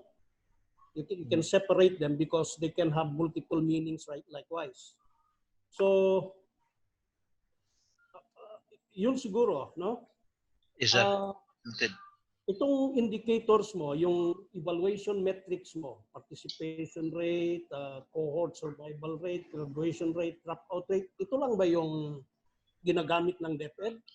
Are there not other indicators that are being used by DepEd to somehow indicate whether the program is succeeding along this area, along the other areas? Ito lang. Mura man nagikuan, yes sir, mura man nagikuan gihatag sa DepEd sir ang kuan nila. Okay. Sige, so that's all that I can say. Thank you very much. Thank you very much, Dr. Salamat, Baluga. sir. Congratulations po, Sir Elias Tumoran. Salamat, so far, sir. we did not receive any questions coming from our guests or audience. So we can now proceed to our last presenter. So this will be the last but not the least presenter for today's forum. So we have Mr. Edmond Handacuna. Hando ka na po. Hando ka na po. Sir Edmond. Okay. Ikaw na po, sir. Yes, yes. Before may I proceed, I would like to humbly ask everyone if I am clear. Yes, sir. Loud and clear. Okay, thank you so much. So I am, as said, I am Edmond D. Handokana, MPA student of Davao Oriental State College of Science and Technology.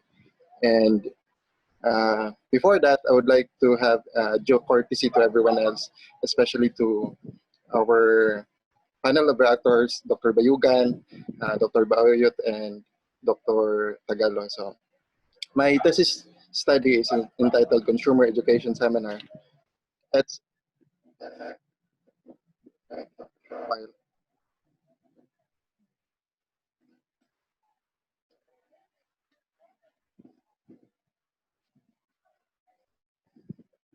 so, of my study is Consumer Education Seminar, its effect on consumer rights and responsibilities, City of Mati. And my thesis advisor is Dr. Edito B. Simili. So, additionally, so the study was conducted to determine the effect of consumer education seminar on the rights and responsibilities among the residents of the City of Mati. Cochrane sampling method was used for the study with 150 respondents, and one-shot self-administered survey design and a survey questionnaire as data gathering instrument was employed. Data was analyzed through statistical tools such as simple frequency distribution, averages, percentages, and correlation.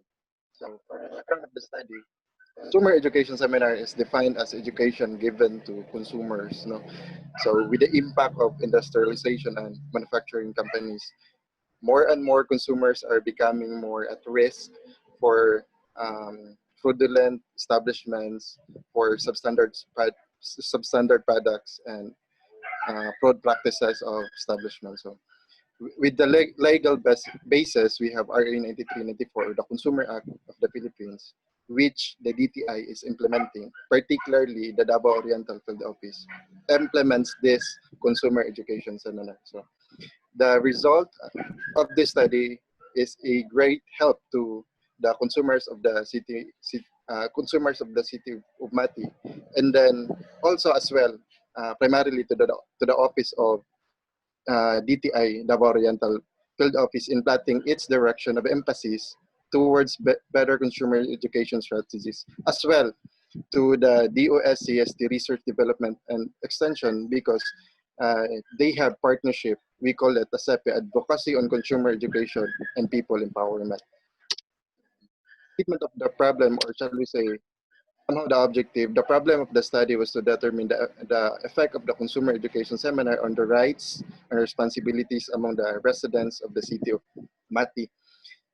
First is, what is the level of awareness of the respondents on their rights and responsibilities as consumers? Second, what is the respondents' level of awareness in terms of product quality, service rendered, price of the product, and establishment's accommodation? Third, what is the buying behavior of the respondents in terms of price of the product, label of the product, quality of the product and services? Fourth, what is the level of satisfaction of respondents in availing consumer products and services?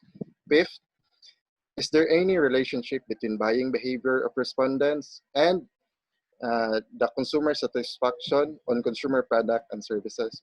Sixth and last, is there any significant difference between the level of satisfaction of the respondents and some socio-demographic characteristics of the respondents? Conceptual framework, the independent variable is the consumer education seminar. Somehow we conduct education to consumers is conducted to training. So the dependent variable is level of awareness, level of satisfaction, and the consumer behavior. And there are intervening factors that may affect the dependent variable. These are the social demographic characteristics such as age, gender, income, religion, occupation, and educational. This conceptual framework, two hypotheses were drawn. The first is there is no significant difference between consumer behavior and the level of consumer satisfaction. Second, there is no significant difference between the level of consumer satisfaction and some socio-demographic characteristics among students and adult respondents. The methodology, the research design is quantitative descriptive design using survey questionnaire method. Research setting is the city of Matthew, the citywide. Participant of the and sampling procedure, household heads or adult members of the family, and high school students who underwent with consumer education seminar. Cochrane sampling method, a total of 150 respondents were being utilized. That data gathering instrument, frequency distribution, averages, percentages, graphs, and correlation. For data gathering procedure, survey questionnaire, the English version of the questionnaire was translated into vernacular or the Cebuano version. Then the validity and reliability of the questionnaire was determined to a conduct of pre-testing, or shall we say the pilot survey. Statistical treatment, descriptive statistics as frequency distribution, and the determination of percentages, mean, and correlation. So for results and discussion relative to objective number one or question number one, level of awareness on the rights and responsibilities of the respondents, it says in there, to sum it up, awareness on the rights and responsibilities of consumers. So it says here that consumers in the city of Mati are highly aware of their rights and responsibilities. Relative to question number two, which is also objective number two, level of awareness on the price, quality of products and services. To sum it up, awareness on the price, quality of products and services, it says here that consumers in the city of Mati are aware of the price, quality of products and services. Question number three, or the consumer buying behavior on the price, quality of products and services. To sum it up, says here that buying behavior on the price, the products and services, consumers of the city of Mati are vigilant. So for question number four or objective number four, consumer satisfaction on the price, quality of products and services. Says in here, sum it up, consumer satisfaction on the price, quality of products and services. Says here that consumers in the city of Mati are satisfied with quality of products and services. Now let's go for objective number five or question number five, relationship between buying behavior and consumer satisfaction. So this table shows the calculated person and determines the strength of linear relationship between two variables and answers the relationship between buying behavior and consumer satisfaction. So relation coefficient is 0.31 and highly significant. This means there is stable positive relationship between two variables. Buying behavior is somewhat related to consumer satisfaction. Higher buying behavior, which means consumers are highly vigilant, is associated with high consumer satisfaction. So in conclusion, the findings reveal that respondents should high awareness to the rights and responsibilities, aware, highly vigilant, and satisfied on the price, quality of products and services. According to Maslan, consumer awareness is the direct manifestation of effective consumer education. The result of the analysis also revealed a stable low relationship between buying behavior and consumer satisfaction. The goal of the government is to provide legal protection to the consumers by appropriate laws and enforcement. Awareness is about information. Lack of consumer awareness is sometimes related to insufficient information available in the public. Based on the findings of the study, it can be concluded that consumer education seminars conducted by DTI Davao Oriental Field Office in partnership with Davao Oriental State College of Science and Technology and volunteer consumer organizations in the province has positive effect to the consumers. Respondents showed high awareness to their rights and responsibilities. With that, they were aware and highly vigilant on the price, quality of products, and services. Thus, they are satisfied consumers. I think that's all. Thank you so much.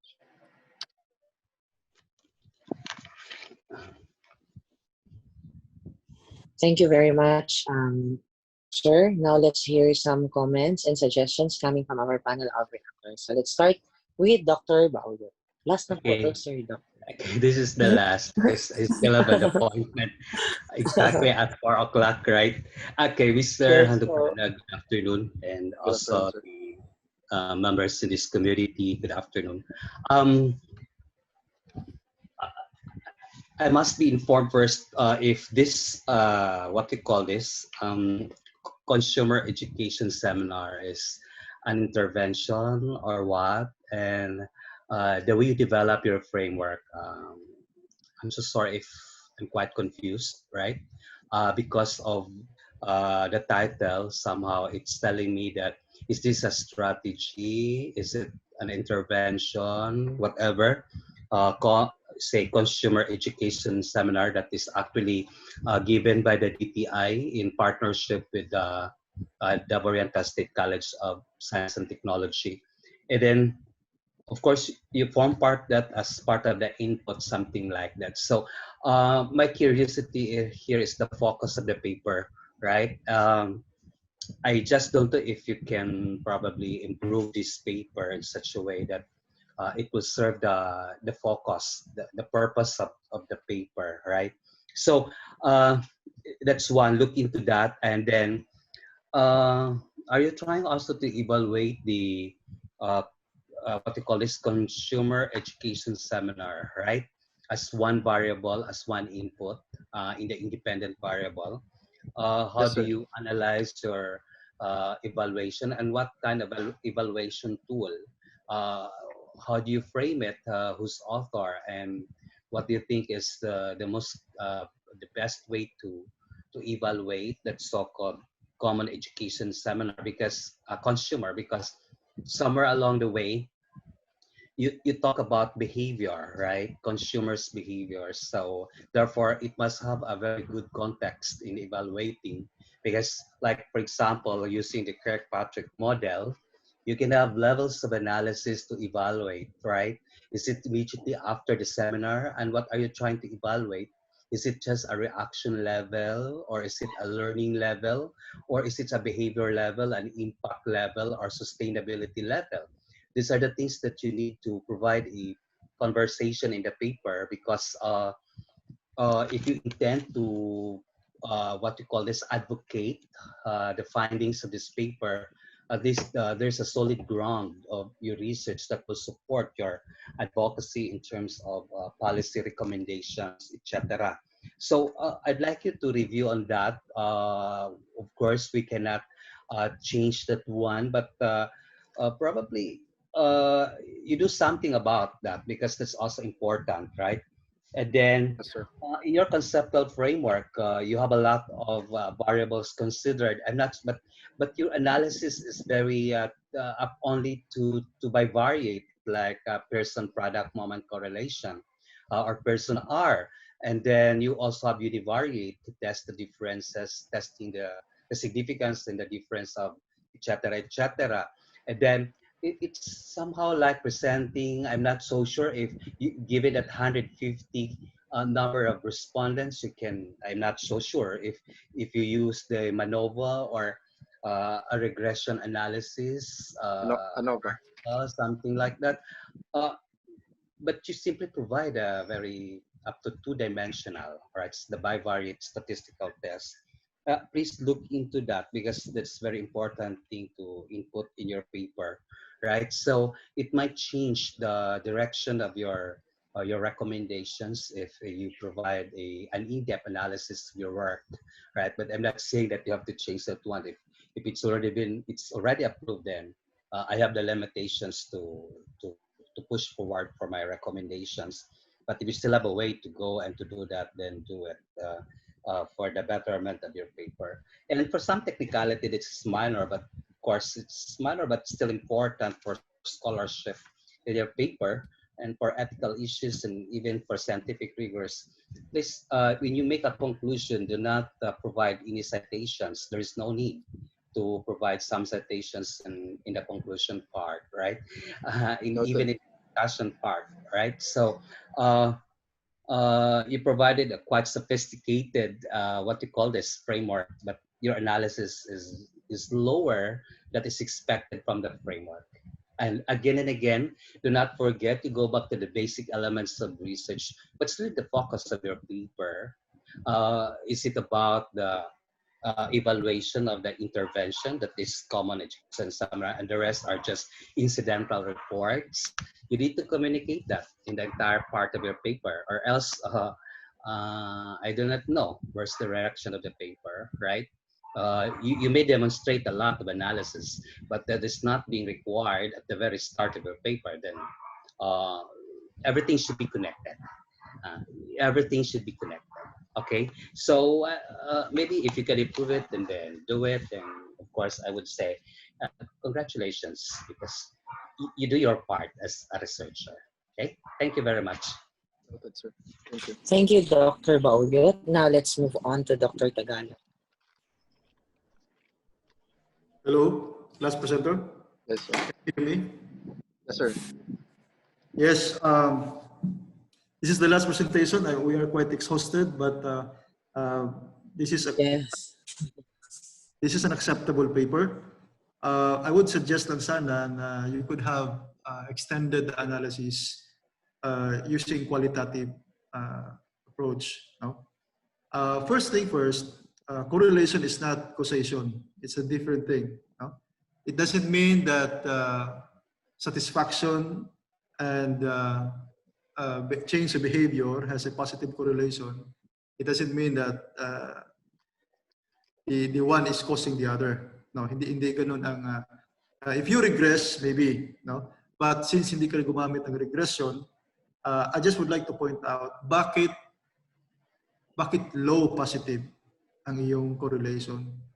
Because in the theory of advocacy policy, between awareness and change of behavior, you need to provide muna a platform that will allow the subject of the advocacy, yung mga na-expose sa awareness campaigns mo, a certain platform for them to change behavior. Hindi automatic yun na when you are exposed to a certain education campaign, ay mag-change ka na ng behavior. Right?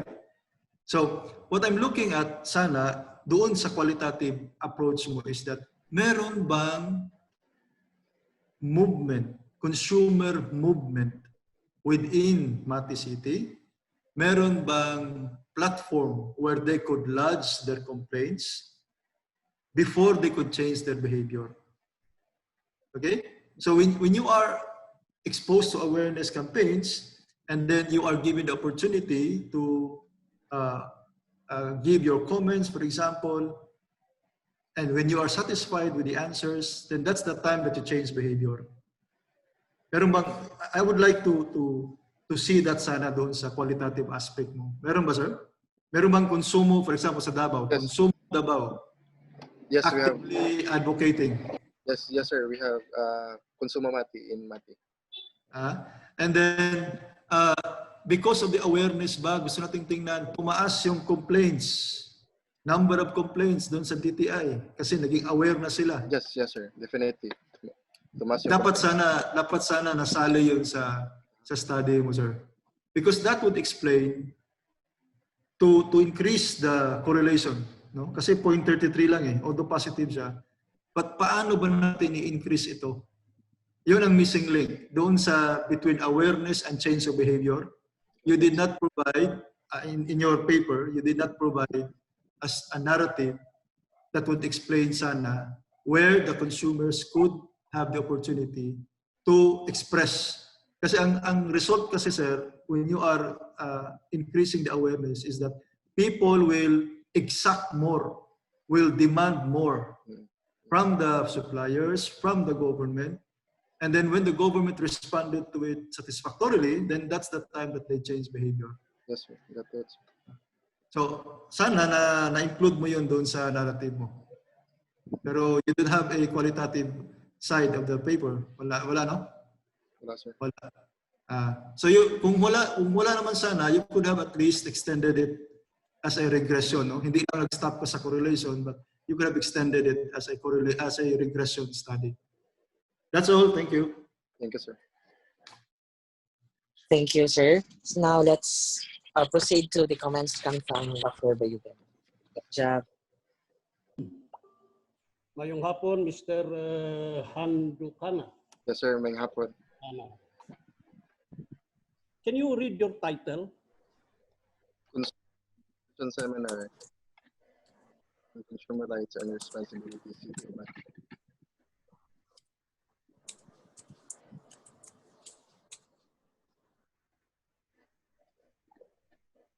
Anyway, ayan. Yung bang, in the event na walang seminar, are consumer rights and responsibilities changed? May seminar man o meron, are consumer rights and responsibilities changed? Could be, sir, because there are medias that No. I have to tell you, straight na lang to, straight talk na lang. Rights and responsibilities are immutable. They are provided for by law. So whether you are going to attend a consumer education seminar or not, you still have your rights and you are still expected to exercise your responsibilities. Therefore, your title should be recast. Otherwise, kantsawan kaya ng mga taga-USTP. Galing ka pa naman ng DOSCST, magagaling yung mga tao diyan. Galing kami ni Dr. Bauyot diyan. I'm not saying na hindi magagaling yung taga-DNSC, but you know, may pagka-mathematical kasi yung ano mo eh. So, I think you have to recast your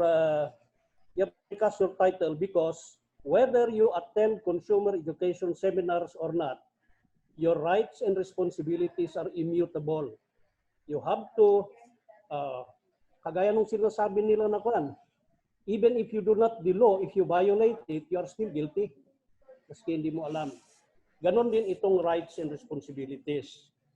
And they are provided for by law. If you read the Consumer Act of the Philippines, which actually you mentioned here, yes, sir. I think in one of the provisions of the Republic Act, it defines your rights.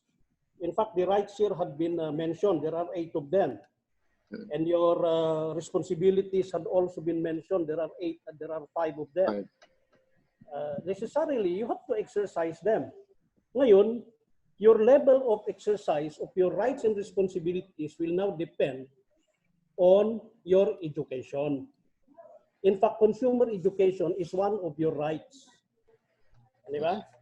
So, yun, I have to emphasize that very, very well because the title itself can be, actually, it's not a source of debate. Ano talaga siya? It really has to be recast. Okay. The second thing I'd like to mention is, did you subject your instrument to reliability and validity tests?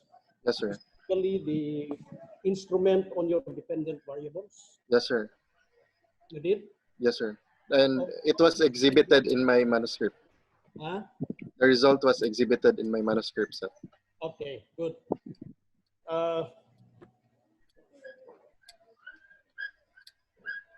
Ano pa ba? Okay. Yung different levels of satisfaction, ano yung mga demographic characteristics yung ginamit mo dito na grouping? Hindi ko nakita kanina nung pinresent. Okay. Kasi sir, kasi mataas kasi yung objective number 6, at least 6 demographic characteristics. However, those 6 characteristics, demographic characteristics, only age of respondents does not have any significant effect to satisfaction of consumers. Meaning, what are the demographic characteristics that yielded Significant. differences at paano mo sila ginrupo?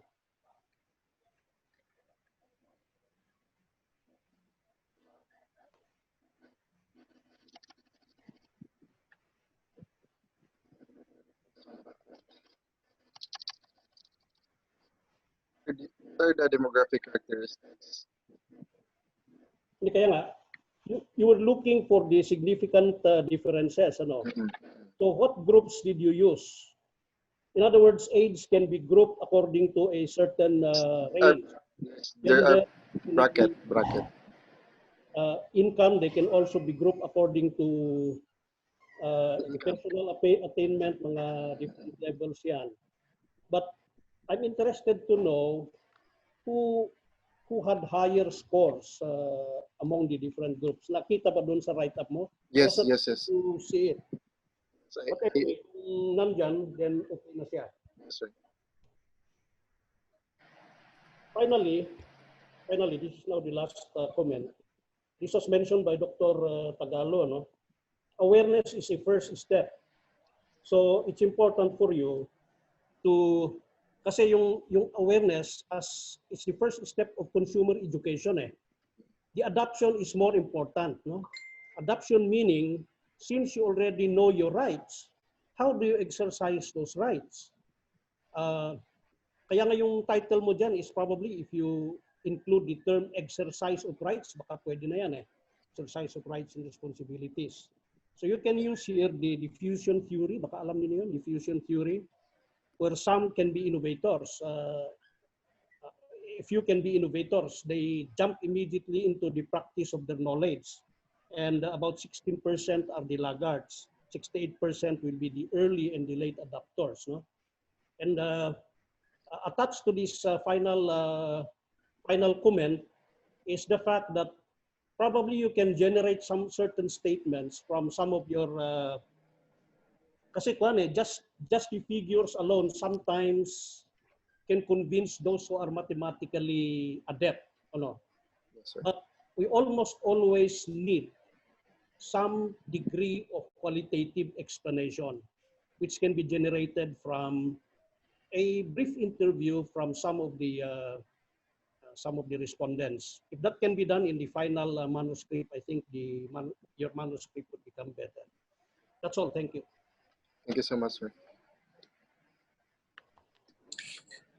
Okay, thank you very much, Dr. Bayugan. And again, I haven't received, let me check again. Yes, I haven't received any questions coming from our audience. So I guess we are done with the forum for this afternoon. So I'll give back to Ma'am Jazzy.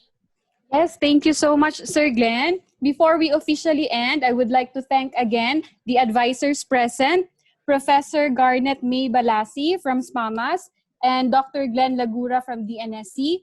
Also, thank you to our presenters. Congratulations for accepting the challenge of adapting to the new normal just so you can proceed to the completion of your degrees. So palakpakan naman natin.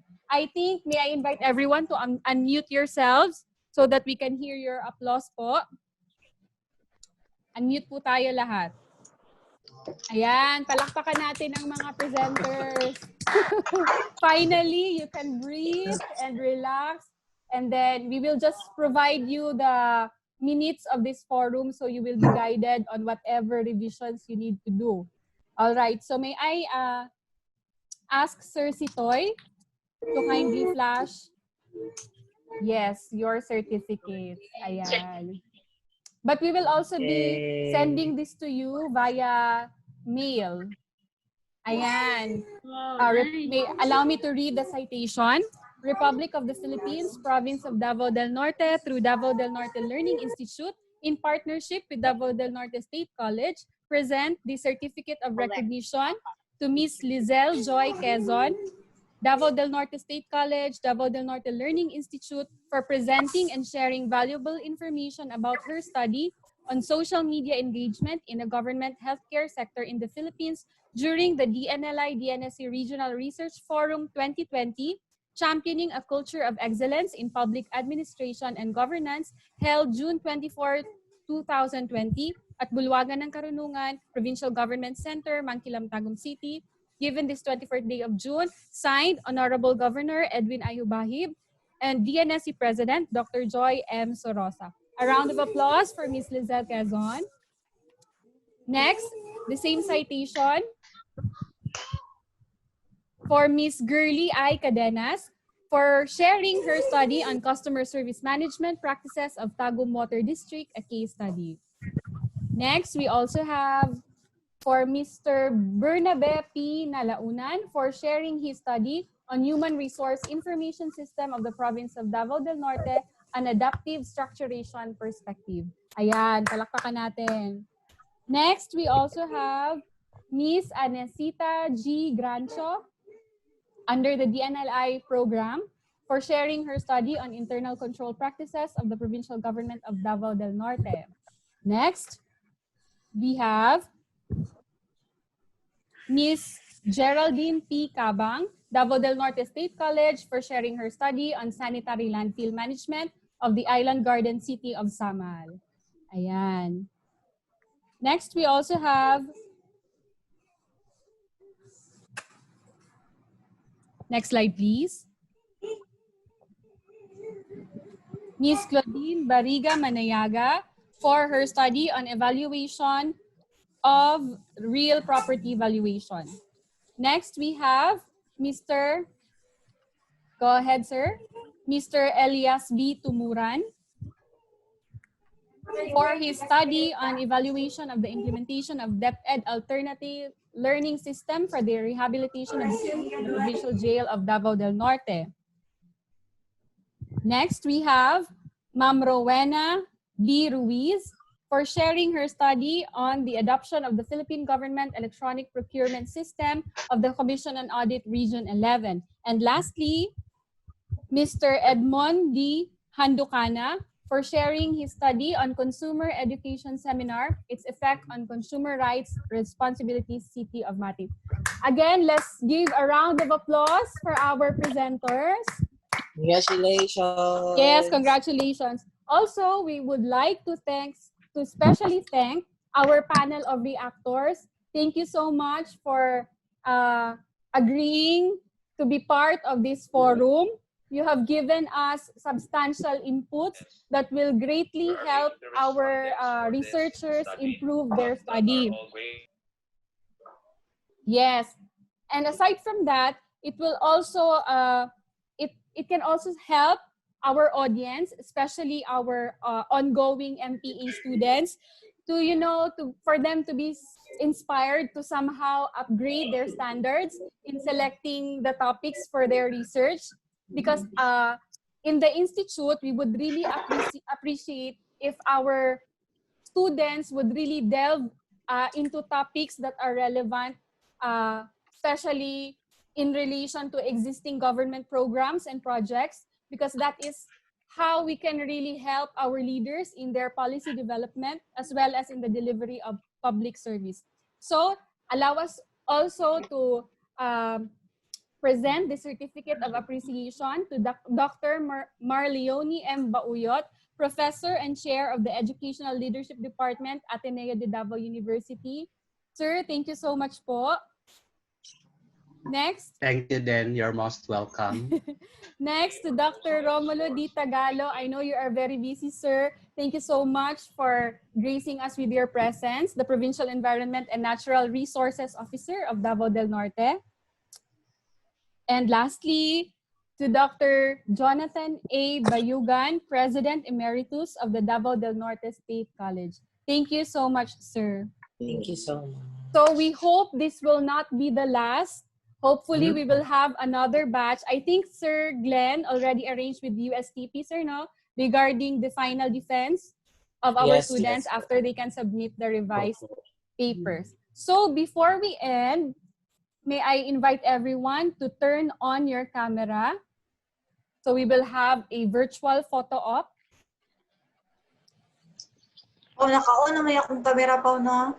Yes, Ma'am Geraldine. We can see you. Naka-on na, Si Ma'am ano Gerald. po? Sino pa tong hindi nakapag-on? Si Ma'am Grancho?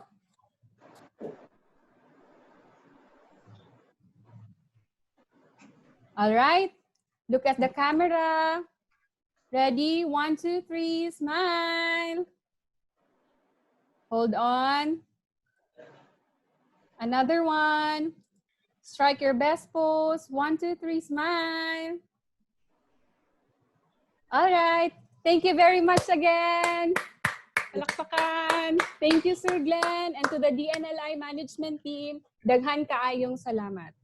We will be uploading this video, I think, sa YouTube na lang because we recorded the entire forum. Thank you, sir. Thank you po.